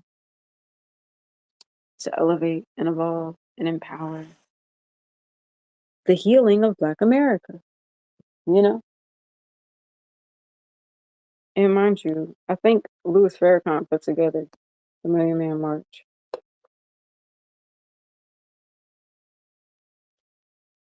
I remember seeing pictures of it. I don't think I've seen his speech on it, though.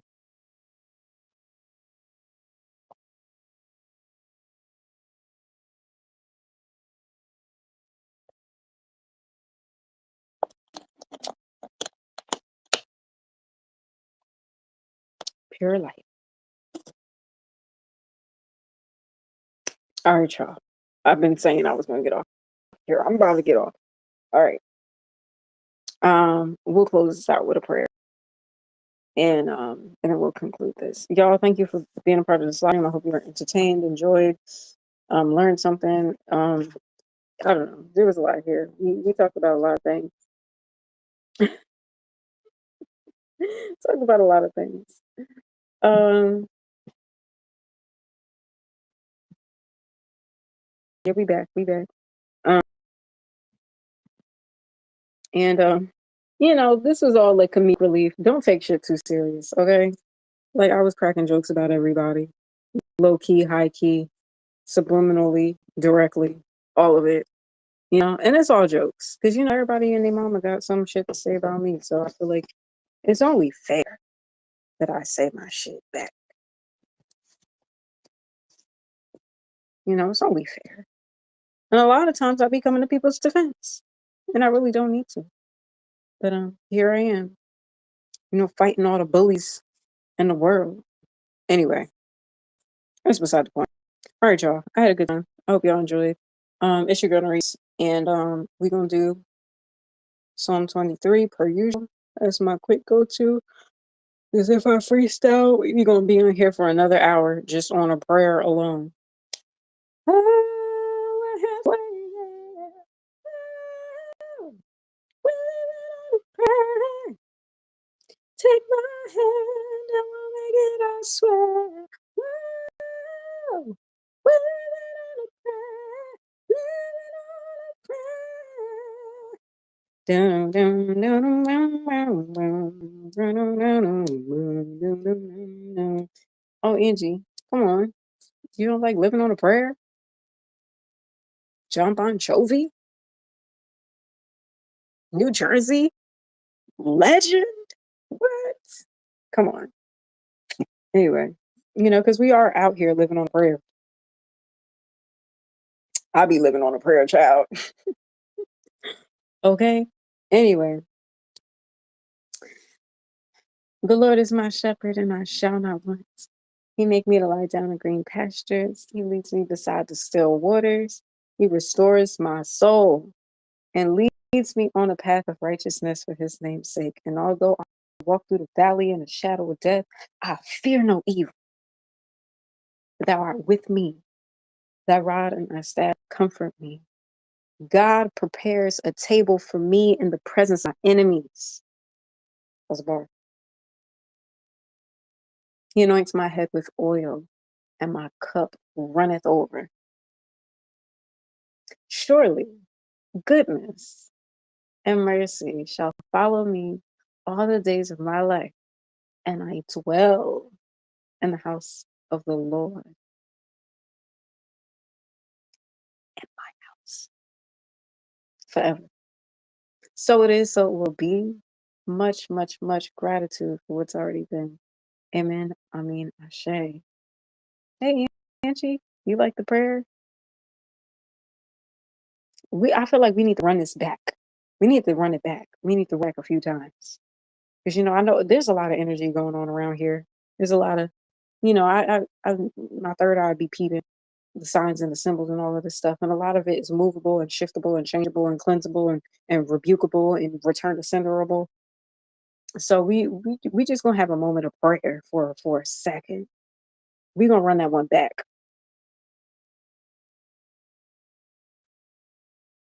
Angie's here for the prayer. She loves it. I love. The Lord is my shepherd, and I shall not want. He makes me lie down in green pastures. He leads me beside the still waters. He restores my soul. He leads me on the path of righteousness. He restores my soul. He leads me on the path of righteousness for his name's sake. And although I walk through the valley in the shadow of death, all right, well, girl, get off me then. Dang, you fucked up the prayer. See, this is what it's like to have a fur child. Anyway, we're gonna run that back because she fucked up the vibes. The Lord is my shepherd, and I shall not want. He make me lie down in green pastures. He leads me beside the still waters. He restores my soul and leads me on the path of righteousness for his name's sake. And although I walk through the valley in the shadow of death, I fear no evil, for thou art with me. Thy rod and thy staff comforts me. God prepares a table for me in the presence of my enemies. God anoints my head with oil, and my cup runneth over. Literally. Surely goodness and mercy shall follow me all the days of my life, and I dwell in the house of the Lord. So this so will be. Gratitude for what is already. Amen. I mean, Ashe. I mean that literally. God anoints my head with oil, and my cup runneth over. I was cleaning earlier today, and the thing is, what's so crazy is like energetically, somehow, some way, I've just been drawn to using a picture. And I'm an Aquarius, and the symbol for Aquarius is the water bearer. And my star card, get the bucks. My drip runneth over. When I put a cream in my cup, hell yeah, I'm good luck. cash rules everything around me going up. Star card is the Aquarius card. It's the war bearer. And I use the picture to clean sometimes. So like I'll fill the picture up with water and then I'll clean out the tub or the walls and stuff like that. Or I'll use it for a spiritual bed. And if my life was anything like the Truman Show, you already know. But you're hearing it from me. And a few days ago, not a few days ago, yeah, technically a few days ago, last week, I was cleaning the tub and I was going back and forth because I was like listening to one of my beats, you know, get money, check it out, overflow. And I was filling up the pitcher, but I was going back and forth um between my room and the bathroom. And as the cup is, filling up, it was just overflowing. And it was overflowing several times because I was doing other stuff as I was waiting for the pitcher to flow. And I'm just like, my cup runneth over. My cup runneth over. Like overflow is bound to happen in my life in a positive way. Abundance, prosperity, love, cleansing, healing, clarity, protection, longevity, all of that. I speak that I fear no evil. Though I walk through the valley in the shadow of death, I fear no evil because God is with me. God prepares a table for me in the presence of my enemies. My cup runneth over, anoints my head with oil. I don't use body oil for no reason. I'm blessed. Come on, don't play with me. Holy water, stop playing with me. Don't play with me. You can't play with me. I'm a spiritual warrior that be slaying with the praying. Psalm 23 covers me because I'm blessed beyond comprehension, but you can't come for me. I don't just say these things. I live these things. They know. Like, come on. And sometimes I be thinking like maybe my bars be too spiritual. But honestly, bars aren't spiritual enough. Bars aren't spiritual enough because they're affirmations, they're prayers. I speak that over my life. I declare it over my life. I don't care what's out there. Walking through the valley and the shadow of death, I fear no evil. God is with me. God is with me. God is with you. My cup runneth over. And the crazy thing is when these things really transpires in my life in real time, a lot, because I say it all the time and I truly live by it. And the crazy thing is before I was really into like spiritual cleansings and just like cleaning with a pitcher, because who does that? Who cleans with a pitcher? You know what I mean? I was just, I don't know, for whatever reason, like there was just a pitcher around the house and I just kept it. My dad's like, "Oh, you put that back downstairs?" And I'm like, Okay, sure." And I just never did. Not because I didn't care to, but because like energetically it was for me. Because I'm an Aquarius and it's like inner spiritually in the stars. It's for me. It's for me to use a picture. Like that's my tool. Written in the stars. Literally. I'm a water bearer.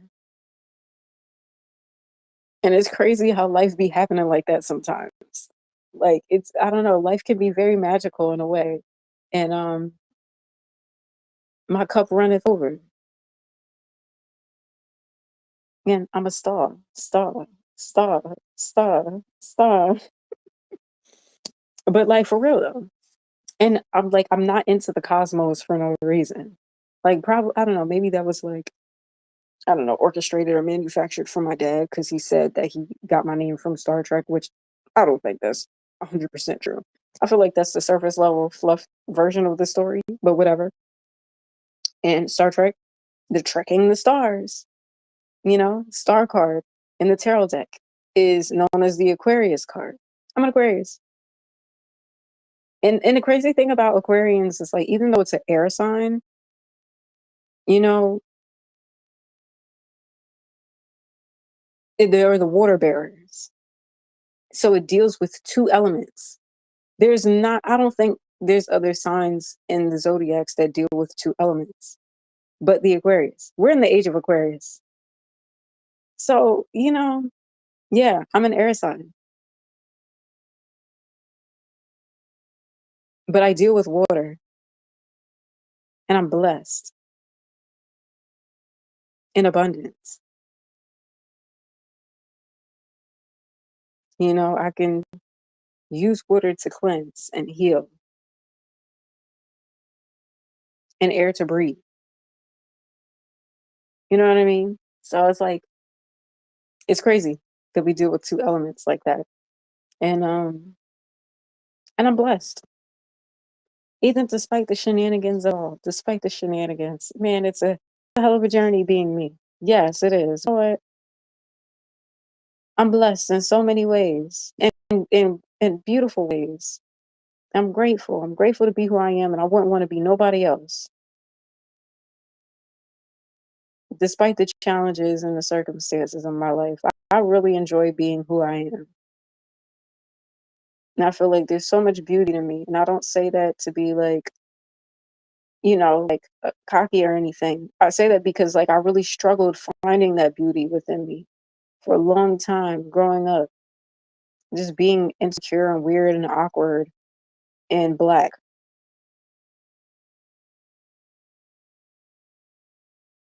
But I'm beautiful. I'm blessed. I'm abundant. I'm prosperous.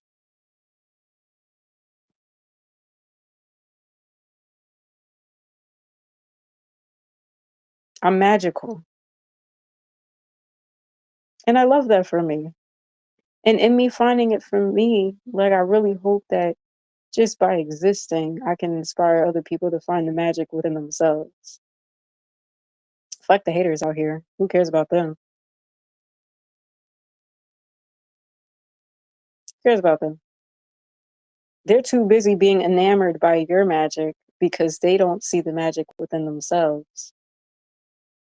If they understood and saw the magic within themselves, they wouldn't be so caught up in trying to attach onto you. Because here's the thing, even people who are magically powerful and are aware of their magic and know how to use it can still be ignorant to their own magic because they feel like they have to latch on to your energy in order to empower them, for them to gain energy. I'm grateful to know I don't need to drain other people's energy for my own energy. I am the energy. I'm the light. I don't need to latch on to somebody else's light. For what? I got my own light. God is my light, and God is within me. God anoints my head with oil, my cup runneth over. God prepares a table for me in the presence of my enemies. Though I walk through the valley in the shadow of death, God is with me.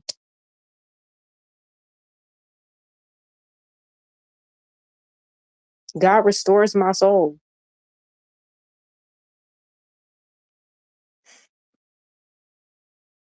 Like, I mean, that's why I always say Psalm 23. Like, it's just so much gold in that prayer alone. Bars are throughout that whole prayer. Golden bars. And it's like, yeah, nah. You say it enough, you really believe it. And then you start to see it. And then it's like, yeah, I don't care what the fuck y'all talking about. Yeah, there's things that are intimidating out in the world. Yeah, there are things that could be scary and fearful and yeah, but I walk through the valley in the shadow of death and fear no evil because God's with me and God's preparing a table for me in the presence of my enemies.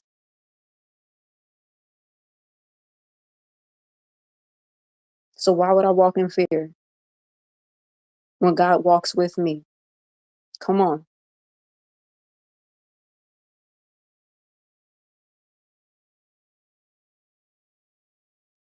God is my shepherd, not these witches and warlocks. Yeah, sure, they might block the path a little bit, but move the motherfuckers out the goddamn way. Sorry, God, I don't mean to curse while I'm, in my pre. God knows I'm a sinner. God knows I'm a sinner and I am not perfect, but He know my heart. My heart, as I say in my own song, I ain't perfect, and it hurts to be misunderstood. But I know I'm worth it because God knows my heart and soul is good. And nobody on this planet can convince me otherwise. You can't. And I hope this sheer like confidence, spiritual confidence, rubs off on other people. So regardless of what you face in this world and what you deal with and whatever you see and you know, your adversities and your challenges at your job and your friend groups, at the this, at the that, people testing you, people trying you, random people getting on your fucking nerves, people trying to say you ain't shit, you going through some real things, you going through life-threatening things, people trying to threaten your life, your existence on the earth. But hey, walking through the valley in the shadow of death, we fear no evil because God is with us. God's preparing a table for me in the presence of my enemies. God's building a table. So why am I worrying about what y'all doing in the valleys and the shadows of the... Okay, I might gotta walk through that, but bitch, I'm getting through. The fuck? You're not about to stop what God got for me. God's building the table. I'm going to the table. I don't care what y'all got going on in these valleys and the shadows. God's leading me on the path of righteousness. I'm walking to the light.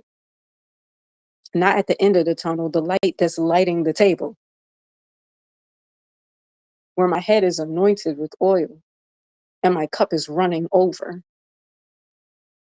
where goodness and mercy is following me all the days of my life. And here's the thing, when my cup runneth over, I can bless other people's cups.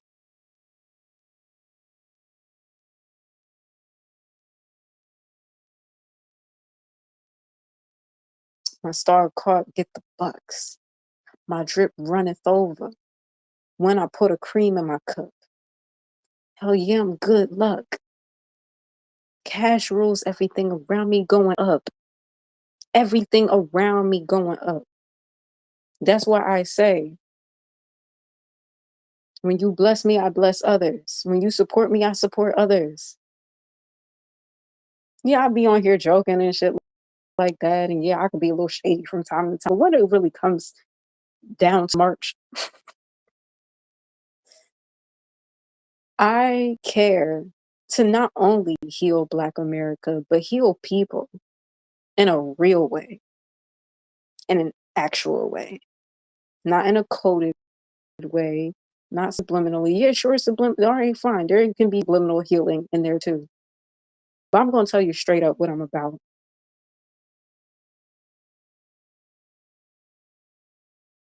In a real way. It's clear.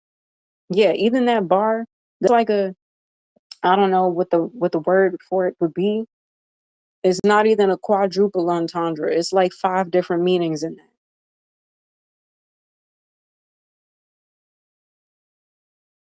So it's blatant, it's symbolic, it's whatever. But I'm saying my star card get the bucks. Cause I'm a star, baby.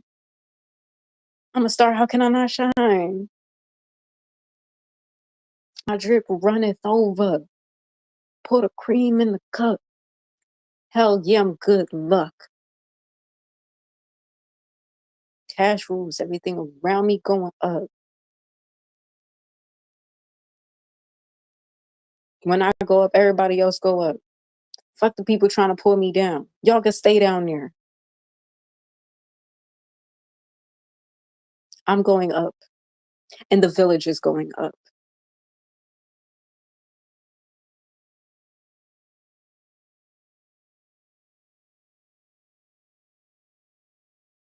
And my cup runneth over. The water is abundant here at the village. We light fires for the barbecue. And we got the waters to nourish your body, your mind, and your soul. That's what we do over here. I mean, it's a good time. It's a good, and I'm on here for another 30 minutes, y'all. I mean, since we talked about the waters of it all, Because I understand people want to put their little twist and their influence. But we flip it to a prayer.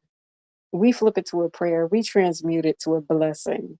It don't matter what energy you throw this way, everything's a blessing over here.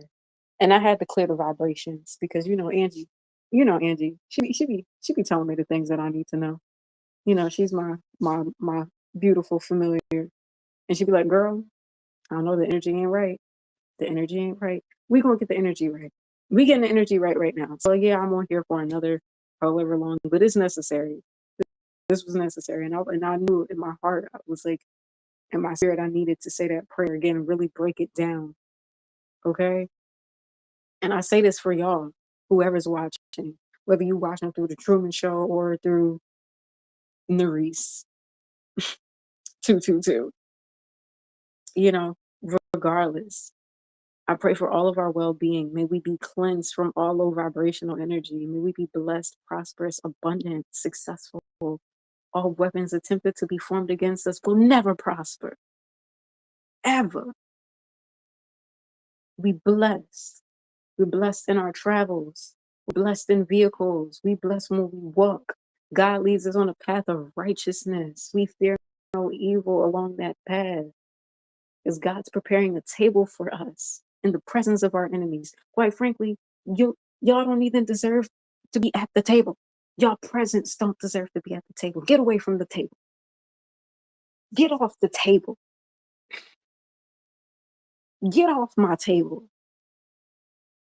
I don't want your presence at my table.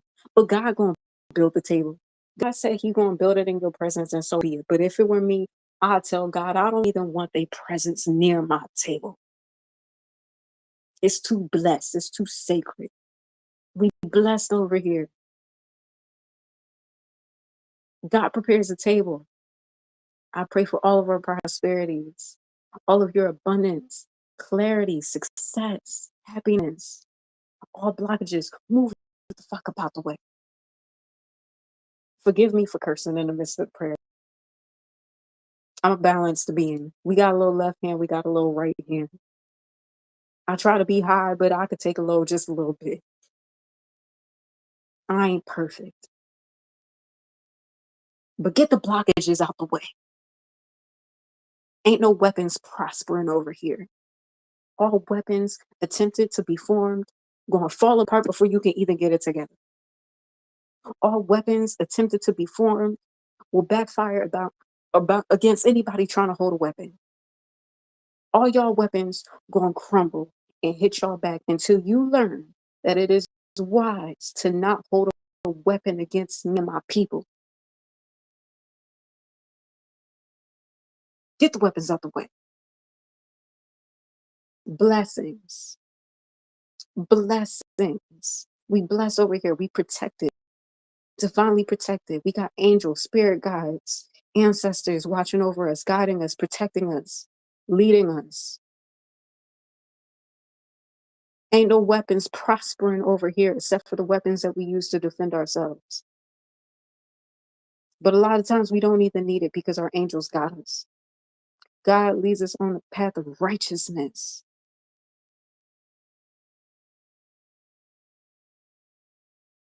Ain't no weapons prospering over here. The fuck you thought was happening? Divinely protected, anointed, blessed by God. If you get rejected, it's protection. You get rejected from that job, God was moving you out the way because something was going down at that job and God seen better for you. You wanted that car. God said, I got better for you.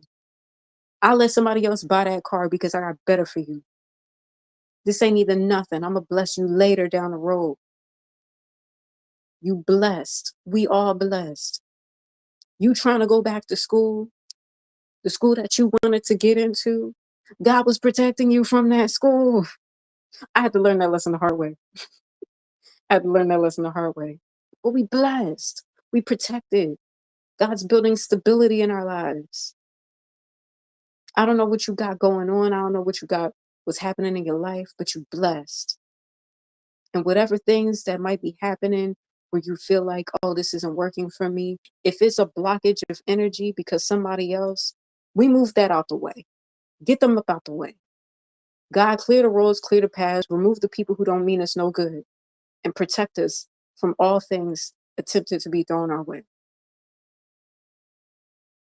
Continue to bless us, prosper us, lead us on the path of righteousness. May we make you proud as we walk this path.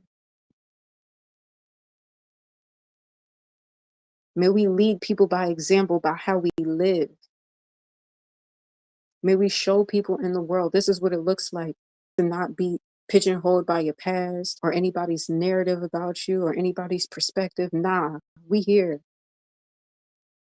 Okay, you might have known me then. You don't know me now. And if you know me now, it's a privilege. It's a blessing because I don't be just around anybody. I be around people who care to be in my presence, who love me, who appreciate me, who celebrate me, who support me, who believe in me, who see the best in me, who uplift me, who empower me, who sharpens my blade because they see I wield a mean blade.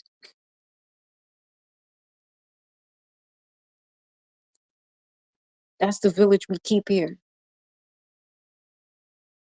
All three of y'all. May God bless you. May God prosper you, protect you, uplift you, empower you. We fear no evil. All weapons of destruction fail and fall. God, remove everybody out the way that don't mean any of us no good.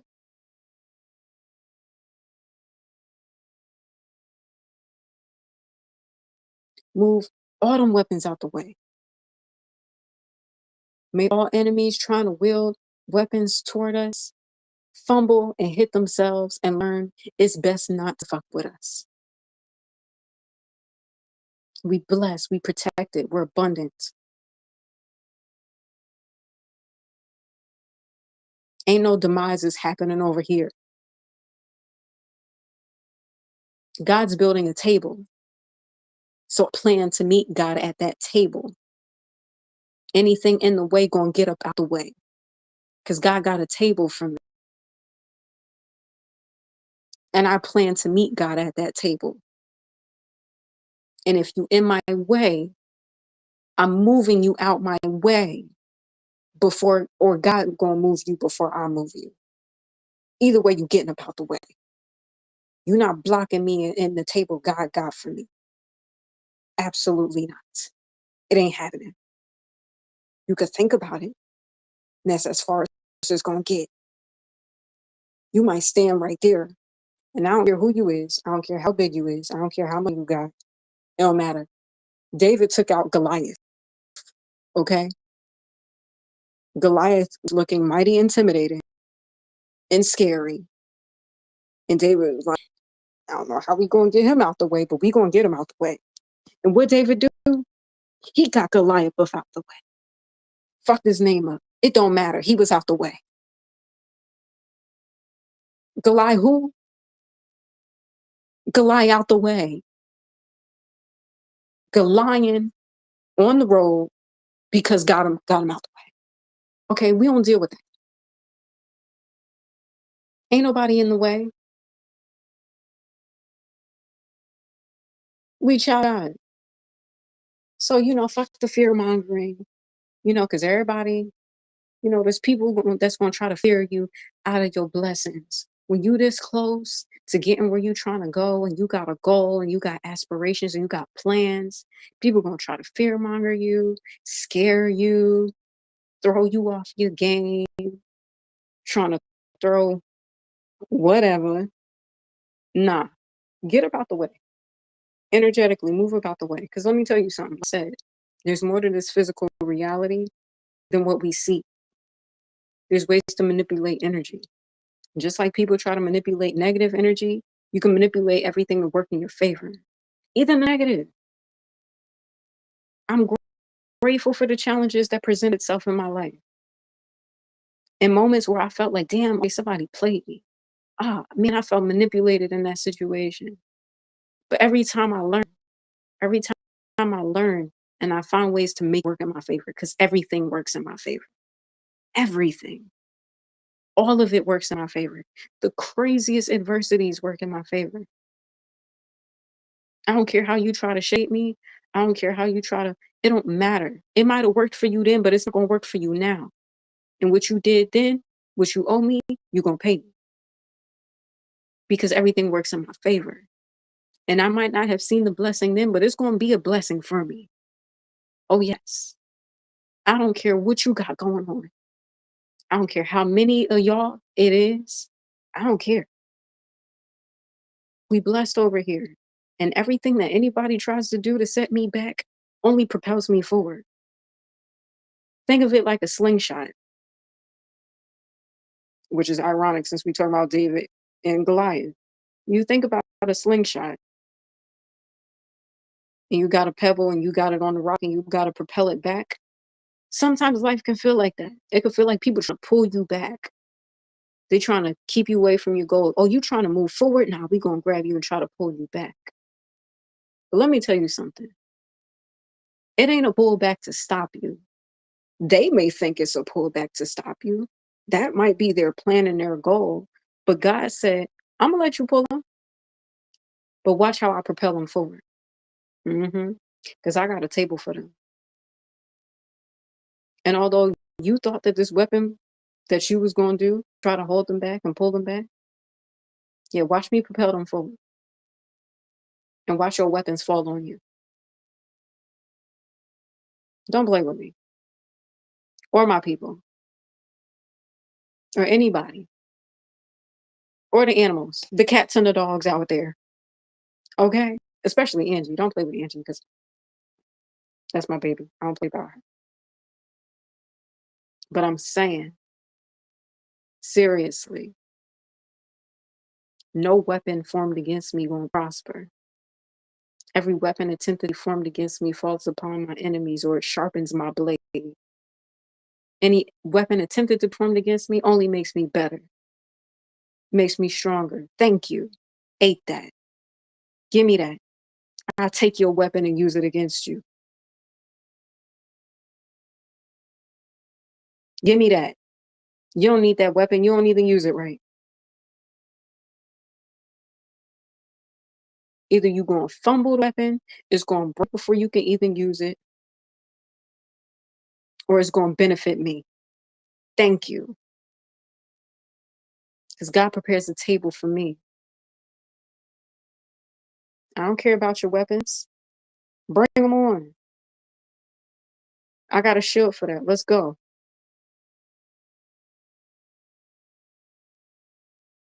I fear no evil. What's up?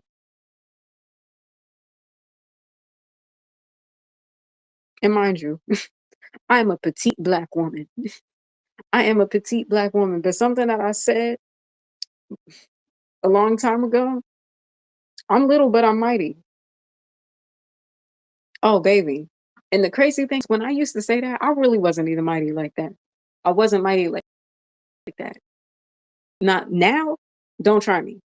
Don't. Mighty ain't even the word because I want all the smoke. And a lot of times, it's probably not the wisest thing, but it's for the sake of like, you're not going to mess with me. That's the thing. You're not going to try me. You're not going to punk me. You're not going to push me around. Like, that's not going to happen. Okay. And no, I might not physically look like the most intimidating person, but that's okay because that works in my favor because everything works in my favor. You wouldn't expect it from me. When I hit you back, it's in another dimension because you wouldn't have even seen it. Don't play with me. I'm a child of God. No weapons formed against me going to prosper. I'm blessed. We blessed. You blessed. We all blessed over here. And I just had to declare that, there is power with the tongue, and I'm trying to be intentional about that, you know. And yeah, it needed to be said because I've just been seeing a lot of energy throughout the day. And the thing is, sometimes I will say,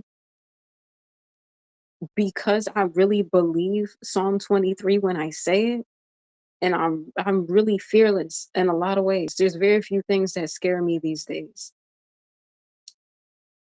And I'm like, all right, if things come up, then so be it. Let's deal with it. It is what it is. And I think it is seen in Game of Thrones. I forget what season it was. It might have been like season 4 or something like that. It was after Daenerys had got the Unsullied army, and I forget where were they in? Marine or something like that? And there was people, like, right in the town, and they were looking for this person, and they were working with this other army. I forget the specifics of what was going on, and the guy was hiding in the walls, and the guy was like, because the thing about the Unsullied people, they were fearless. They were fearless warriors. And the other warrior was like, "See, the thing is, fear could work in your favor because if you're if you have a little bit of fear, you can understand the perspective of somebody else that would be fearful, and you would know where they would hide versus being fearless because you just be ready to fight anybody." And so I know that there is value to fear sometimes, you and I try to keep that in mind. But for me, it's just really the point of like knowing, okay, yeah, I know that there's intimidating things happening right here, but I can't let that get me to a space. Oh my God, I'm worried. Oh my God, I should. Oh, oh my goodness, the worst could happen. Oh my God, a car accident. Oh, I rebuke that. I rebuke it. I'm protected. I'm divinely blessed. God leads me on a path of righteousness. My paths are protected. My vehicles, my transportation is blessed. Mm, yeah, whatever. Okay, whatever happens, I'm blessed. I'm protected.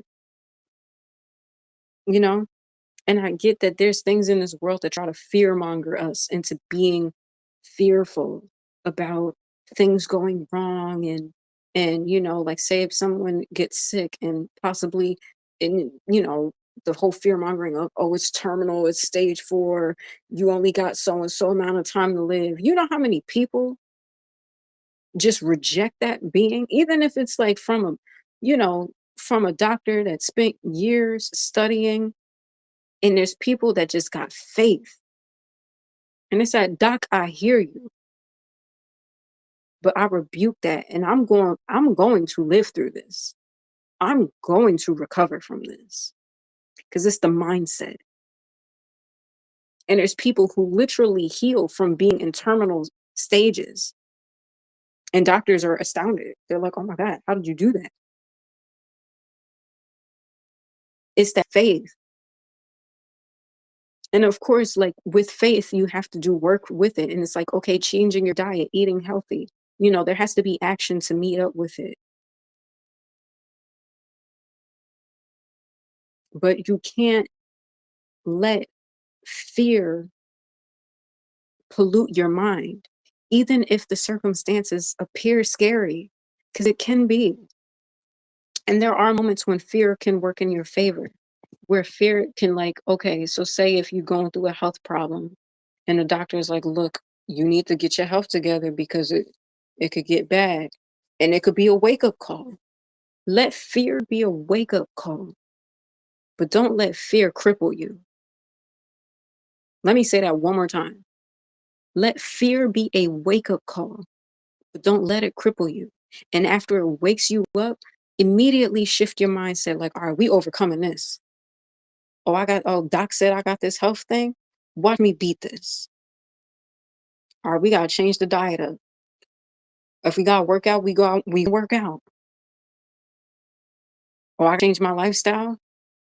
I stop watching this toxic stuff because that plays a part in it too. What you consume beyond what you eat, what you watch, what you spend your time doing, what you look at, where you spend your energy, that plays a part of it too. Angie girl, get out the bowl. But I'm serious though. I ain't playing with you. What you consume really has an effect on your health. So let fear be a wake-up call. And then you shift your mentality and say, all right, we're gonna beat this thing. This ain't gonna beat me. Excuse you? I can never lose. What you thought? Haters on my body, shake 'em off. Hey. Shout out to Young and May. And you know what? But really shout out to Young and May because you know when everybody, I don't know if whoever knows. But I know there was like this picture that went viral of her and she was like not looking all the best when she was getting her hair done and people was posting like, "Oh, what's going on with Young and May?" And then she had dropped some new music, basically, clarifying the situation and basically saying like, she had to change her life, turn her life around, start eating healthier things and doing healthier stuff and being around better people in her environment. Girl, get away from my food. I mean, ain't no food in there, but goodness. She had to change her life around and realize that she was around toxic people and all of that was having an effect on her health. And when she started cleaning up what she was eating, cleaning up what she was doing, and the people that was around, she looks good now. And she been putting music out. I think like every month earlier this year, she putting out different freestyles and projects, and she sound good, spitting bars, talking that real shit. So shout out to Young and May, you know. But it be that wake up call. It be that wake up call, and I feel like people. There were probably people being messy about it, but I do feel like people was probably genuinely concerned, like, "Yo, what's going on?" But I feel like that wake up call got her together to be like, all right, you know what? I need to change my life. So let fear wake you up and then snap out of that. Like, all right, whatever. We not scared though. I ain't stopping. And say if there's a certain leap that you need to take in your life and you afraid of what the outcome may be, what people gonna say, then do it afraid. Do it afraid, but don't stop. And let nobody try to stop you. Don't let the powers that be try to stop you. Because look, you might be somebody, I don't know who watching, but you might be somebody that might not be like the biggest name or the richest person or the most famous this or the most powerful that, whatever, in this physical world. You might not have that status in this physical world, but all is mind. You have to see yourself as that power right now. Like you could be in a situation where it's like you living in a one bed apartment. You don't know how you're going to eat the next day or whatever the situation may be, but you got to be in the mindset like this temporary, everything working in my favor. I'm blessed. I'm grateful to even have an apartment. I'm grateful to have a place to put over my head where I'm protected. I'm blessed. I'm abundant. God got better for me. This is just a test. This is a challenge. I'm overcoming this. Some of y'all probably already been through worse. Some of y'all probably already been through worse and survived it. And whatever you might be dealing with right now in your life, because everybody go through stuff. I know. Everybody going through it one way or another, however it look. It could be financially, it could be relationships, it could be your job. Maybe you struggling at the job, maybe you unemployed, maybe you trying to get a business off the ground, maybe you trying to figure out how you gonna pay your bills. Maybe you fall out with certain relationships and your friend. Maybe you can't go to family the way you want to go to them, or whatever the situation is. I guarantee you went through some shit before and you survived it. And if you happen to be going through something right now, you'll survive that too. It's really a mindset though. You have to see it in your mind that I already made it. I already made it through this. I'm surviving this. Ain't no other options. I'm winning or I'm winning. I'm living or I'm living. I'm surviving or I'm surviving. Or I'm surviving. That's the only options. Anything other than that ain't got nothing to do with me. Ain't in my frequency. It's not even in my wheelhouse. What we talking about? Losing, what's that? They might call it a loss. I call that a lesson. Thank you. Thank you for that. Because try it again, bet you it won't happen again. Not that way. Or maybe I might need to learn that lesson a few times, but I'm going to learn the lesson because it's never a loss. I can never lose. What you talking about? I don't know what that is.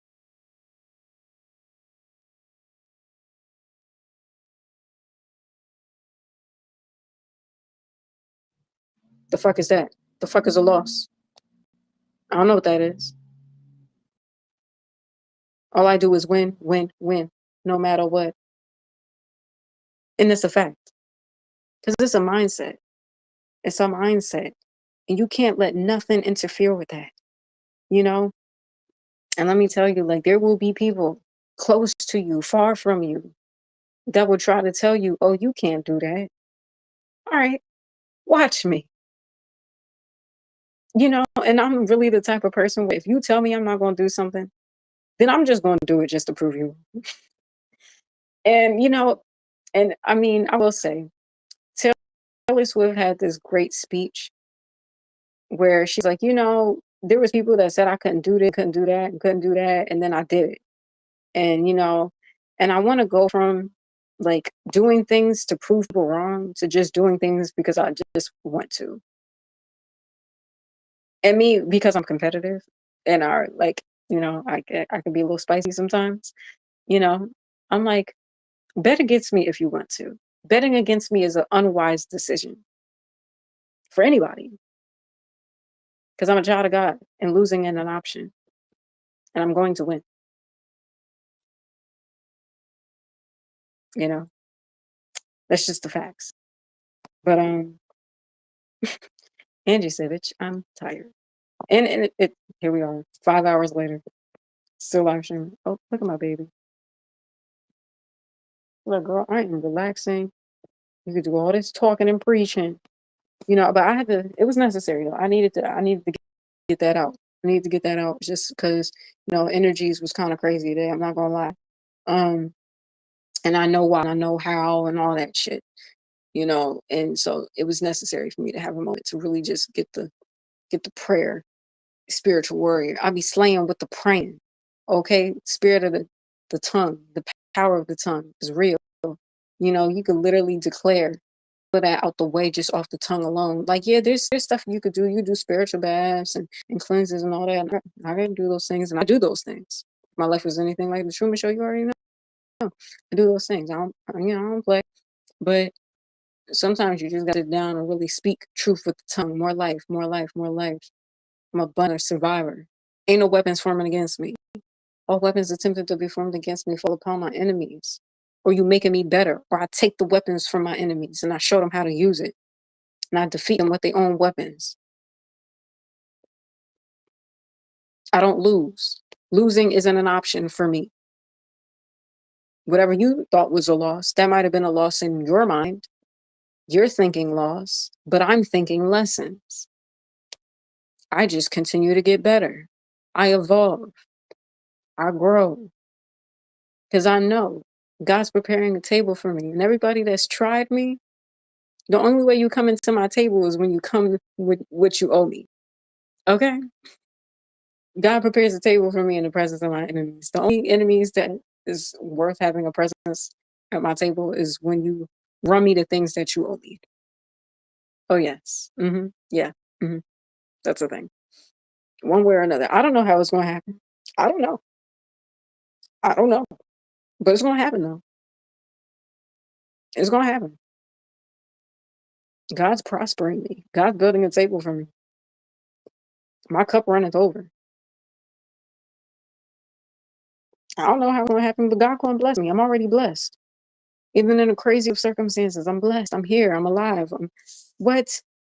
The things that I've been through, the state of mind that I used to have, the amount of fear that I used to have, the paranoia, what? Yeah, nah. We not having that. And the crazy thing is, I'm probably dealing with more now than I did then, which is the wildest part. The wildest part. So I probably deal with more now than I had then. And I'm like, yeah, nah, but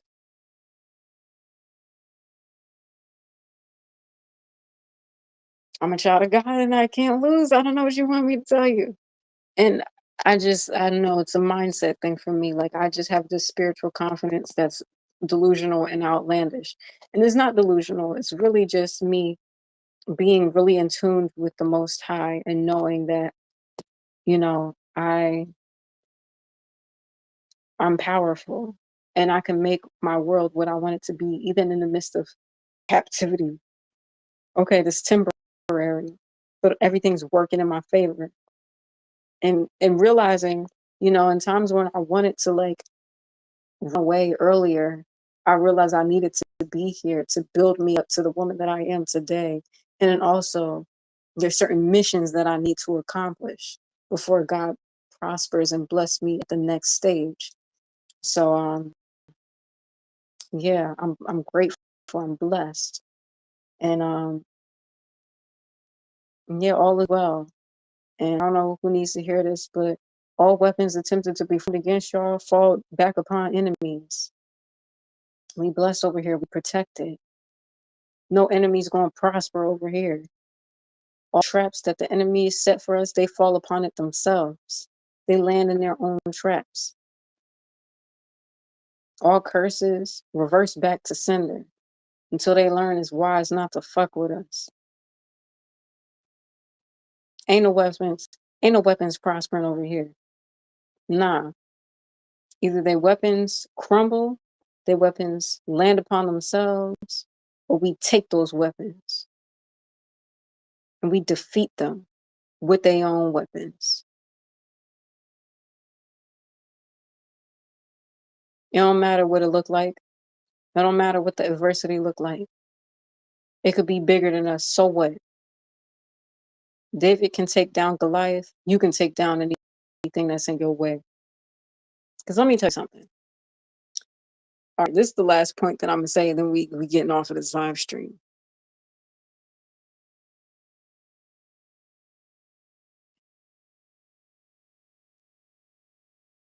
As above, so below.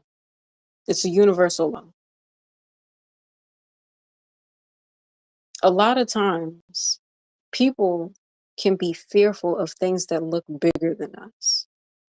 Whether it's a boss that's in a bigger position, whether it's somebody that has a bigger bank account, or someone who's physically bigger than us.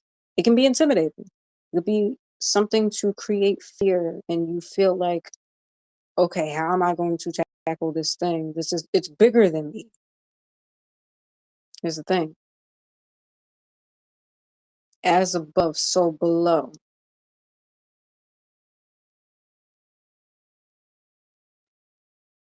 And realize the bigger they are, the harder they fall. Just make smaller than you and make them fall.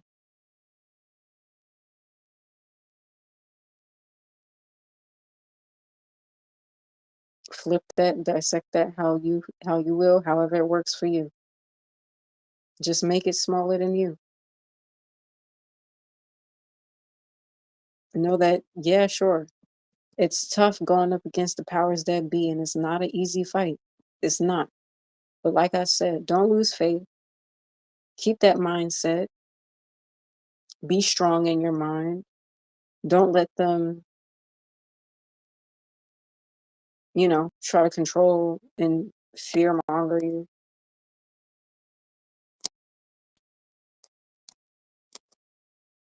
But know that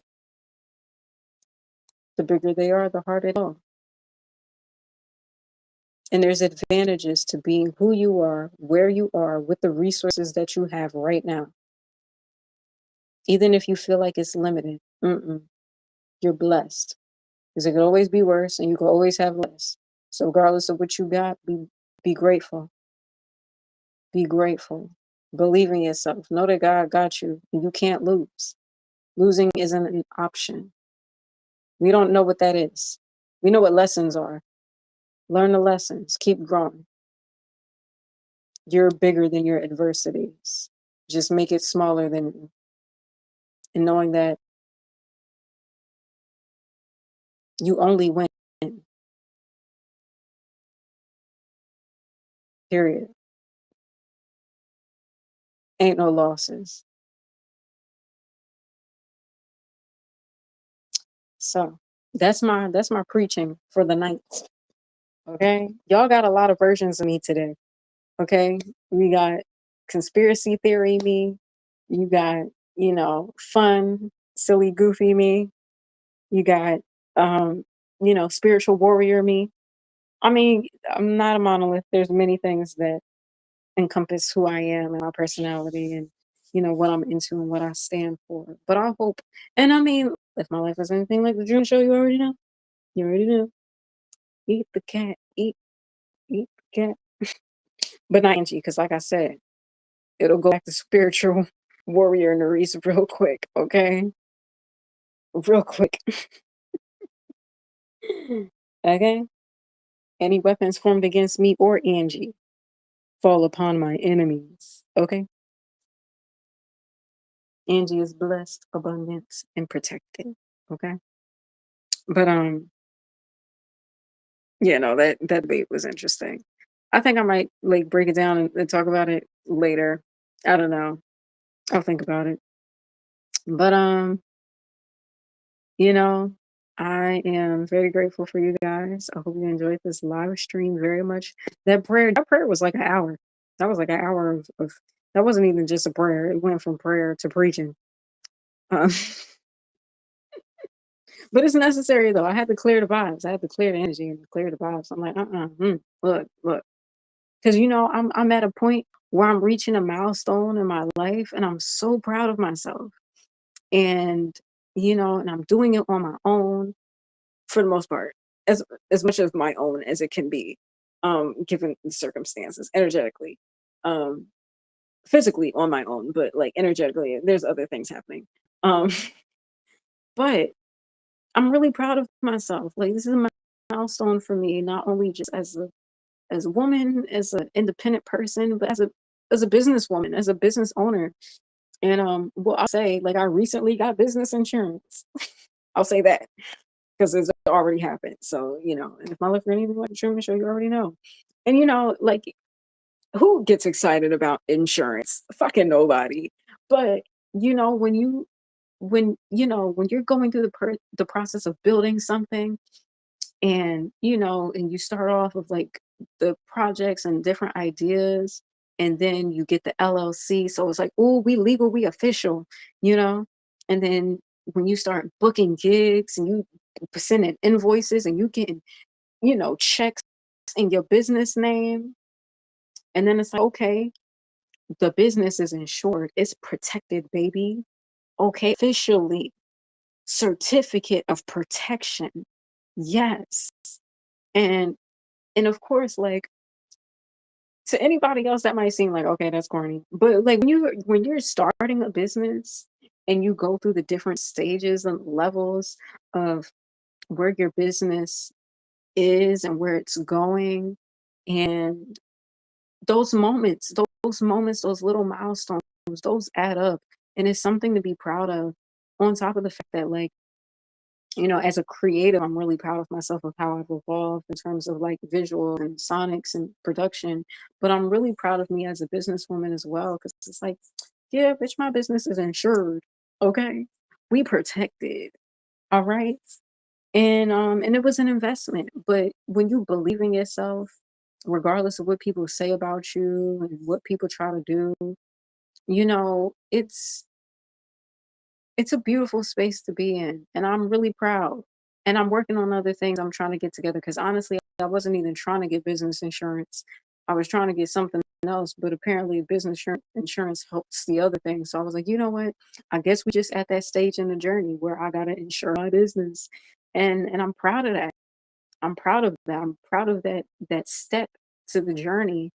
And of course, when you make those progressions in your life and your career, and there's going to be pushback, there's going to be things to try to deter you and block you and try to scare you and threaten you and threaten your life or threaten your business, whatever.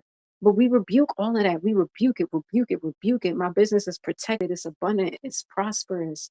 The right people align to me. The right people aligned to you. Whatever y'all trying to do is prosperous, is blessed. God remove everybody that don't mean it no good. And if they're there for a test, may we learn the lessons quick and evolve and thrive. and I'm grateful. I'm so proud. And this is small feats. I mean, it's not a small feat. I'm gonna say it's a big deal because it is a deal. It's a big deal to get to a space where it's like, yeah, my business is insured. You know, and I knew I was gonna have to do that at some point in the journey anyway. And I'm just grateful to be at this particular stage. And I know it's only getting better from here, you know? And let me keep this positive. I'm grateful. I'm just very grateful for that. And I know that there's things that try to like throw me off or take away the excitement from those moments and try to like flip it into a negative. But I rebuke it. I dispel it. I dismantle all low vibrational energy that tries to take my happiness. Like, nah, I refuse. Like, nah, this is a success for me. It's a milestone. It's a pivotal moment. I'm proud and I should be proud. And other people might try to manipulate certain things. And it's like, nah, you don't get that from me. Thank you for the lesson, though. I appreciate it. And it's gonna work in my favor anyway. Thank you. Thank you for your blockage. I throw that shit back out the way. You taught me something. Thank you for the lesson, but I'm winning anyway. Destined for me, baby. I didn't get through everything that I done got through for me to not make it because other people in positions of power want to try to scare me. Absolutely not. Okay? It's not going to happen. Nah, I don't care what they got going on, what plans of the enemies. Like I said, their plans crumble, their weapons fall. I take their weapons and use it against them. I'm protected. Any traps that they set for me, they fall upon themselves.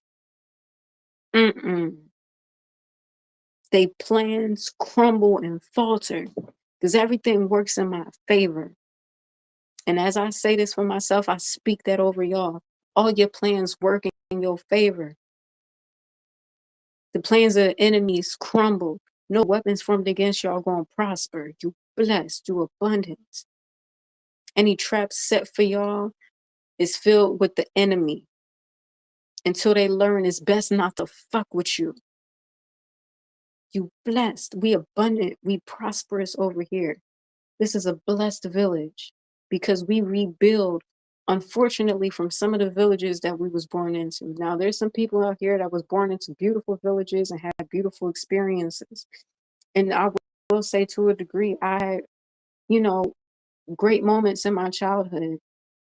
But, upon growing up, I realized things weren't what they seemed. And that's I'm grateful for the lessons. It made me stronger. It made me wiser. I'm blessed because of it. Everything is working in my favor regardless.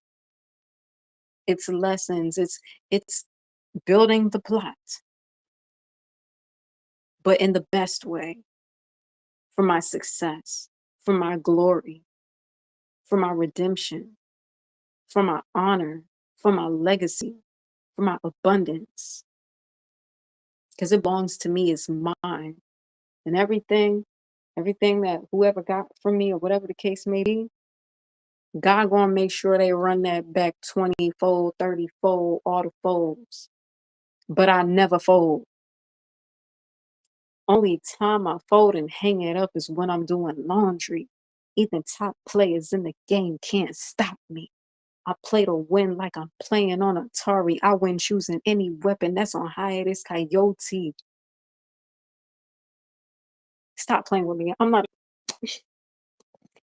a rapper though. I'm not a rapper. I'm not a rapper. I'm not a rapper. I'm not a rapper. But I rap though. I sing. I sing, but I okay. I don't know. The bar's just been flowing all night. Okay. Naturally. Fuck what these witches got going on. You know, blessings, abundance, success, protection, clarity. Like I said, no weapons formed against us going to prosper. Anybody trying to pull strings and manipulate it, they trip upon their own strings. Get them out the way. Anybody trying to manipulate me, you got a boss trying to manipulate you. Get out my face. Worry about your own pimp. Get out my way. I'm blessed. We blessed. This is a blessed space. It's only up from here. Everything works in my favor. All right, y'all. I'm done. I'm done. I'm done, y'all. I'm done. I'm done. Okay. All right, y'all. It's I mean, luckily it's the weekend, so I'm not too pressed about being up super late. But I've been trying to go to bed a little bit early. So yeah. But you know what? Okay.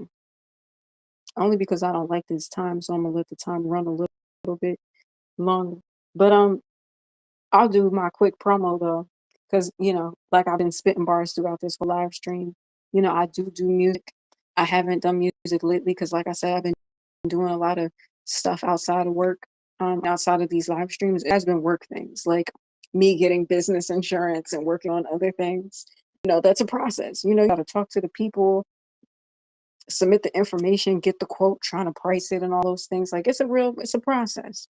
Trying to figure out the right company for me.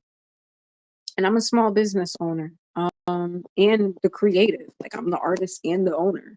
So, it's a lot. It's a lot to do, it's a lot to process. But I'm really proud of where I'm at right now. And I refuse to let anybody try to scare me out of like me being so close to certain milestones in my life and my career. And yes, I might not have like a million followers yet on my platform, but I know there's a million people moved by what I have to say, you know, and there's people who know that I be spitting facts and I tell the truth, and they enjoy what I have to offer. So, yeah, and I'm grateful to do this. I'm grateful to still be here on this planet, alive, well, in good health, with a sound mind, with confidence, with spiritual confidence and abundance and clarity. And I just really hope that that inspires you all as you watch. Child, I've been on here for too fucking long, man. Too long, too long. But yeah, I'm really grateful. And if you enjoy the vibes, please support the music. Um, I have a project called Divine, like Divine Feminine. It's on streaming platforms. If you watch it on YouTube, the link is in the description. If you watch it on Kick, the link is in the panels. If yeah, so stream Divine, check that out. Check out my music on SoundCloud. I did a cover of Frank Ocean's Sweet Life, which I love that song off that album, Channel Orange.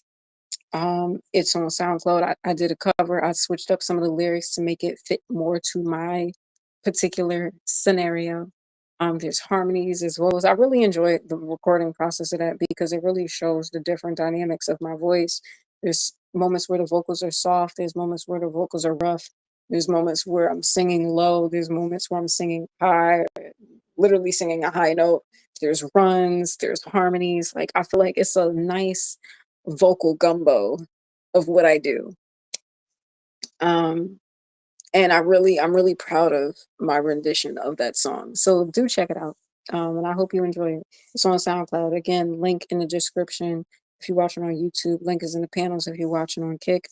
And if you really enjoy the vibes, you enjoy the music, and you want to support your girl, you can purchase a physical copy of the EP on NarisseM.com. Make sure you sign up for my email list so I know who's a real fan and who not.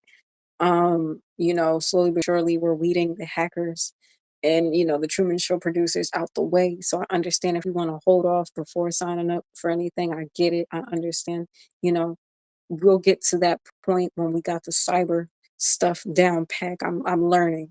I ain't no hacker yet, but that's another hat that I wear. I'm learning about computers and it's a lot. I'm learning about all the things. I'm learning about how computers work, how cars work, how mechanical things work, instruments, guitar, cameras, lighting, all the things. I study it all to a T. So another reason why I'm why not follow me? I'm a good time over here. I do my research.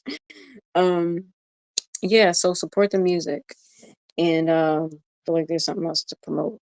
I feel like that's pretty much it. And then follow me on social media. Follow me on TikTok. I got 2 TikTok accounts. It's in the description. Like I said, check out in panels if you're watching on Kick. Check out my social media. Follow me there. And yeah, just support your girl. And then be here for the live streams. Now I'm gonna work on trying to find a consistent time. Like I said, it's a lot going on in my personal life that I'm trying to work on. Until I could get certain things settled, then I could really get back into doing more creative live streams. But lately I've just been talking. I'm trying not to rant too much, and transmute these rants into like um fun discussions, like talking about conspiracy theories or, spiritual prayer and just different things. Like there's a lot in this live stream. There's a lot that we do here. There's a lot that's happening. Um and yeah, I mean there's a lots of ebbs and flows throughout this live stream.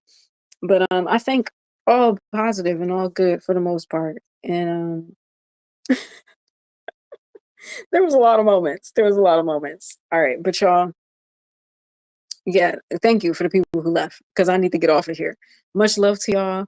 I will see y'all Monday. Monday, Music Monday, Wave Wednesday, Fire Friday, around lately I've been doing like 8, 9-ish Eastern time.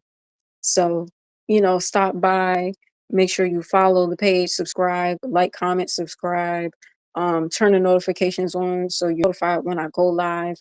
And I will see y'all later. Much love, much prosperity, protection, and abundance and success to all of you guys. Love you, village. This is a prosperous, thriving, nurtured, well nourished, and protected village. And I'm really proud of this space. So much love to you guys, and I will see you all later. Have a good night. I'm like, oh, child, hold on. Let's end with my hair looking a little better than that. Okay, all right, all right. Now, follow your dreams.